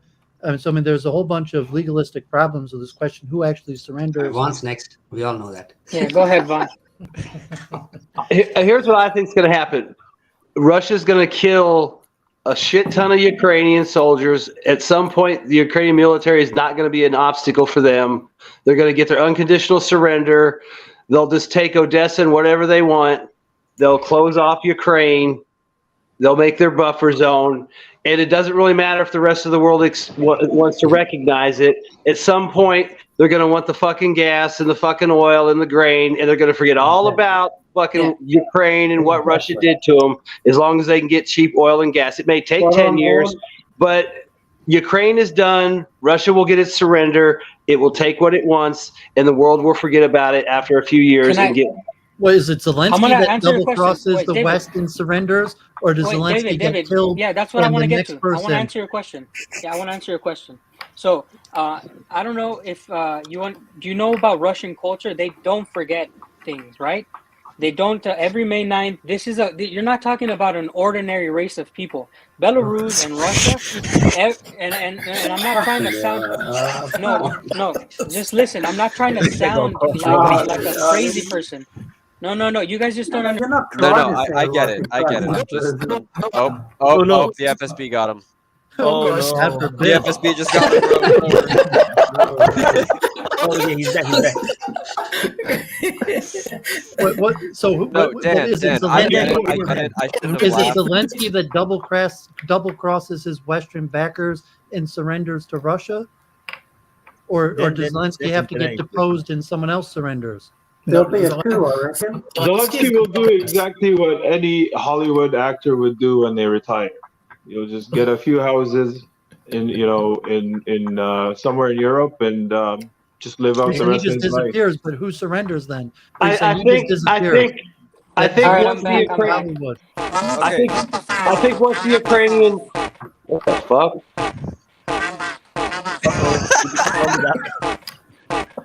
Your microphone. Dan. Oh no. It's not there. Dan, your mic. We all want to hear what Dan has to say, but it's not working out. So Vaughn. Oh no, Dan cannot talk. Oh no. Like I want to know specifically. Like now it's Zelensky. Like surrender now implies Zelensky. Do it. I think what's going to happen though is I think the scenarios you're talking. I think sorry, one. Go ahead. Yeah. I just think at a certain point, the Ukrainian military is not going to become a factor. They'll be off the table before the high command is off the table in Zelensky. So the goal is to get rid of the military first, and then once they're gone, I mean, it's going to be a free for all, the night of the long knives, whatever you want to call it. I mean, that's when people are going to cut and run, get out of there. I mean, but what if the military being taken out is the first objective, and once they're gone, there's really nothing to stop Russia from imposing whatever it wants on whoever's left. And they'll decide. That's the question of surrender, though. What if they blame Zelensky? I don't think they'll take a surrender. I mean, maybe it'll be Zaluzny. I don't think it'll have to be a military person because everyone else will be gone or dead. None of the civilian government's going to stick around. If they want to blame Zelensky, you need the if they want to blame surrender for the Zelensky for the loss legalities of of Russia. Bakhmut, then he could go.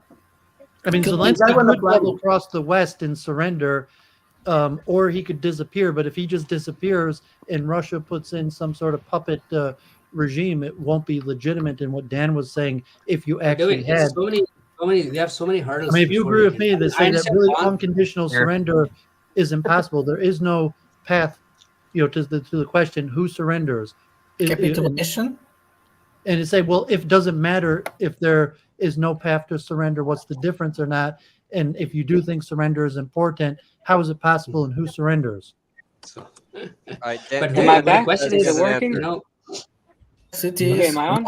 Yes, Dan, go ahead. Okay. Give us your theory. Give us your theory.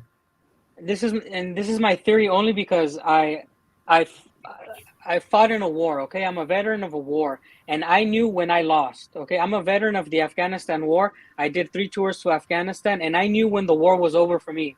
So the war was over for me, and I'm going to tell you first, the war was over when I didn't see a victory, a way to victory. I knew that we were never going to win that war, and we ended up losing. When Ukraine suffers a large amount of casualties, this is an unconditional surrender that's going to hit them in the face. So Zelensky doesn't have to say it, okay? If this war lasts 1 year more, if it lasts another year more, this is my thought in my war game. Enough people will die, like war happens, and that's your unconditional surrender. The people will choose it. You don't need Zelensky. Zelensky can end up in a fucking bunker. Who did the unconditional surrender for the Nazi Germans? It wasn't fucking Hitler. He was somewhere else. Zelensky's irrelevant. The people are going to choose the unconditional surrender if the war gets that far. That's all I'm saying. If they don't make peace, they had to destroy Berlin. That means that means so it's not over till the people didn't choose the surrender of Germany. Who surrendered? Germany was somebody who stood in the position of Hitler and signed the document and said, "We're surrendering." It wasn't the people. Wait, it wasn't the people. It was their leader. There was someone who took Hitler's place and said, "Yes, we will surrender." Exactly. In the Do you know why? Do you know why?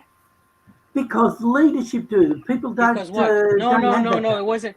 No, it wasn't that. When you have an army that's no longer effective on the battlefield, they read the battlefield. What are you talking about? They know what's happening. The leadership decided there was no point in exactly, but it's completely influenced. It's completely influenced by what's happening in the battlefield. What are you talking about? The leadership is not blind. But that's what we just finished saying. You said it was but guys, I'm telling you, the people didn't know what they were doing. They were sending 16-year-olds to go there, 14-year-olds to go continue. Exactly. You're just proving my point by telling me that they're sending little kids. It's showing quite the opposite to your point. You're telling me that the people wanted to surrender. The people were sending more cannon fodder to fight. It wasn't until the leadership came in and said, "Look, forget Hitler. He's dead. Forget Hitler. I'm prepared to sign the surrender documents." The Ukrainian army gets they dropped 2 bombs on Mecca Sam, chill. I just find you got to speak loudly over here. When the Ukrainian army gets pushed past the west of the Dnipro and they still haven't surrendered, that means that Russia has to take Kiev to win the battle. As long as they don't surrender, as long as the population doesn't want to learn. It's going to be a de facto rule. Like anybody surrender in Donbass or in Crimea, nobody Nobody surrendered There's no way there. to know. It's going to be de facto, and then Zelensky is probably going to have a government in exile in Britain or something, and then they're going to have hopes to come back, and that's about it. Was It's there going to be poll? I de mean, how many facto. people? The only thing is, this is guys. So This you is think one Russia scenario. takes Kiev? And So you think it's inevitable It's a that Russia possibility. takes Kiev too? no, it's not Takes inevitable. Kiev? No, nothing is No. inevitable, guys. You got to understand, right? See, I the don't thing think is, that they like, want to go that far. Well, I if they mean, don't it is surrender, possible. It is a possible scenario, but if it's they don't also a possible surrender, scenario don't they where have they to? have a. No, they don't have to, man. This is in this war, you don't have to push a certain point. Why? Because Ukraine's ultimate goal is to take back their land. And as long as they want their fucking Crimean peninsula, they're going to try to war. And if they try to war, they're going to lose men. That's how you lose a war, is by losing more and losing morale. And that's where the surrender comes from. Though it'll get into their brain that they can't take it back. What you're all saying is a possibility. I'm just telling you one possibility. I agree with Issa and all you other guys. All your views are correct. But you wanted to ask, you wanted me to answer what I saw as an unconditional surrender. It's when the people start sending little boys to war, and then they say, wow, maybe we should stop sending the little boys. Maybe we stop now. That's how the population affects the government, and it affects the guy who signs the pen. Because the people who die is not the people who signing the pen. They see the people dying. When we dropped the bombs in Hiroshima and Nagasaki, guess what? They ran out of fucking 50,000 people like this. And what did the government say? Say, well, if they drop 3 more, maybe we won't have enough men for the next battle. And it just affects, that's how it works, man. I don't know why you get all riled up. It works from the bottom up. You can't fight a war without humans, Sam. And that's why the humans affect the guy signing the Sorry, pen. were you talking? I wasn't aware you were addressing me, but to me, let's just not scream, okay? I'm sorry. Let's just not scream at each other. I was trying to rationally analyze scenarios. Yeah, it might be my microphone. Thank you, everybody. Because I turned it up. But and I'm not quite sure how to turn it down. That's what I was asking. You're saying it was the people. The people went through hell. They let them drop a bomb on them in Japan. They were still going to fight. It's not until somebody in an official position says, all right, we look at the situation. We can't win militarily. We know we can't. Now, when the Germans had made that decision months ahead of before they surrendered, the people were still sending their children to fight. It's not the people who drive this. It's those. What can we get? What can we get from that example, Sam? What are we concluding here? Sorry, Jay. In terms of World War II, so in World War II, right? The thing is that there is no internet, there is no mobile communication. So when a line collapses, if you're on the front line, you have no freaking idea what's happening in other front lines. So there is a huge difference between like maybe the situation in World War II. Like information comes really slowly. So sometimes you don't even know that your country is losing because the command purposely withheld information. You don't even know what's happening. In today's age, it's very hard. The moment they have a handphone, you have access to internet, even just 3G, information gets to them very quickly. And who knows, they are watching DPA. I'm like, what the fuck, man? Like, the things is so the collapse will come. When it does comes, people will be informed. So it's just that just hope that they are not watching certain pro-Ukrainian YouTuber and then eat too much kupian. Dennis guy. I was going to give you a very interesting example about the Roman society. In the Roman society, when someone died until 15 years old, people made camps and wrote amazing dedications to them.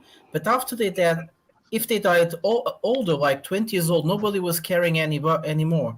So this is children is for their parents, and we live in a modern society where we are children of our parents much later. So if there is a point when Zelensky starts to take out children to fight, mothers and fathers will become very aggressive, extremely aggressive. I hope I made a point. Yeah, but Prada, I understand, but right now it's in the heat of the war, right? People are more patriotism. There's other feelings that drive, people's thinking, right? But again, overall, I agree. Oh, yeah, I'll just throw my kids at the problem. That's the morale. Right? Yeah, well, if we're all agreeing, generally that Russia is going to be on the winning side of this, and Ukraine is going to have to surrender at some point. How does that happen? What does it look that's like? not guaranteed. What I'm saying is you're assuming that's a possibility. I'm saying yes, there is a possibility, but you cannot say, okay, that's a good diversion point. What do you guys think about the Ukraine? See, it's like a game of chess, right? What do you think about Ukraine's next move? What are they planning? What do you guys think about? Because it's not going to be like Russia winning. Like we saw it, right? The wars had ups and downs. So the next move might be coming victory for them. And then you'll hear a lot about it in the Western next move is to take Crimea. Well, I mean, Ukraine's move is basically to hold the line. Right, but how are they going to execute it in terms of operationally? What are they thinking next? And hope that the West backs them up. I mean, the likelihood that doesn't happen, but I mean, from the Ukrainian perspective, where are they going to accepting the high rates of casualties, hoping that eventually, the U.S. creates a no-fly zone or starts dropping bombs or something like that, and somehow they win. And at what point is enough that they're like, okay, the West is coming, and I read somewhere that they are saving all the tanks for the counteroffensive. The only chance Ukraine have to win this war is if NATO join in, put troops on the ground. But ask yourself this: do you think NATO can put 100,000 men? No, but why do you say that? Why do you say that? In this war? Think about it. No, I don't agree, boss. Because think about it. Right now, Ukrainians don't have. I mean, officially, at least, there is no NATO presence, right? But they have still held the ground, and so what makes you think that they cannot get? Like they had victories, so what makes you think that they cannot have more victories? Wait, you said they didn't have any victory. Holding the ground doesn't matter. They lost mountains of corpses to hold that ground. That's the problem. That's fine. That's fine, Alan. It's not fine. Do you really think mountains of corpses? If you lose mountains of corpses holding a city or two cities, right, or 10 miles of land, do you really think the British and the American gonna send their troops to fight Russia? They might send mercenaries. Poland might. Well, I mean, they but could don't send think the British and American. It would be interesting. Yeah, but have mercenary on mercenary. How many? How many mercenaries? 1,000? You could probably get hundreds of thousands of mercenaries. No Americans, no British. Well, some Americans, but no German. There, it could become a mercenary on. And we know the French. Okay, but David, do you know that if the West opens up a private military like Wagner, it would not go good for them. The last private military that we had, I worked with Blackwater in Afghanistan. They used their biggest weapons were probably mortars, and if that. And Wagner's operating at such a large, their capabilities are way bigger than the West. If the West wanted to start a private military, they would have to do it 30 years ago to be where Wagner is now. This shit doesn't just happen overnight. You need so much moving parts. You literally have to have the United States at the border pumping in weapons, and you need the logistic trains just as far as the eyes can see. So realistically, you would have to have real military in Ukraine. But I want to talk about a winning condition for Ukraine, and this is my personal opinion. A winning condition for Ukraine is surrendering at the most strategic time now. At the best strategic surrender that they can get, keeping most of their land. Why is this important? Because if they don't surrender now, the line just gets a little bit closer to the Dnieper. And that is my opinion, that I consider Ukraine having a victory if they only lose Crimea, which they already lost a long time ago, and the Donbass region. And if they lose nothing more, that is a fucking victory.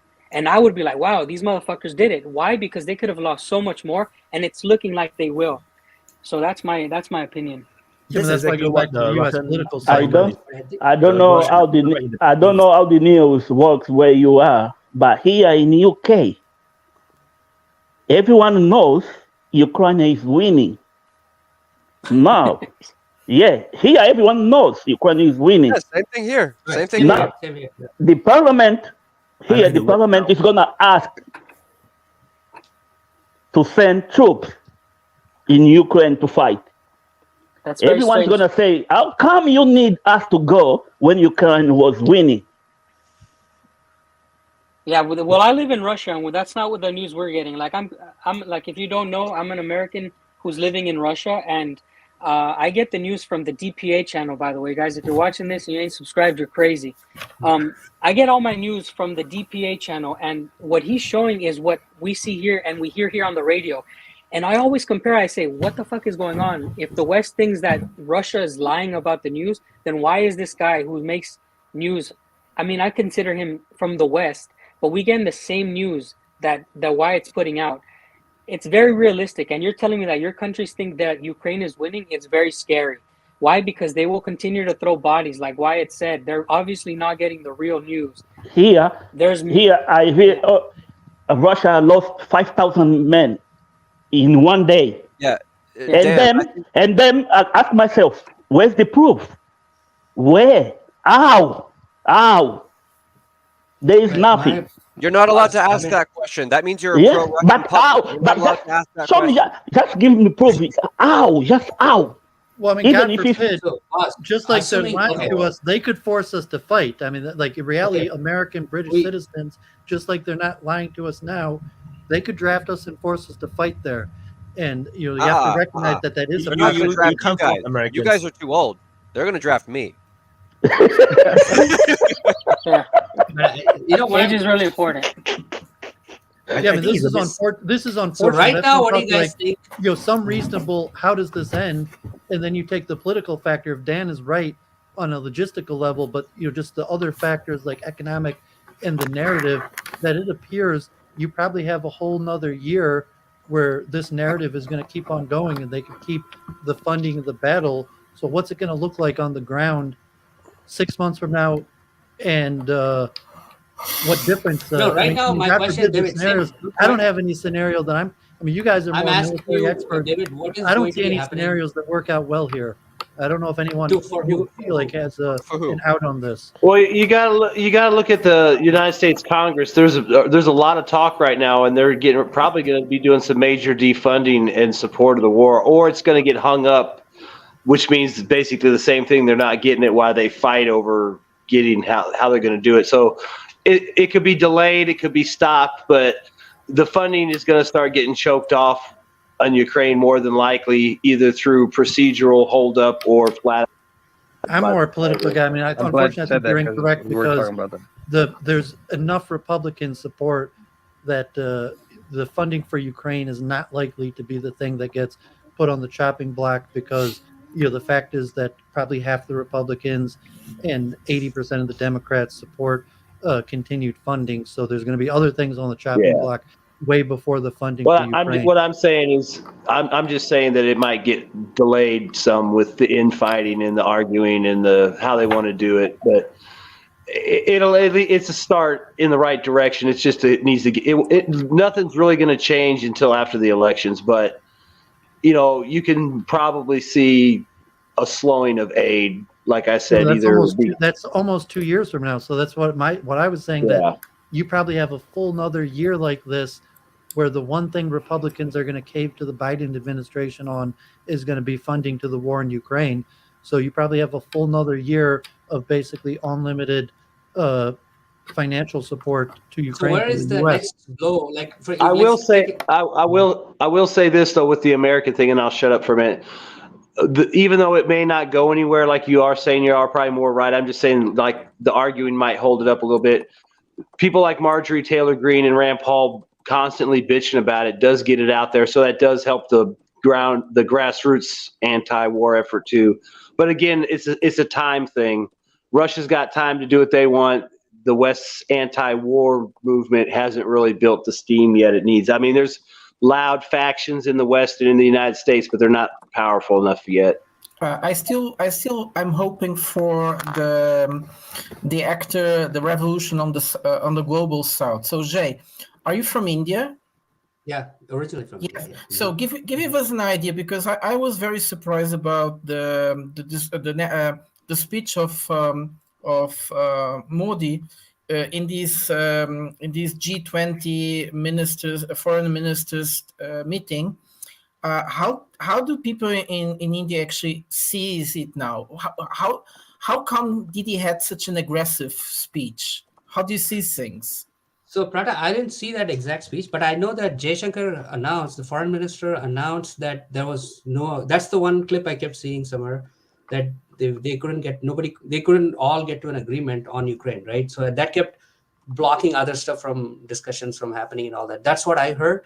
But Modi's statement, I don't know. Can you elaborate? What did he say specifically? Well, he said something like multilateralism failed completely, for the global governance is in total disarray and crisis, and this was like really a punch in your face, in everybody's faces. If you ever have the opportunity to find it, it's amazing, and it was really very courage from Modi to say it. Yes. But who did he? What did he imply by that? Basically, like multilateralism is dead. What does that? What did he mean? Because he knew that they were not going to find any kind of compromise or final statement already, and that was in the beginning.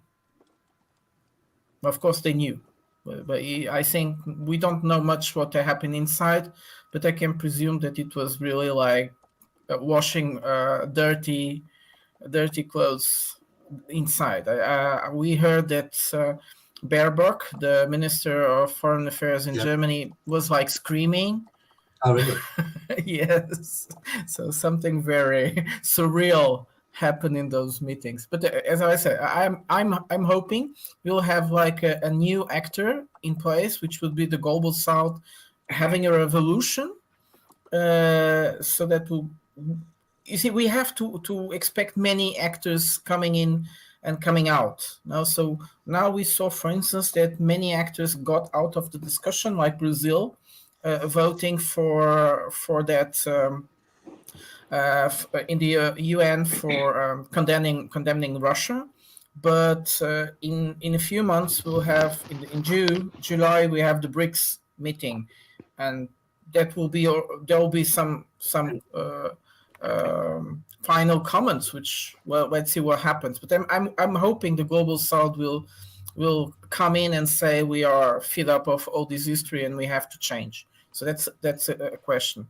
The second question is also. Yeah. No, go on. No, go ahead, Prata. Yeah, second question. No, I was saying I'll say something. Another event will be a financial crisis that could happen anytime. That could also be a big event. Anytime. Anytime can appear, and if it happens, the war in Ukraine will be immediately put aside. Yeah, I think I that can was speak the to question India. by David. Oh, go ahead. Sorry. Yeah, no, I was going to say very specific, because I moved from India like 20 years ago, more than 20 years ago, right, in the 90s. But then I grew up I would think of myself as being the 90s, growing up in the 90s. So I back then I remember like the Berlin Wall falling when it was in 89 and 90, and I still remember this whole thing. And are you so old? Yeah, right. I'm I'm probably the oldest guy here, I guess. No. It's an Asian thing. It's an Asian thing. No. What car entered the chat? I'm the oldest guy here. Wyatt is younger than me. How about that? Maybe Waka is Happy birthday, Wyatt. Happy birthday. What car enters chat? Maybe Waka is like 100 years old, and it's like 100 years old. Yo, guys, no. Wakar was he was a tank commander, all right. He was the commander of a tank battalion back in the early 1900s. 100 years old. But I think if you look at India's position, and the reason I mentioned that I kind of grew up in that era is back then India was like always part of they called themselves India, Egypt, and there were like a few countries. They always called themselves non-aligned movement, right? They would be they said, hey, we don't want to align with the West. We don't want to align with the Soviets. We be in the center. But they were definitely very aligned with the Soviet, right? Because India had a lot of big trade relationship with Soviet. And so and weapons, obviously, right? So all those things. So I think that India was very much more than that. Remember 1971? Huh? A lot more than just that. There's a big reason that India is aligned with the Soviets. Like during the weapons and stuff, you mean 72? No, 1971. You remember Bangladesh? You remember it? Yeah, the splitting of Bangladesh, right? That was the war, right, with Pakistan, right? Yeah. Yeah, it was a genocide. Yeah, so the Bangladesh. So what happened, for those that do not know, East Pakistan, the government of East Pakistan is very corrupted. And after that, they started to massacre their own people. And then So everybody just keep quiet, nobody there to interfere. It's a bit like in Myanmar now, nobody there to interfere. So what happened is that the refugee problem got very bad. Like they come into India, by a huge number of people, and it also goes into Myanmar, which caused the Rohingya problem. And then after a while, India cannot take it anymore because the massacre was quite bad. And then the refugee problem is giving India so much problem that India decided to just invade. So they invaded into East Pakistan, overthrow the government, and then Bangladesh became a thing. And then they call it the independence, I don't know what thing, or I forgot already, like independence war or something like that. But it's actually India invading into East Pakistan and making it a separate country. And and in the process, saving a lot of people. So it's a bit like Vietnam invading into the Cambodia as well. Kamchatka at that time is under the Khmer Rouge. It's the same situation where it's also a massive massacre by crazy people, and then there's an invasion, and then all these invasions are not supported by the is severely not supported by the West. Yeah, the U.S. backed Pakistan, gave weapons to Pakistan, and Russia supported India, basically. Well, and also the U.S. deployed a joint strike group into the right on the coast of India in case it was ever going to win. Like there's a big reason. In the United States, that Hillary Clinton was aligned with Pakistan, so that shift towards India really didn't happen until the last 5 years, and even Biden returning to office has some of that shift back to Pakistan over India. Yeah, that's why Imran Khan is gone. Yep. That's why Imran Khan is gone. So I mean, Trump was an anomaly like that, and it was partially the Hindu-Indian vote in America that pushed Trump over the brink and opened up a new era of possible U.S.-India alliance that possibly died with Trump. And then you have another factor as the diaspora of Indians are extremely powerful in America. The Indians in America are one of the most Hindus in America are one of the most powerful, elite, wealthy group. There is possibly also Indians in the UK, but what their actual role. So Modi had kind of like a Netanyahu strategy of internationalism, where he keeps on traveling, rousing up support from the diaspora Indians that are far more successful than the actual Indian subcontinent. I'm gonna say something. I'm gonna butt in. I want to just clear this up because it's important, because I got disconnected when I was talking about the Belarusian people and the Russian people, how they're very different from everyone else. And this ties into what you guys are talking about. Here in Russia, where I live, most of the soldiers who go to fight in Ukraine, they come from the Siberian territory, from small ethnic groups, like I've mentioned many times. The people here don't talk about India. They don't talk about China. What's interesting to me is that here they only depend on the Belarus, the Belarusian people and themselves. So when I hear in our conversations, we always talk about China, we always talk about India and all these geopolitical things and how it's going to affect the war. I want to let you guys know that these people don't think about that. Like the regular people are not getting news about China and India. Nobody's thinking about these things. And I find that fascinating that in reality, what you guys are saying can affect the war. But the Russian people don't know about these things because their news, they're not hearing about India and China. They don't know that Lavrov was sitting down with the Indian guy. And I find that fascinating because they literally just want to fight this war for their pride. And that's why this war is going to continue until they have mission accomplishment, because on May 9th, these people don't even forget what happened in World War II. Like I said, they're a different breed. I'm a citizen of the United States and a veteran, but nobody fucking says thank you for your service unless it's Veterans Day, and that's if they want to give me a free hamburger, right? So we're talking about a society. Yeah, we're talking about a society that's unlike anything else. Go to Belarus, come to Russia and see these people and go see their monuments. They're not going to let you think about winning that war in Ukraine. They'd rather extinguish their entire population, and the West is not willing to do that. I'm not willing to fight for the United States again. I know my younger cousins definitely will not fight in Ukraine. So we're talking about a mentality that's completely different. And like I said, I find it fascinating that you bring up India and China, because Russia doesn't, like, their men do not depend on the idea that they're going to get weapons from China. They depend on the idea that they're going to take the next trench. That's why it's different, because when you fought for the U.S., you were fighting for the global order. You weren't really fighting. No, like don't talk about who I was fighting for, because you don't know anything. You have to ask me what I was fighting for. I'm saying in your own part what you thought you were fighting for. But no. See, now you're saying I thought. Now you're acting stupid, and now you're getting on my nerves. Don't say dumb things. So don't tell me what I was doing. Because then it's literally just saying the U.S. Army is supporting the global order. Watch your words. Too, and you're going to get pissed over this guy for telling you the truth. What do you think you were fighting for? Exactly. Now you have to ask me what I'm fighting. Exactly. There you go. Thank you for asking me what I thought I was fighting for. And that's obviously, for every man, is different. When I got to Afghanistan the first time, I was like, oh shit, this is what's happening here. And I figured out I'm just fighting to survive. You could ask other men, but I'm fighting to survive. And you can wave your head like this, but you want to talk about politics like it matters. It doesn't matter. When you sign up and you go, that's it. You're just fighting for your life. If you go to Ukraine and in the line and you ask a man in his trench and you ask him like, what are you fighting for? He's gonna be like, no, please don't kill me. Why? Because he wants to live. And you could move your head like this all you want. Bro, I was there. All right, exactly. If you were there. If you were there, I wasn't in Afghanistan. I was in Iraq. Then you were fighting for your I wasn't in Afghanistan. I was in Iraq. But tell me what you were fighting for. You can say it's for your brother. You can do that with this and the other. Functionally, what were you fighting for? Functionally? No, yes. There's nothing. I was not thinking about anything else than other to survive and make sure that me and my buddies were good. That's it. You could try to push it out from make it. What does that translate to? What actually matters?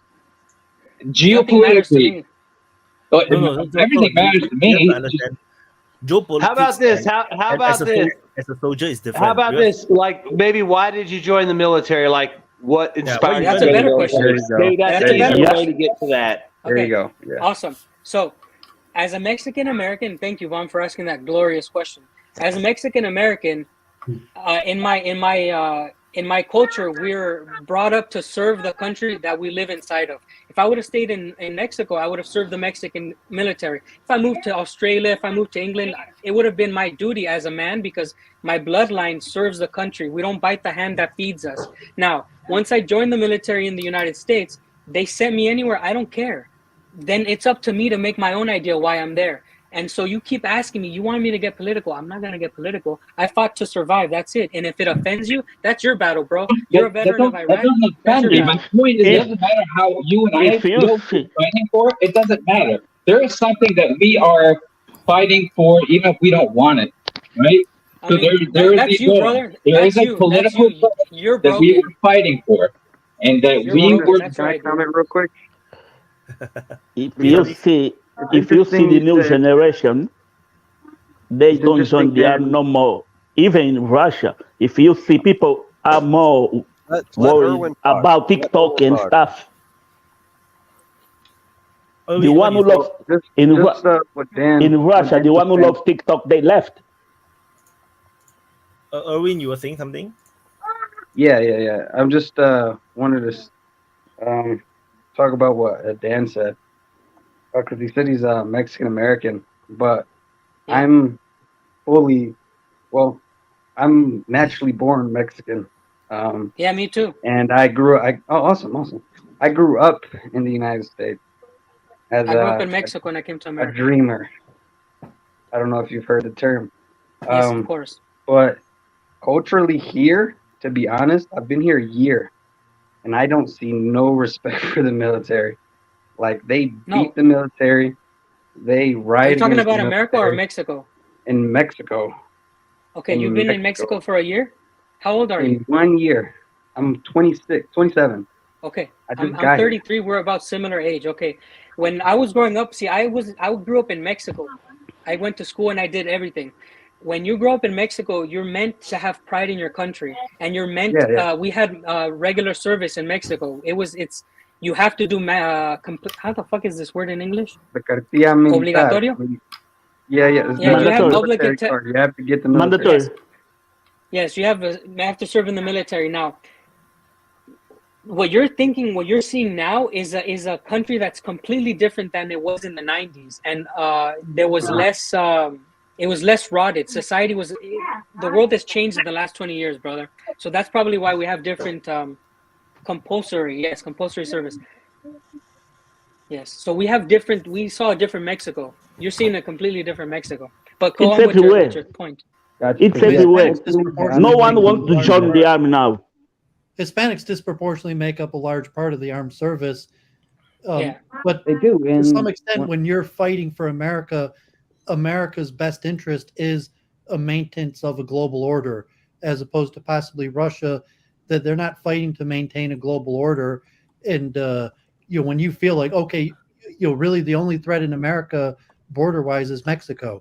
So when you're fighting, okay, there was 9/11 and terrorism, but you were basically there to maintain some level of the global order that is necessary for America's. That's political. I mean, it's all political. I'm trying it depends on how you bolster want what you're saying about Russia. And when the people in Russia fighting Ukraine, it's more intuitive. It's a border war. It's not trying to maintain some global order that's possibly hard to understand or even likely incorrect, like most Americans. Yes. So I want to my war completely different.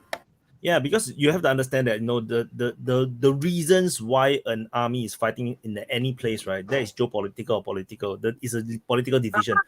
The soldiers ourselves, like I was a regular soldier for 6 years. The reason why I signed on is because I don't want to waste time doing conscription. I just want to be paid like a full-timer. So I served 6 years. And I got full-time job, full-time salary. That's a fucking Chad move, by the way. Yeah, because in conscription, I will be taking the minimal pay, like it's worse than minimal pay, 300 Singapore dollars for a month. Like that is only like 200 US dollars per month as a conscript. So that is my reason for signing on. And then if suddenly Singapore go to war, I will be at war. There is no such thing as what I think about what is the war is for, what is the purpose of it. There's no such meaning. And for them, it's being deployed. Not everyone get deployed to Afghanistan as well. The other day we had. But you see, nowadays they pay more, but people not joining in. Well, Dan's point was in Russia. I mean, there's a moralization factor. Also, Ukraine, versus if you don't believe what you're fighting in. So I mean, a lot of Hispanics have a stronger sense of duty and nationality, and part of proving themselves when they come to America is join the military, which, if you're born in America, there's much less nationality or respect for such a thing. But then you're being sent over to another part of the world to fight something that's pretty unclear, or what you're being told doesn't make sense, that's accurate.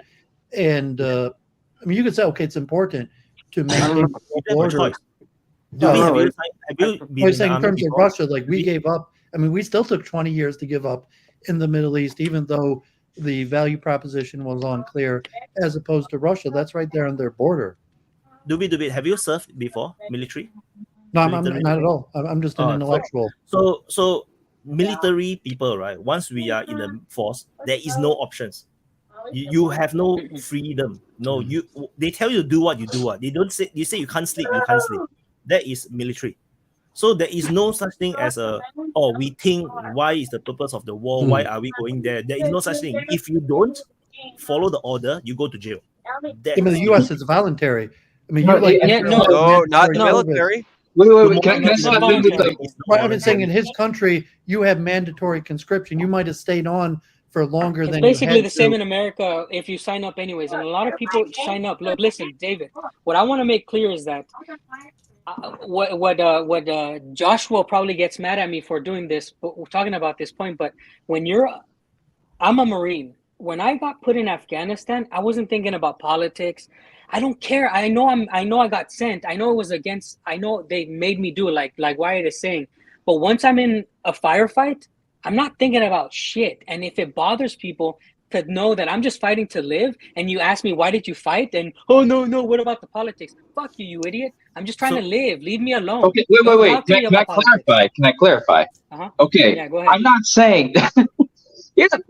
I don't even want to compare experience, but going to say, like, no, here's the thing. No one's thinking that way. Obviously, no one who's deployed is thinking that way. But what this guy is getting to, I don't know his name. I'm sorry. Is it David?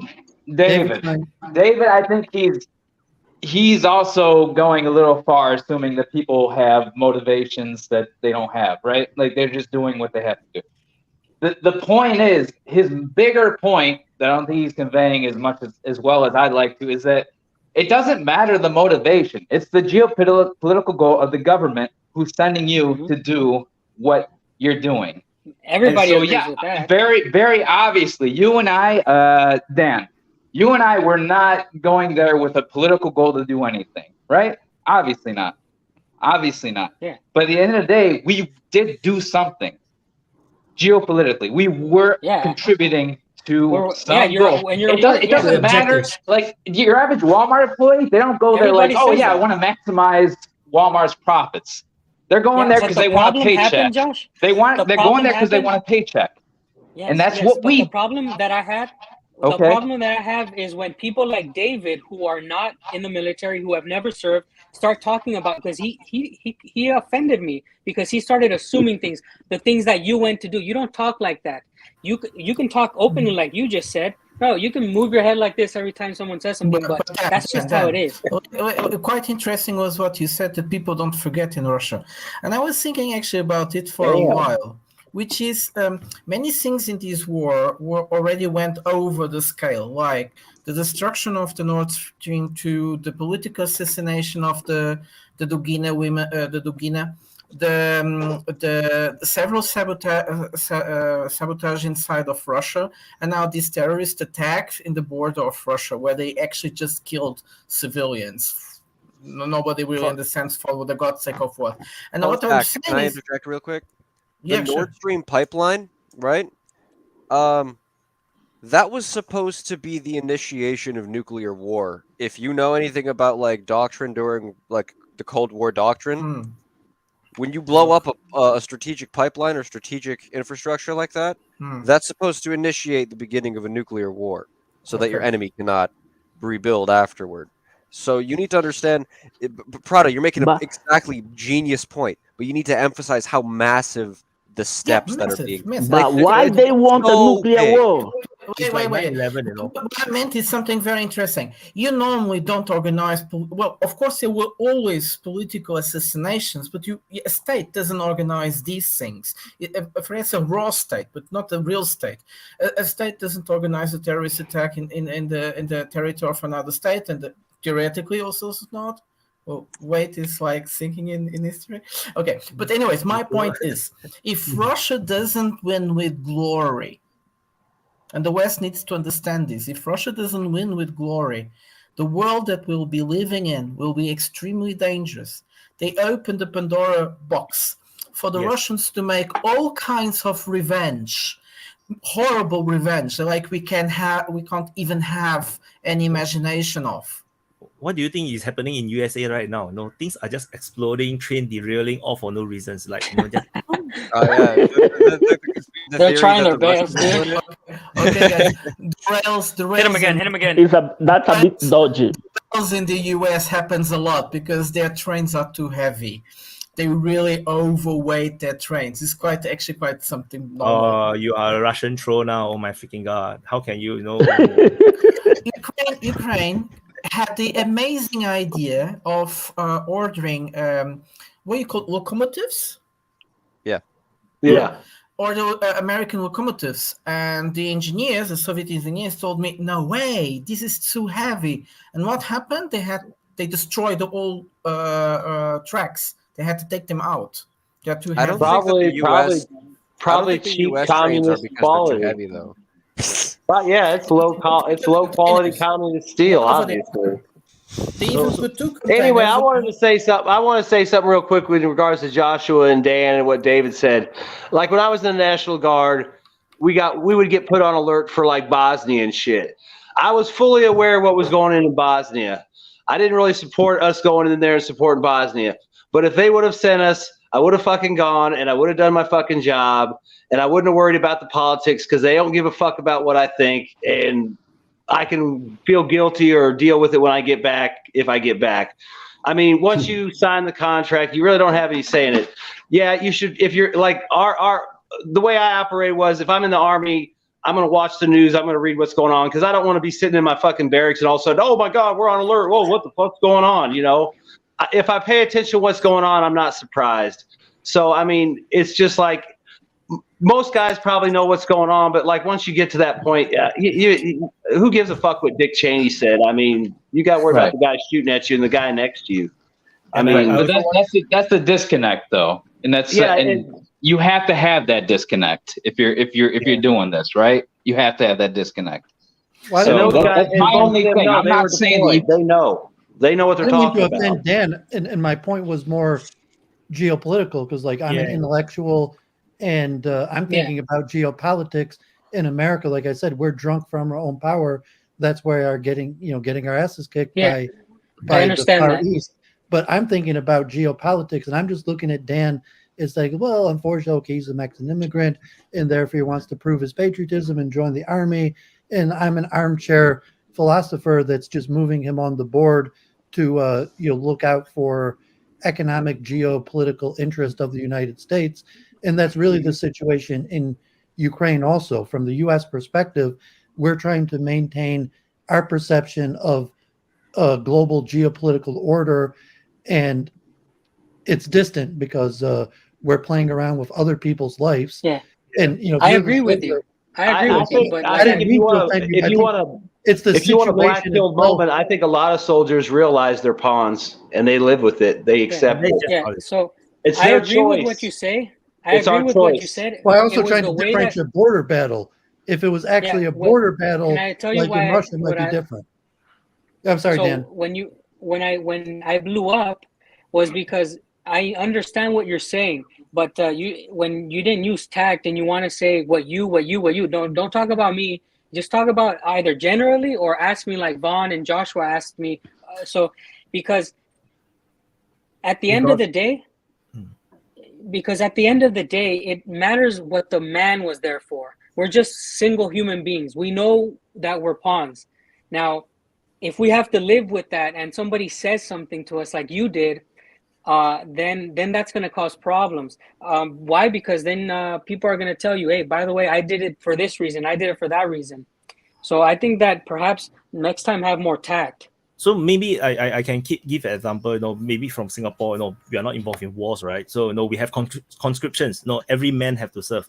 So, before I was conscripted, I was thinking that, I want to join the army, at least do my part, I want to experience what being a soldier is. Then, okay, I'm fighting for my country or something. By the time you're in the army, you're in the freaking boot camp, which is what we call basic military training, and you got fucked by your sergeant. And then you got sent, into deep, stupid trenches. You will not be thinking like, "Oh, this is for my country." Like, fuck it, you're like, "Fuck."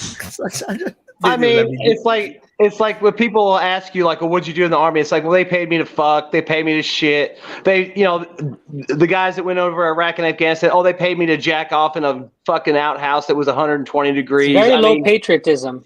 It's very low patriotism. And in fact, I'm a Marine. What were you, Joshua? Or what are you? Sorry, I was Army, 11 Bravo. All right, so I'm a Marine, and he's in the Army. Even between us, we don't like each other. Like, so you have to think we don't even. No, it's the truth. It's the truth. Even about no, man. Like honestly, when you're in Afghanistan, no. I'll be honest. No, the only time I was in Fallujah. I interacted with Marines constantly, for better or worse. Yeah. And it was.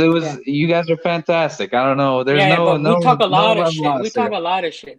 And we talk a lot of shit about the army, like in Afghanistan, that's just blowing though. There's no one. I know, but what I'm trying to I'm not talking to you. I'm trying to explain to someone who's not in the military. So, David, even amongst ourselves, we give ourselves so much shit. There's little patriotism. It's like more like, hey, I'm a 11 Bravo, and like my dick is bigger than yours. So there's so many reasons. There's so many. Yeah, like in the army, you're an 11 Bravo, and then everything else is fucking support. If I was to say that we were there, but I wasn't there, you guys were there, but saying, okay, we were there to defend our geopolitical interests, and you'd be like, well, I wasn't there. you were there. But that's why I'm So I'm telling saying, you, well, we you have were so there, many even shit and, amongst you know, ourselves. I We're don't know like, why you were there, but I want I to know take, why I want to America take was this there. trench. I want to make sure my unit takes this trench, not the fucking army who's coming around. Like, we're always thinking about personal things. And if you're in a certain unit and you've done something good and you get like recognized for it, holy shit! Now you're just fighting for your sergeant. Like, there's so many moving parts in the military, and I just wanted to bring that up, dude. Like, Civilian-controlled military, and the decisions that the U.S. makes is based on elections. So it's like, well, you were there, America was there, we were there because of democratic processes and political reasons. Yeah. And when it came down to fight, the people who the higher up volunteered it for goes, you're right. The conscription higher up it are goes, the people that you're went right. and did the It's fighting. institutionalized. Yeah, Yeah. you're right. That's how it works. The So higher I up would- you go, it's instituted. So I also want to share, for those that never served in the military before, even if you're a volunteer, even if you're a conscript, for whatever reason you're in the military, the moment you're in the military, you have no freedom. You cannot think that, oh, I'm a volunteer, so I can quit anytime. There's no such thing. That is not what the military is. The military, once you are in the military, once the you're in pen the leaves the uniform, paper, there is right? no Once such thing your as you signature- leaving at your own will, because that if a war starts tomorrow, you're gonna run away. Then the whole purpose of the military fails. So even if you're a volunteer, you are you'll be under the martial law, and if you go against the rules, you go against the orders, you don't want to answer a certain order, you go to jail. That's it. There is Well, you're not so democratic there either. There's no freedom. No. So in Well, I Singapore, mean, right, even in the there- United States military, once you're signing that paper, the millisecond that pen leaves that paper, your signature is done. Your soul is gone. You belong to the government for the next 4 years. So in or however Singapore long military, it's right, we have a saying. It's a So in legal military- contract. It's a legal contract. Yes. So in Singapore military, we have a saying. So during peacetime, military is always below the civilians. We are below. And then when you're a recruit, you are the lowest life form in Singapore. That's it. You are the lowest life form. You have no meaning in life. Your meaning is just to follow orders.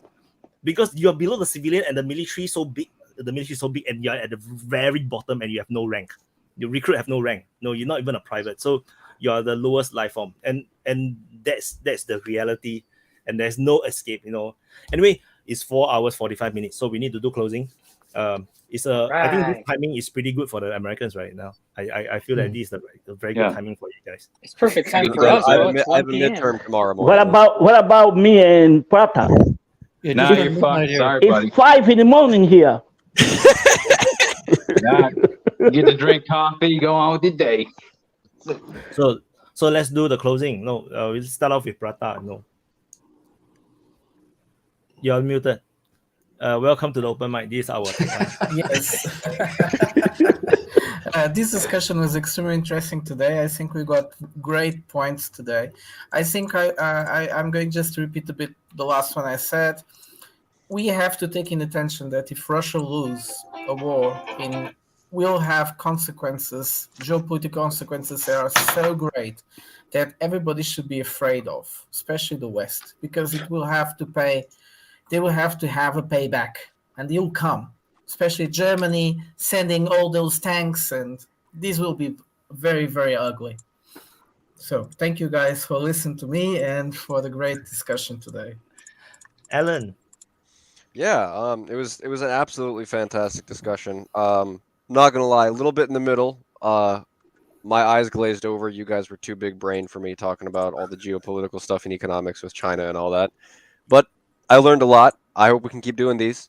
The talk between Josh, Vaughn, Dan, and David, I mean, it's a very unique take, right? And I love when we can have conversations like that. Let's see what else. Since Coping's not here, if you're still watching this and you haven't liked and subscribed, you're an asshole. So, see, Wyatt can't say that. We can. So, make sure you guys like and subscribe. Other than that, let's keep doing this. I want to keep learning from you guys. You guys are super smart. My brain has grown 2 sizes today, and good times. Ella was having a headache just now. He was like this. Oh my god, my head. No, I was laughing. I was covering my face. Okay, do it. Yeah, thanks a lot. Happy birthday, Wyatt. Great work. Yeah, I definitely learned a lot. I'm not a military guy. In fact, I found Wyatt. I'm a civil engineer by training, and I was interested in his use of GIS mapping, global information systems. I tune into this channel because I don't really think I'm being told the full truth or much at all here in America. But at the end of the day, I'm actually much more interested in the geopolitical and economic. And I think, like we were discussed, I think warfare is downstream from economics. And that's why I focus more on that. But and I have no expertise on military, but I learned a lot. Appreciate. I'm sorry if I offended you, Dan. I mean, these days it's hard to say anything without being offensive, especially in. No, it wasn't. It was not nothing. It wasn't nothing like that. It wasn't one of those. Oh, everybody gets offended these days. It was definitely not one of that. It was It's a honor thing from an old time honor thing for men who go to war. That's all. Yeah, no, I'm saying that's a good thing. So respect and great dialogue. Happy birthday. Keep up the great work. Thank you. Do we have a YouTube channel? You guys can see the link, right? So if you want to follow him, you can follow him. And Jai, you're muted. Okay. Hey guys, thank you so much. Thanks, Wyatt. Happy birthday, Wyatt. Okay, once again. Oh, thank you. Really appreciated the discussions. Thanks, guys. I've been watching you guys so much that I almost feels like I all know all of you guys, right? Alan, Prata, and Vaughn, Don, Dan. But Ariel and what's his face? The Romanian guy, I forget his name. Dracu. Draco was not here today, so it's pretty. Yeah, he makes it. It was pretty interesting how it's great. Yeah, just one quick closing point, Prada. To your point, see, you know how they say it in international or geopolitics, there is no permanent friends or enemies. It's always permanent interests. So I see what you're saying, but if it could be a very this is my interesting, right? This is a very interesting moment, I think, because if let's say the world splits again into like Russia, China, and this side being the US West, kind of like if we go back to the Cold War period, that'll be a totally different conversation. At that point, there'll be proxy wars will become kind of the normal, and it'll be like accepted. If that doesn't happen, or if war turns out some other scenario, I think things will eventually go back to normal because, but again, there's so many things happening. So that's why it's so interesting right now to be in geopolitics. So with that, I think I would like to thank you guys once again. Thank you very much. Yeah. Oh yeah, the Jai have a website called pacificchange.com. Yeah. Remembered. So yeah, you guys can check out some of his writings. Yeah, and Vaughn.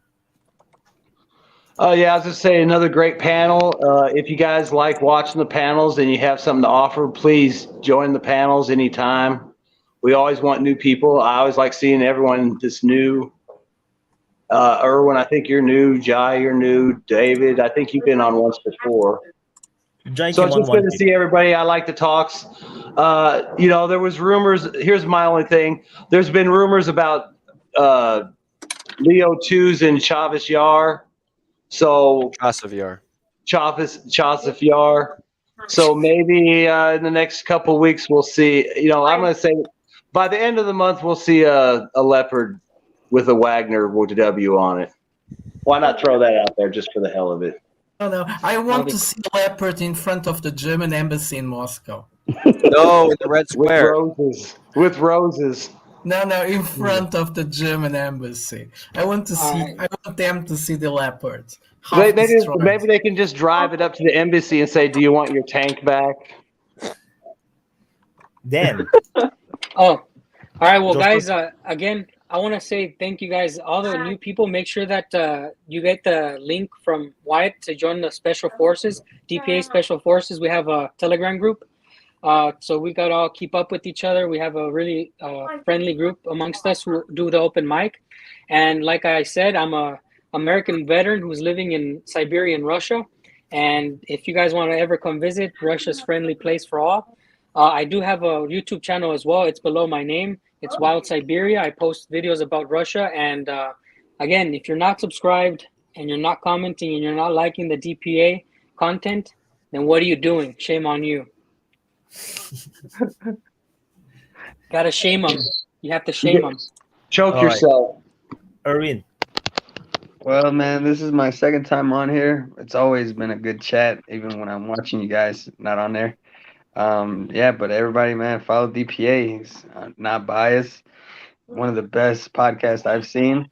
But for sure, I'll be on here on the next one. Just gotta, I guess, look for it, and I can't wait, man. It's gonna get more and more crowded, more and more difficult to get in. Yeah. And Voz. Yeah, right. Maybe you don't know this, but you are building a good community here. Look the background, look the people around. People from everywhere. You see? You know why? Because you didn't pick a side. Because of what? You didn't pick a side. You because you're I neutral. don't pick a side. Yeah, you're neutral. This is why we are all here. I've seen people here. China invade Taiwan, you will see I will pick a side. Yeah, trust me. This is a good thing. It's 5 a.m. here and I'm still awake because Legend, bro. Yeah. Oh no. Voz, are you in the DPA chat? Yeah. Yes, the Voz is it's my second time here anyway. Yeah, I think everyone here is in the chat group. So thank you everyone for participating in the open mic for today. It was I think it's a very, very, very good session. So thank you everyone. I'll see you guys maybe next week. Oh See yeah, you guys. Wyatt. By the way, Take care. Have a good week. happy 21st birthday, Wyatt. Happy Happy birthday, Wyatt. Happy birthday. Okay, thank you. Bye bye. So yeah, so that's it. No, this is the DPA Open Mic episode 19. And I think this is the first time I think the title of the session is entirely discussed. So that's a good precedent for future open mics. And also thank you for all the wishes in the chat, for the birthday wishes. Yeah, thank you so much. And also, the some of this the regulars you don't see like Dracu, all this, because they are in Europe, they are Europeans, so it's actually middle of the night for them, which is why you don't see them. Yeah, because it's evening in USA and morning in Asia, so which is why the group of people will be different. Maybe next time I will do it in the evening of Asia, morning of US Europe, and then the Americans will all be sleeping, perhaps.